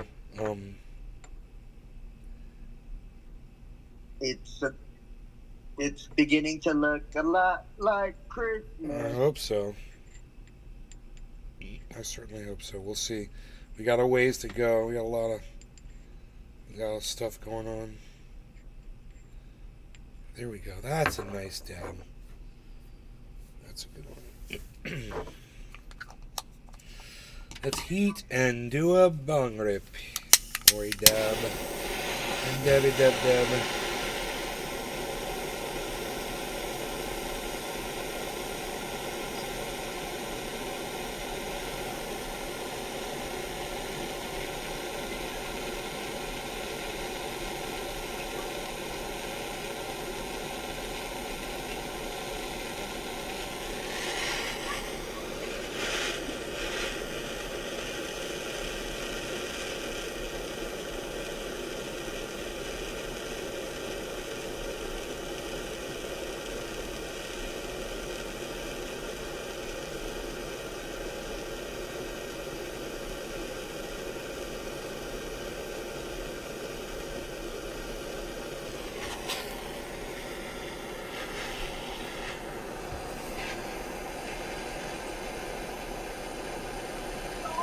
Rogue comes over, he's like, oh, you doing a dab? How about you now?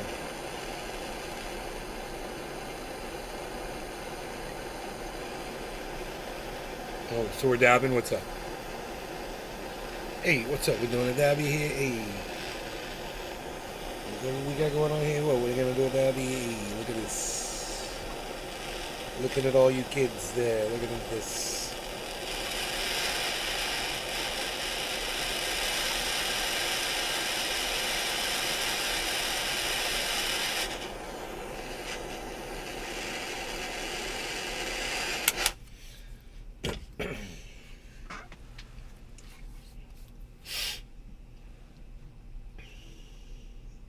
97.37. We're holding there. That 737 is easy to remember.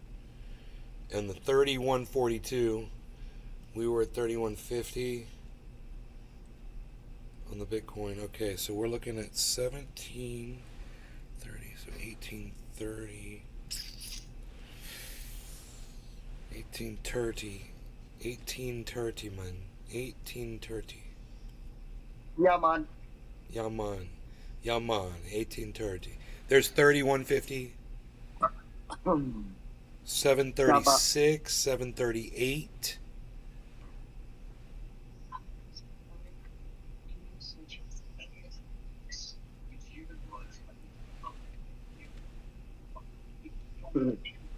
People's like, this fucking older sucks. There we go. Cyber, you ready to smoke, bro? Yeah, I'm ready. Okay, so cheers to you, Cyber, and Pinoy, and to everybody in the chats, Hippie Chick and Buck Fiden and Deer Slayer and Token Tony Z, and everybody that's over there, Billy Valentine and Tula, and you guys know who you are. Cheers, guys. Oh, look at this 31.65. Holy shit. Cheers, everybody.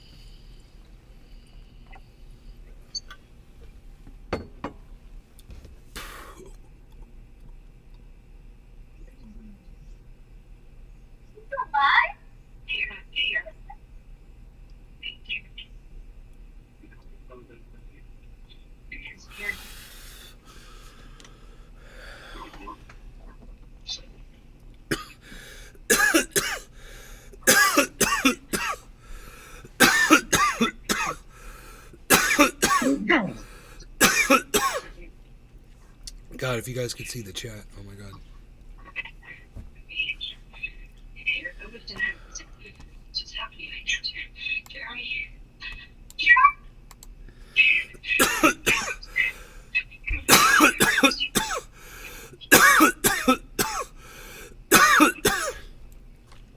Holy shit.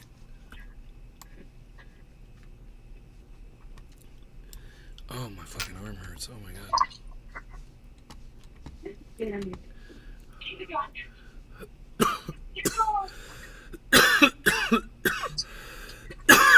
I lost the restream chat. I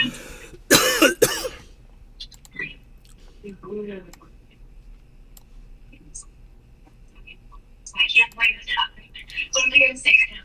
Thanks for not ditching the family ring after throwing crazy.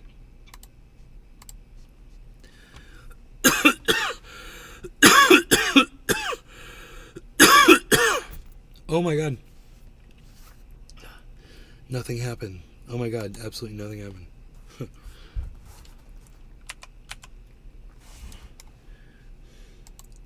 What should happen? I should find the fucking chat. I should find the fucking chat. That's one thing that should happen. Holy shit, I'm an idiot. I don't know. I lost Tula and Billy and everybody else. 7 people accidentally closed the chat window.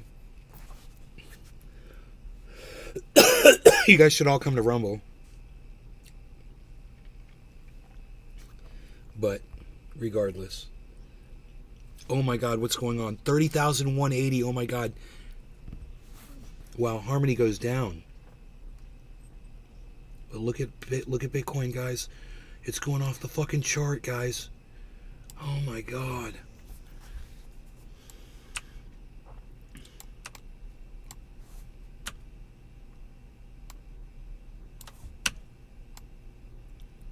That is the top of the chart.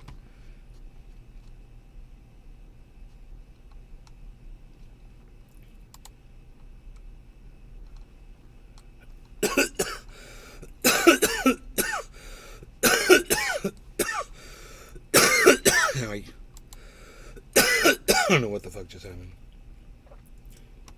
I fucked everything up.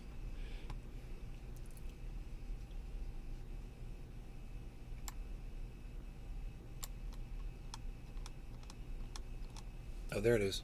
Cool. Dude, 30,210, everybody. Oh my god.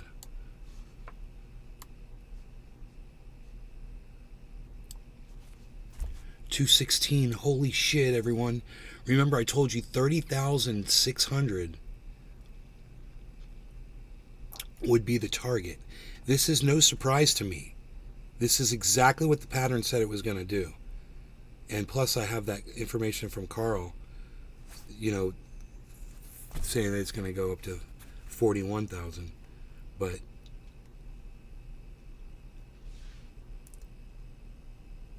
let's see if Harmony can grab on and go. 738. We got past 737.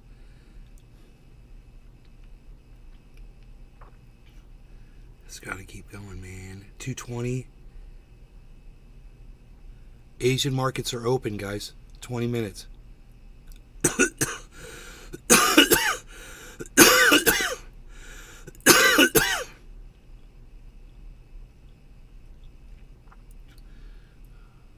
You guys aren't saying anything in my chat, huh?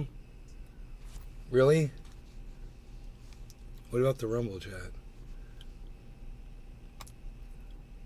Token Tony Z said cheers. Good hit? No. I wouldn't be still coughing if it was a good hit, man. It's fucking too much. 220. 97.38 on the Harmony. There's Kepper. Thank you, Kepper. Don't I respond quickly, Kepper? Tell me quickly. Tell me quickly that I respond quickly, Kepper. 226. Tell me quickly, Kepper. Tell me in the chat that I respond quickly. 222.96. 97.41, guys. We got it up. Hey, yup. Kepper says yup. 97.37 again, but that's our number. 97.37. 97.41. Bouncing up. Harmony. Bitcoin is at 220. This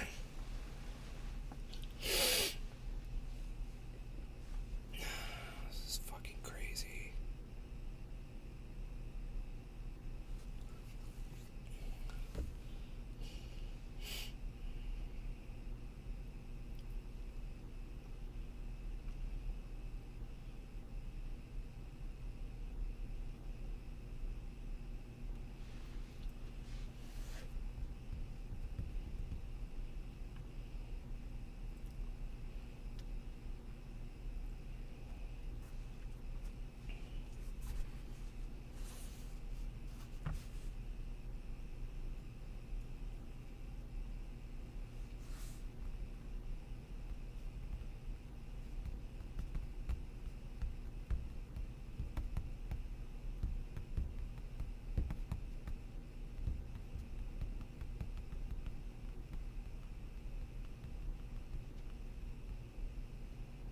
$250, guys.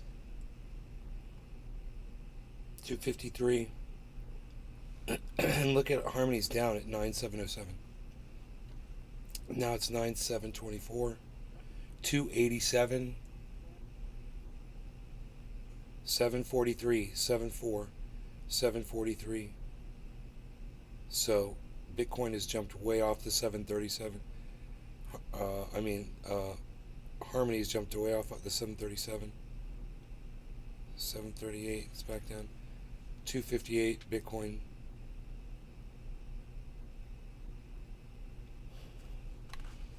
Where am I at? Where am I at? I'm right here. Here I am. Here I am. Ooh, I'll take that mess off of there so you don't have to look at that. Goddamn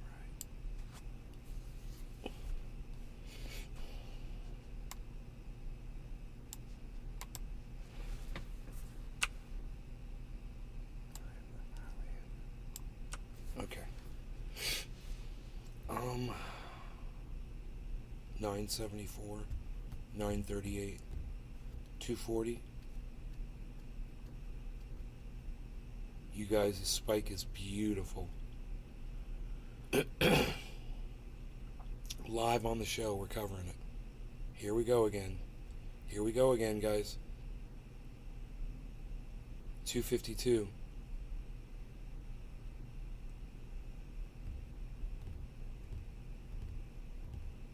$251. $262.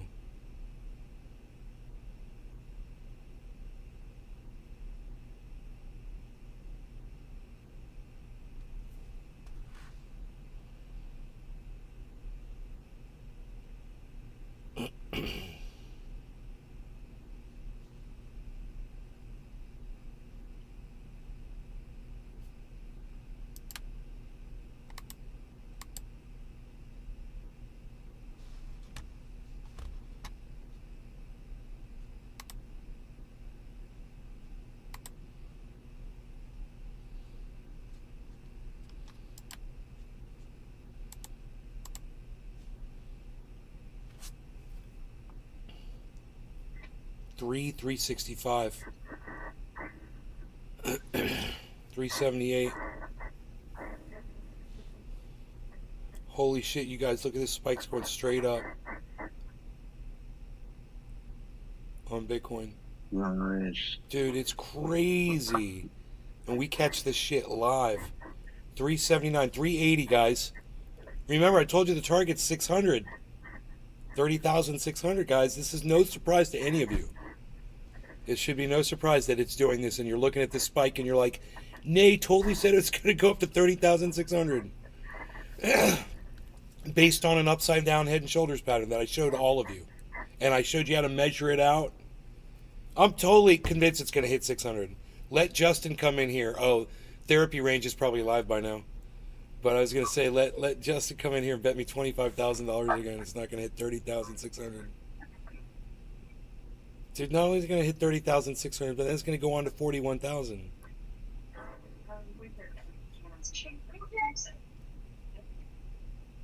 That's $200,000 of Bitcoin for me, if Bitcoin does that. Just Bitcoin. Who knows where the Harmony will be at that point? I don't know. Harmony's looking great, right? I mean, Harmony's doing... What did I tell you? Harmony does exactly what Bitcoin does. It follows it almost perfectly. And sometimes it goes past what Bitcoin does. It's a perfect supplement to something, you know, when you're trying to diversify your investments. 438. You guys, we're about to hit 30,500. Here it is, 445. Holy shit. It's just a freight train, guys. It's not often we see this. We live for this shit. There's traders right now who are making so much money. And they're going to dump, too. They're going to dump. 420, 30,420. Cheers, guys. Cheers, Spinoy. Cheers. No fucking warning or anything so you can pack a ball or anything. Just fucking He's cheers. subversive as fuck, isn't he? Yeah.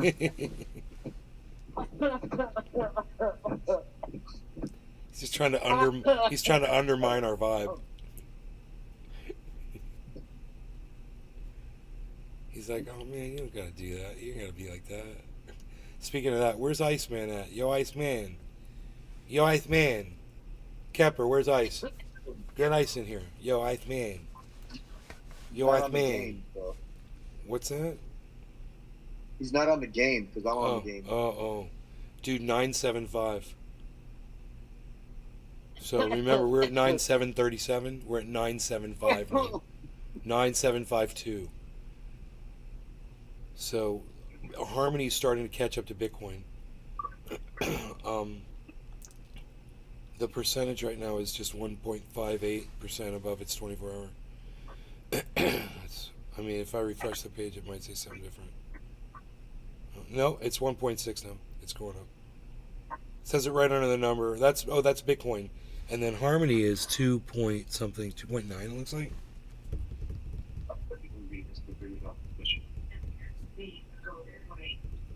Harmony's kicking ass, guys. 749. Here goes Harmony. We're watching two really exciting cryptos right now, Bitcoin and Harmony. And I remember when Ken came in here and we were talking about Harmony, and I said, dude, do you think Harmony's going to go? He's like, it could go either way. It's been going down, down, down, down, down. And I went and looked, and bro, it's just been going down. That's all it's been doing.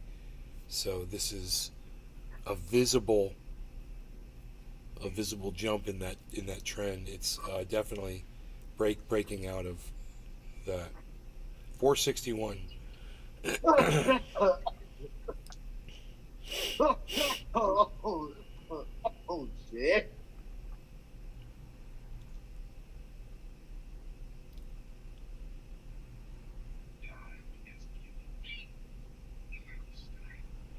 $475 and 97.43. 478 97.46.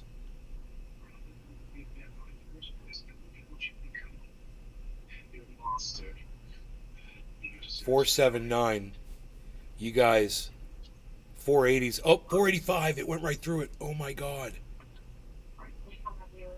508. 508. 30,508. Watch Harmony 9742. 521, guys. Bitcoin. 540. You guys, 540. What did I tell you? My target was 30,600, right? 30,000. Can you believe this? 551. Watch for the 600. Watch for the 600. Because we might hit it and bounce down. Because that's probably what it should do a little bit. That should be the point. According to me, that should be the point of resistance. So 540.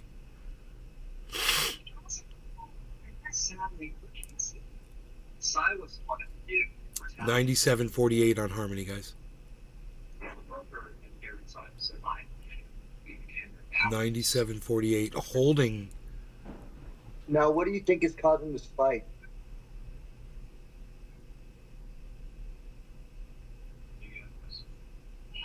I don't know. It's a great question, bro. God. I mean, if Ken was in here, he'd probably know, or Killer GB might know. It might be some good reports that just came out of the Fed. It might be the war that's going on in Israel. It's really good for business, for war business and shit like that. It makes the stock market kick ass. War is fucking business here. It's a machine.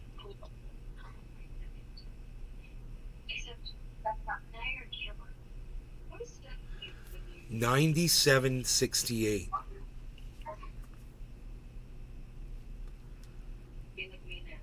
on the Harmony, and 34.20 on Bitcoin. 97.68 and 30,400. So it's dropped. It's cooling off. Big time, actually. Let's see if it pumps hard or not. And we'll see if Harmony does a little catching up right now, which would put it more like at, 97, 90 maybe. Which would be great.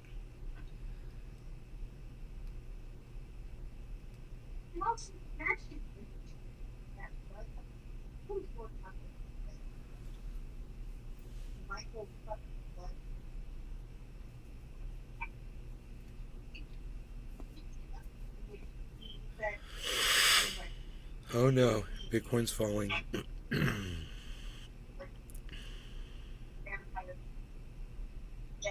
And so is Harmony. They're both falling.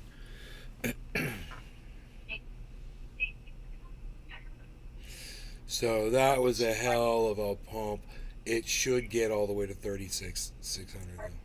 We got close. We got close, man. We hit 5 something. We can find out. Well, this might not be accurate. This might not update.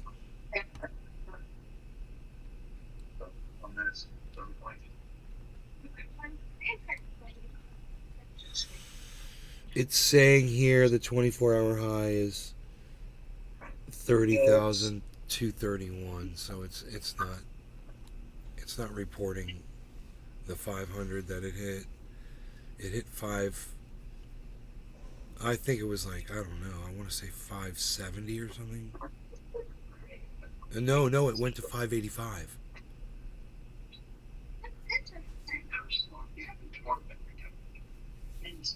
So it hit 585.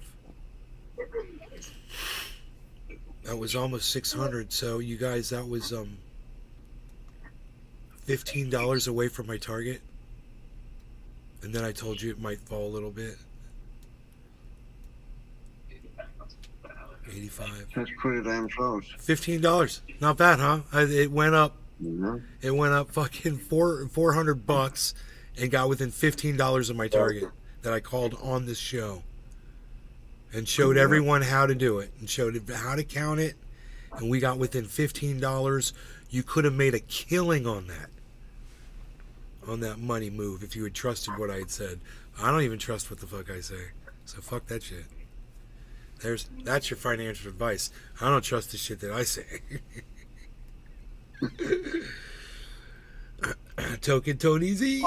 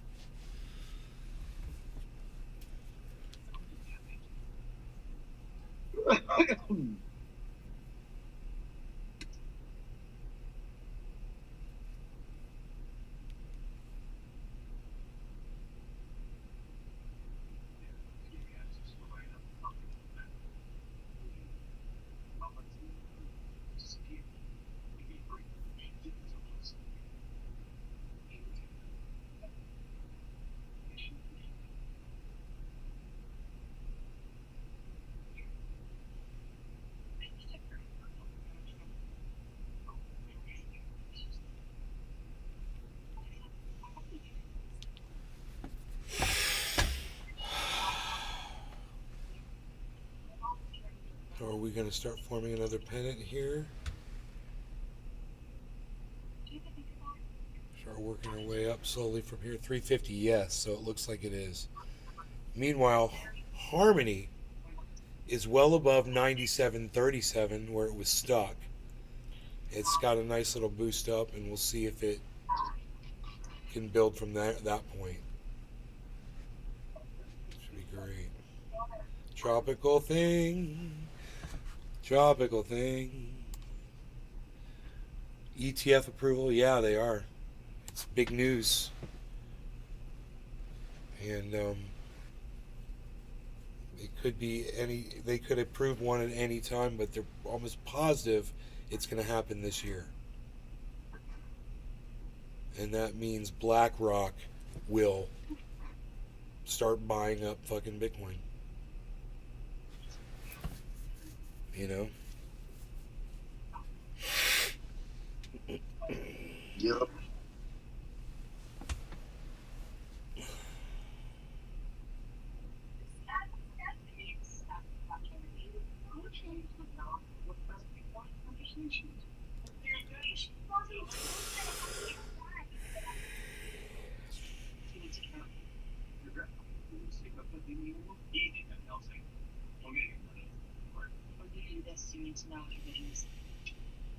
In all portfolios, it says $289,000.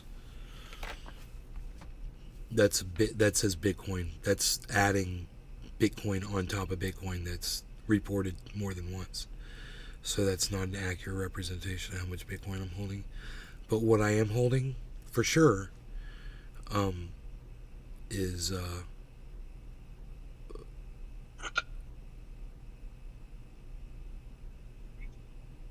$150,000 in Bitcoin offline.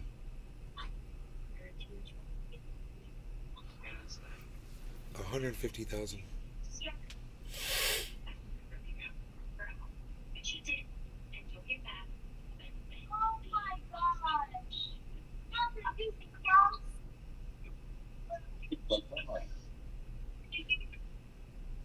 You want to smoke?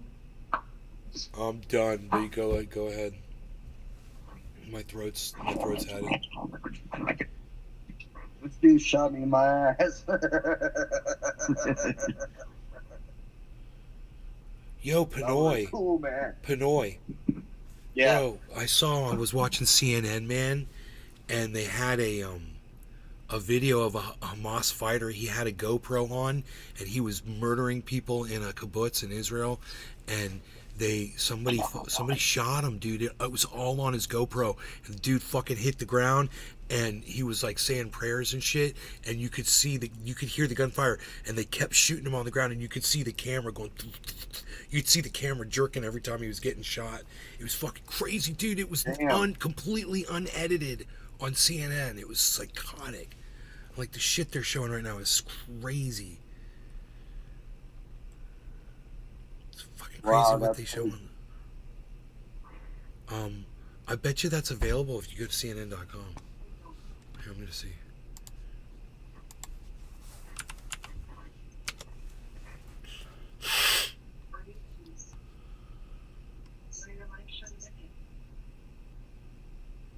Nashville police shooting. A bearded man named Billy Ballantyne shot some police today.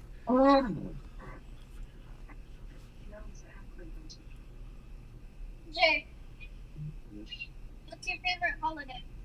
Christmas.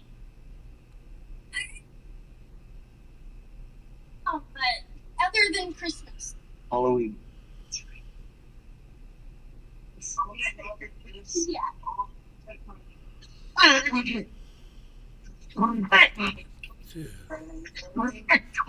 Hey now.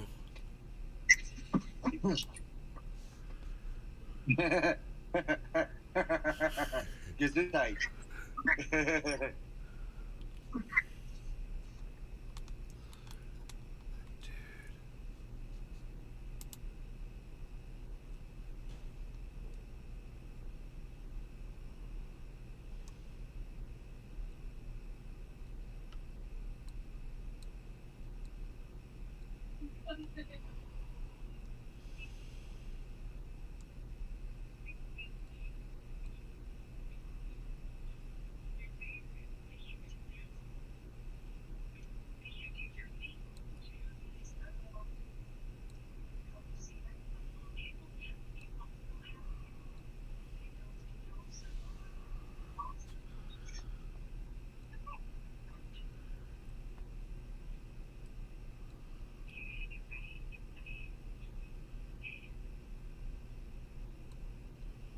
Fucking bullshit.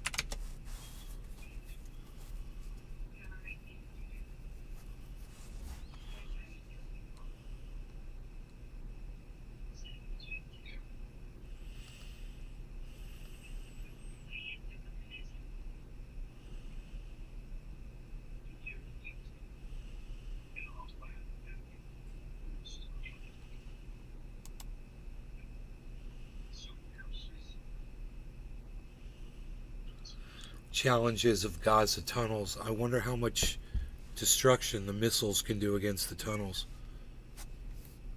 You know? I mean, the bunker buster missiles that can go through fucking 20 feet of concrete, so. If you know where they are. Definitely know where they are.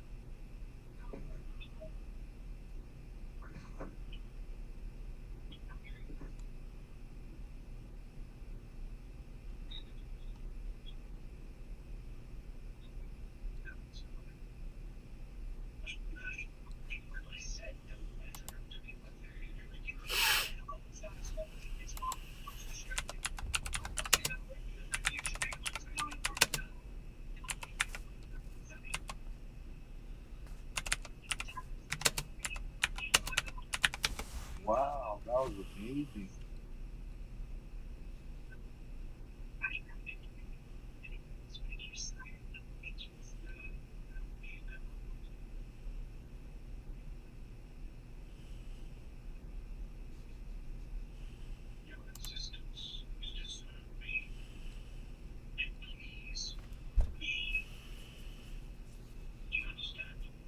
Dude. I got the video, guys.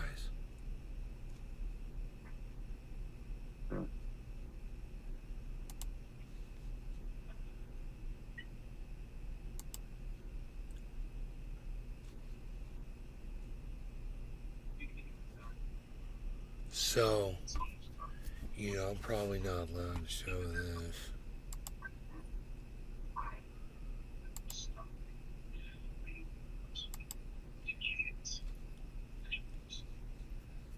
Enhanced bit rate.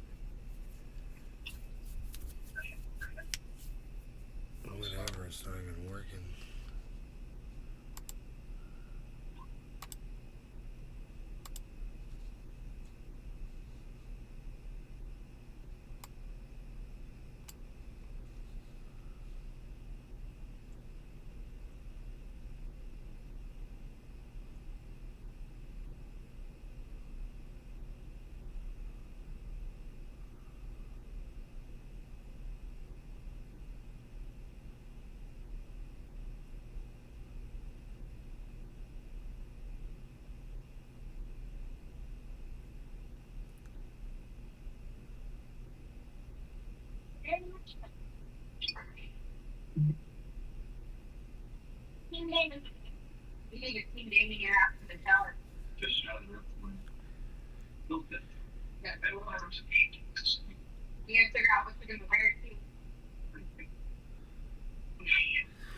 Dude, I wonder if I deprioritize fucking...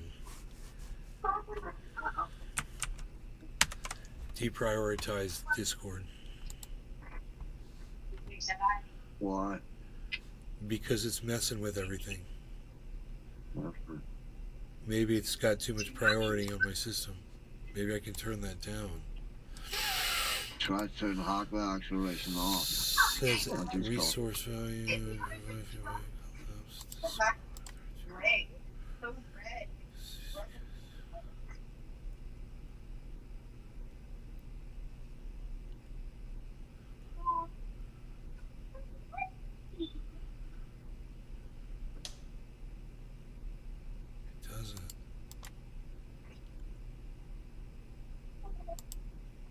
Doesn't give me the option.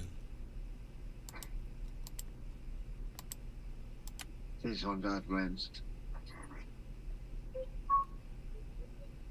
What?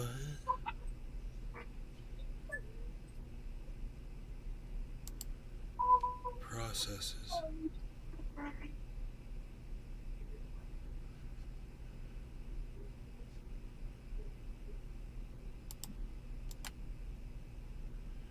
Dude, they don't offer that anymore? Did Windows 11 get rid of that? Priority? Oh, what? The priority for a task? No. That's still Where is it? Hold on. Let me open up the Under processes, right? Yeah. Hold on.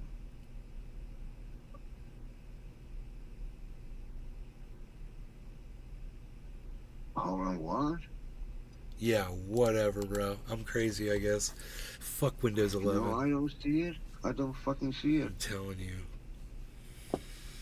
Dude, just more fucked up Why bullshit. can I no longer see it? They hid it. It's probably there. We just don't know how to get to it. I looked on other shit and didn't see it there either. Like, I looked at... It's not there for OBS.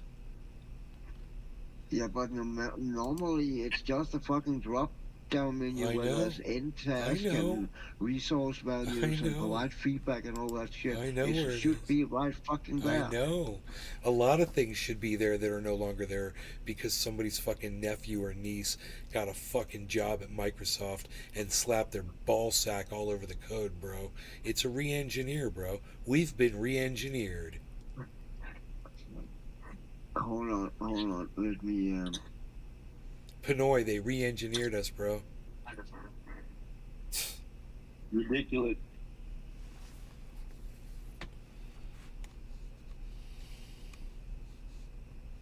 This cannot. This can simply not be right. It has to be that because that's Scared the shit out of me. something we use, man.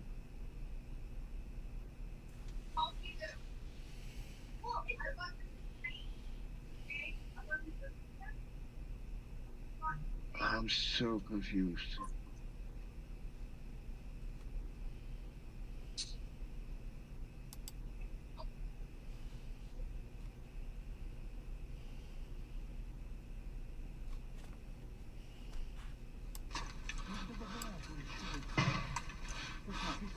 Wow.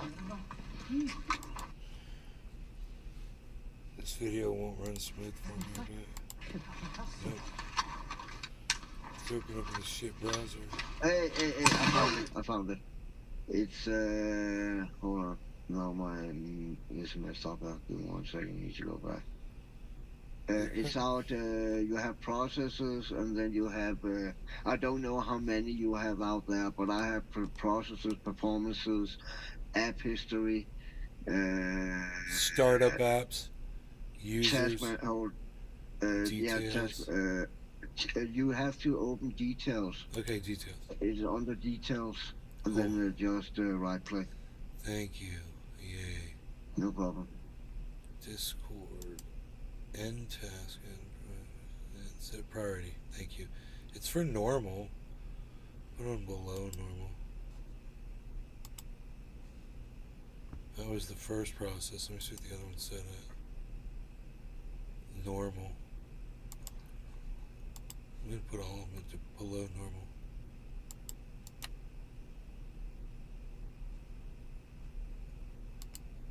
Oh, that one was set for above normal. That could be the one, bro.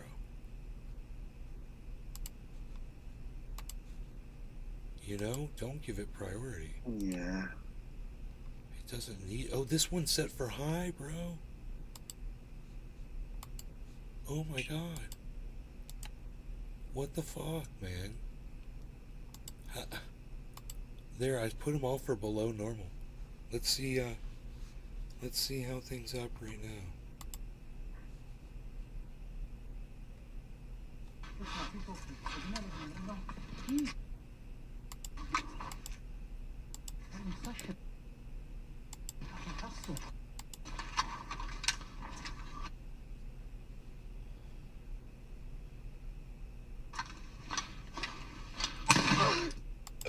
You hear me get shot. Yeah, dude. I like that part.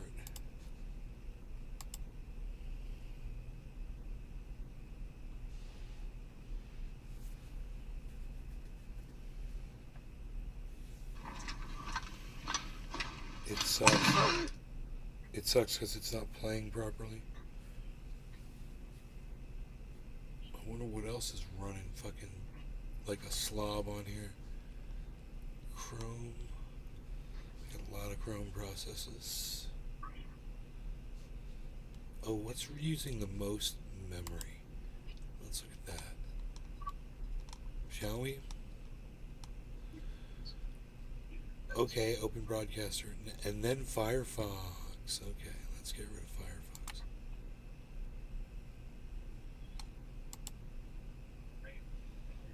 Okay, there's Firefox. Gone.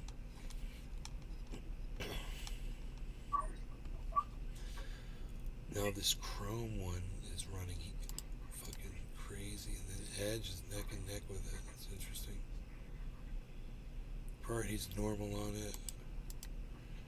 Priority is normal on both of them. Okay, cool. That's fine.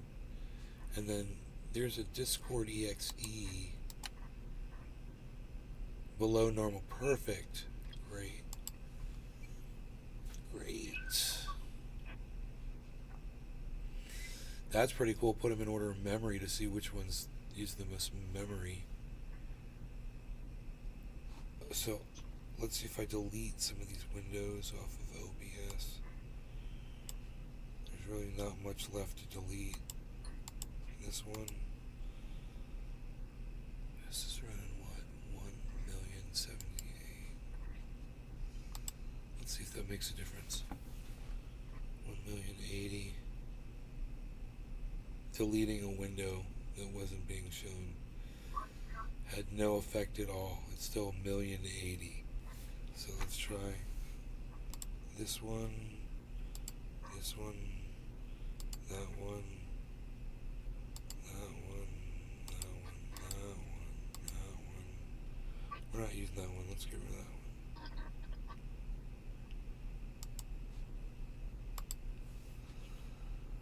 one. This one.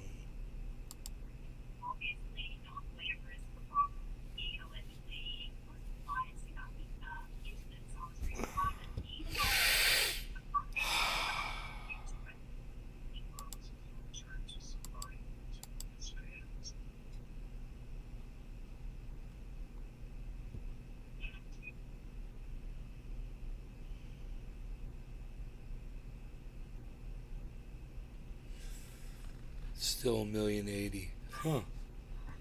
No difference. Let me switch to another screen here. See if that makes a difference. It went up. 1,078,000. Now it's down a little bit, but not a lot. And then what if I turn off my camera?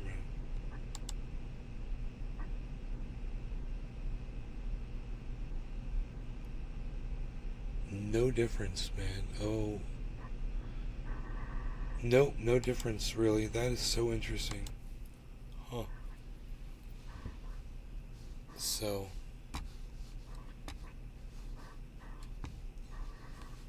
Oh, let's turn off BattleNet, maybe?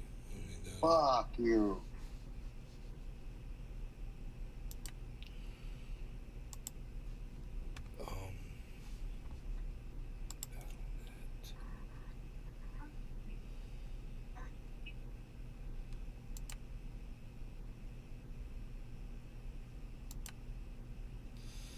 Dude, I can't close BattleNet. It's so weird. We want you to play card. Dude. Here, how about I close you from here, you little fucker? How about end task, bitch? Let's see if you can handle that. Dude, it's still up. It doesn't give a fuck. We couldn't load that. Yeah, fucking load. There's a whole bunch of processes. You better hope next time I don't click on the whole tree, bitch. Because I will. I don't see any more. I think I got... Oh wait, what's this? Where did you go, you little fuckstick? I saw it and then it was gone. Ah! I can only focus so much. My eyes are like bothering me. 33, 15, 97, 42. Oh god, Bencoin is up fucking 18%. Fucking. Whoa. Whatever.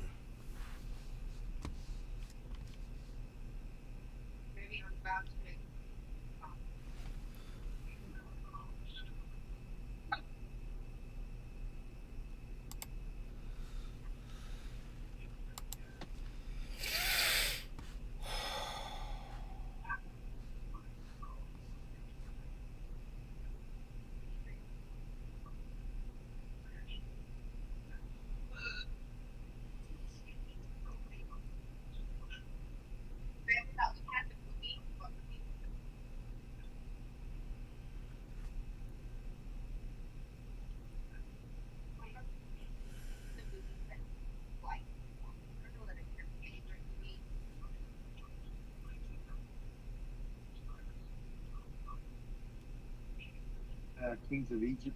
Oh shit.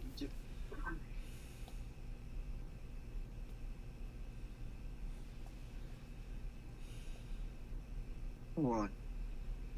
These dudes, these Israeli Navy, fucking were in a boat and took out dudes that from Hamas that were their boat got sunk, and they were swimming, and these guys in the fucking boat came up with 50 cals and grenades and just went fucking crazy, fucking slaughtering them. Fish in a barrel, bro. Oh my god, oh my god, oh my god. They fucking chewed that dude up. Oh my god, it's fucking crazy. Whole lot of brother stuff going on here, brother. Okay.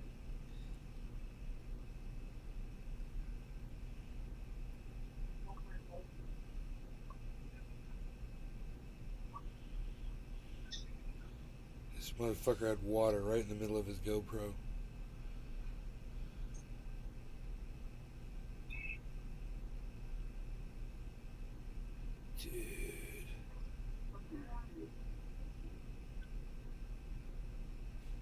I hate the way they put these little videos up at the end of videos, like little promotional videos. It covers up the screen. It's like, fuck you, you fucking cunts.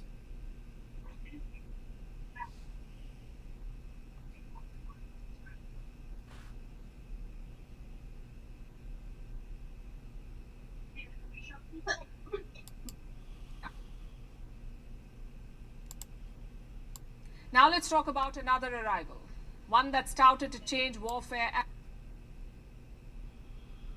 as we know it. But first a question. What is the biggest problem with Israel's Iron Dome system? I would argue it's the cost. Each Israeli interceptor missile costs about $50,000. But what if Israel had a cost-effective way to stop the rockets? A way to hit one rocket after another endlessly without having to worry about its expensive interceptors running out. Sounds ideal, right?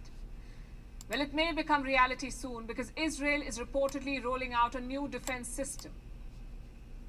It's the stuff of sci-fi movies. Israel calls it its defensive trump card. It's the Iron Beam anti-missile laser system. Our next report tells you what's the Iron Beam and how it can be a game changer. Oh, it's a game, you bitch. Yeah, it's all a fucking game to Look at cunts this like video you. from last year. That's US President Joe Biden getting ready for a photo shoot. It's at the Ben Gurion Airport in Tel Aviv. What's all the fuss for? Look at what's above his head. The giant camera lens-like thing. That's the reason for all this excitement.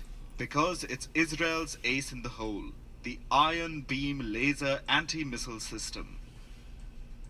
Be The nice if Iron it Beam shot is a fucking Biden in the technological head. marvel, the fruit of Be so years funny. of research in high-intensity Oops, lasers. misfire. It was first unveiled at a Singapore... Like a RoboCop fucking misfire, bro. And Biden standing right in front of him. Oh my god.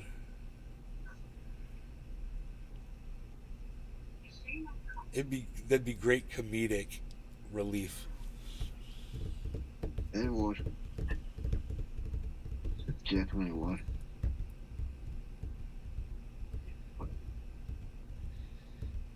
You found the video of the dude getting shot in the kibbutz, yeah. There's another video of the dudes in the water, bro, from the Navy. That one's crazy. That's from 7 days ago. That one's crazy, dude. You see dudes in the water and they're just coming up. The guy's got a GoPro right on his thing. He's getting on a goddamn 50 caliber and just shooting motherfuckers in the water, dude. There's nowhere they can go except down, dive underwater, and then he just sits there and just shoots where they are in the water, dude. It's fucking crazy. It's a crazy video. This is all going on right now.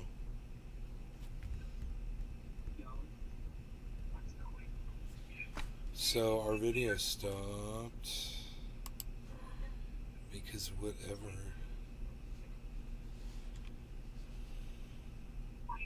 And leave Discord and come back.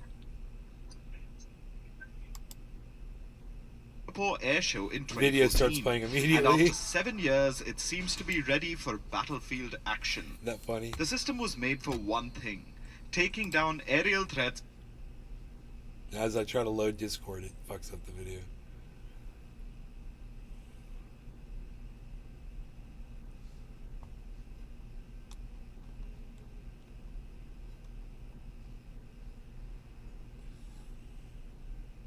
Welcome back. Thanks, bro.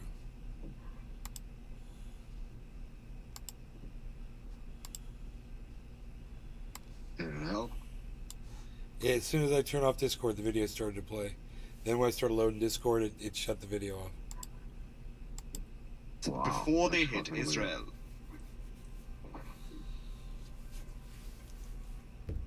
First, let's look at its stats. The Iron Beam reportedly has a 7 to 10 kilometers. Can you download the video and then just play it? I don't know how. Oh, okay. But if I played it on another browser, I'd be fine. I'm range sure. of between 7 to 10 kilometers. Israel has said Look, it's loaded all of this. Supposedly. It's got all that loaded Yeah. in. it can focus the beam to the diameter of a coin within that distance. The Iron Beam fires lasers that can reach energy.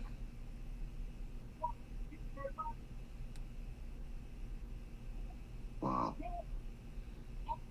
Here's fucking goddamn Marjorie Taylor Greene's Jewish space lasers.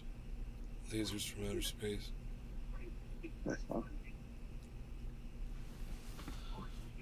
Come on, let's see what's going on. Bitcoin's down.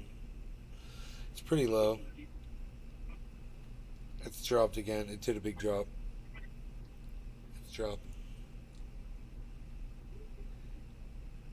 Might be in the process of making another inverse head and shoulders or a double bottom. Getting ready to go back up.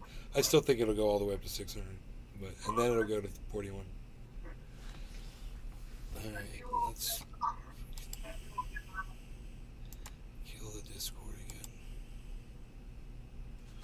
See if the video starts to play with Discord off.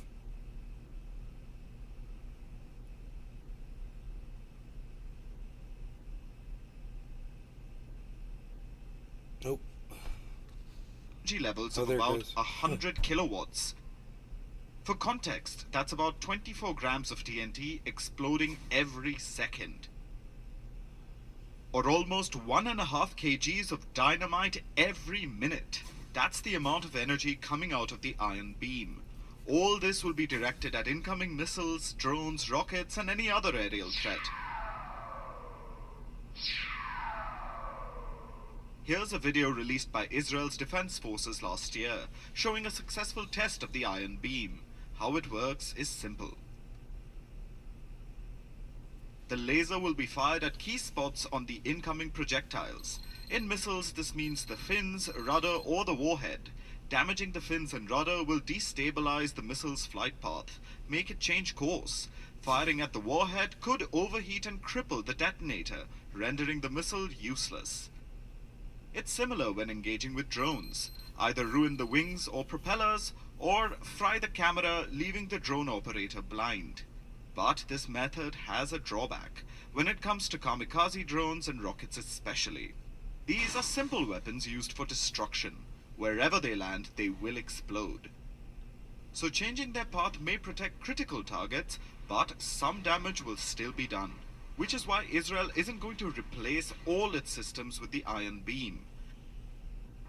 The laser is meant to augment, not replace, Israel's existing missile defense systems. It will try and mop up the projectiles that slip It's through too the cost Iron effective, Dome. and it cuts out all of Like the a goddamn short-range laser defense support system. the missiles that you got to could buy be the from initial America. plan anyway. and But keep the your deal Iron Beam going. and other lasers will get stronger over time. They could eventually replace other costlier systems. While building the Iron Beam certainly isn't cheap, using it is relatively cost-effective.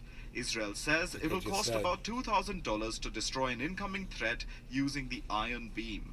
Compare that to $50,000 per Iron Dome interceptor missile. Dude, look at dude, were those goddamn anti-aircraft fucking bullets? Did you see the tracers? That was bad as fuck. Alright, let's fucking turn this off. I'm gonna turn on Discord one more time and turn this video off. Fucking Discord.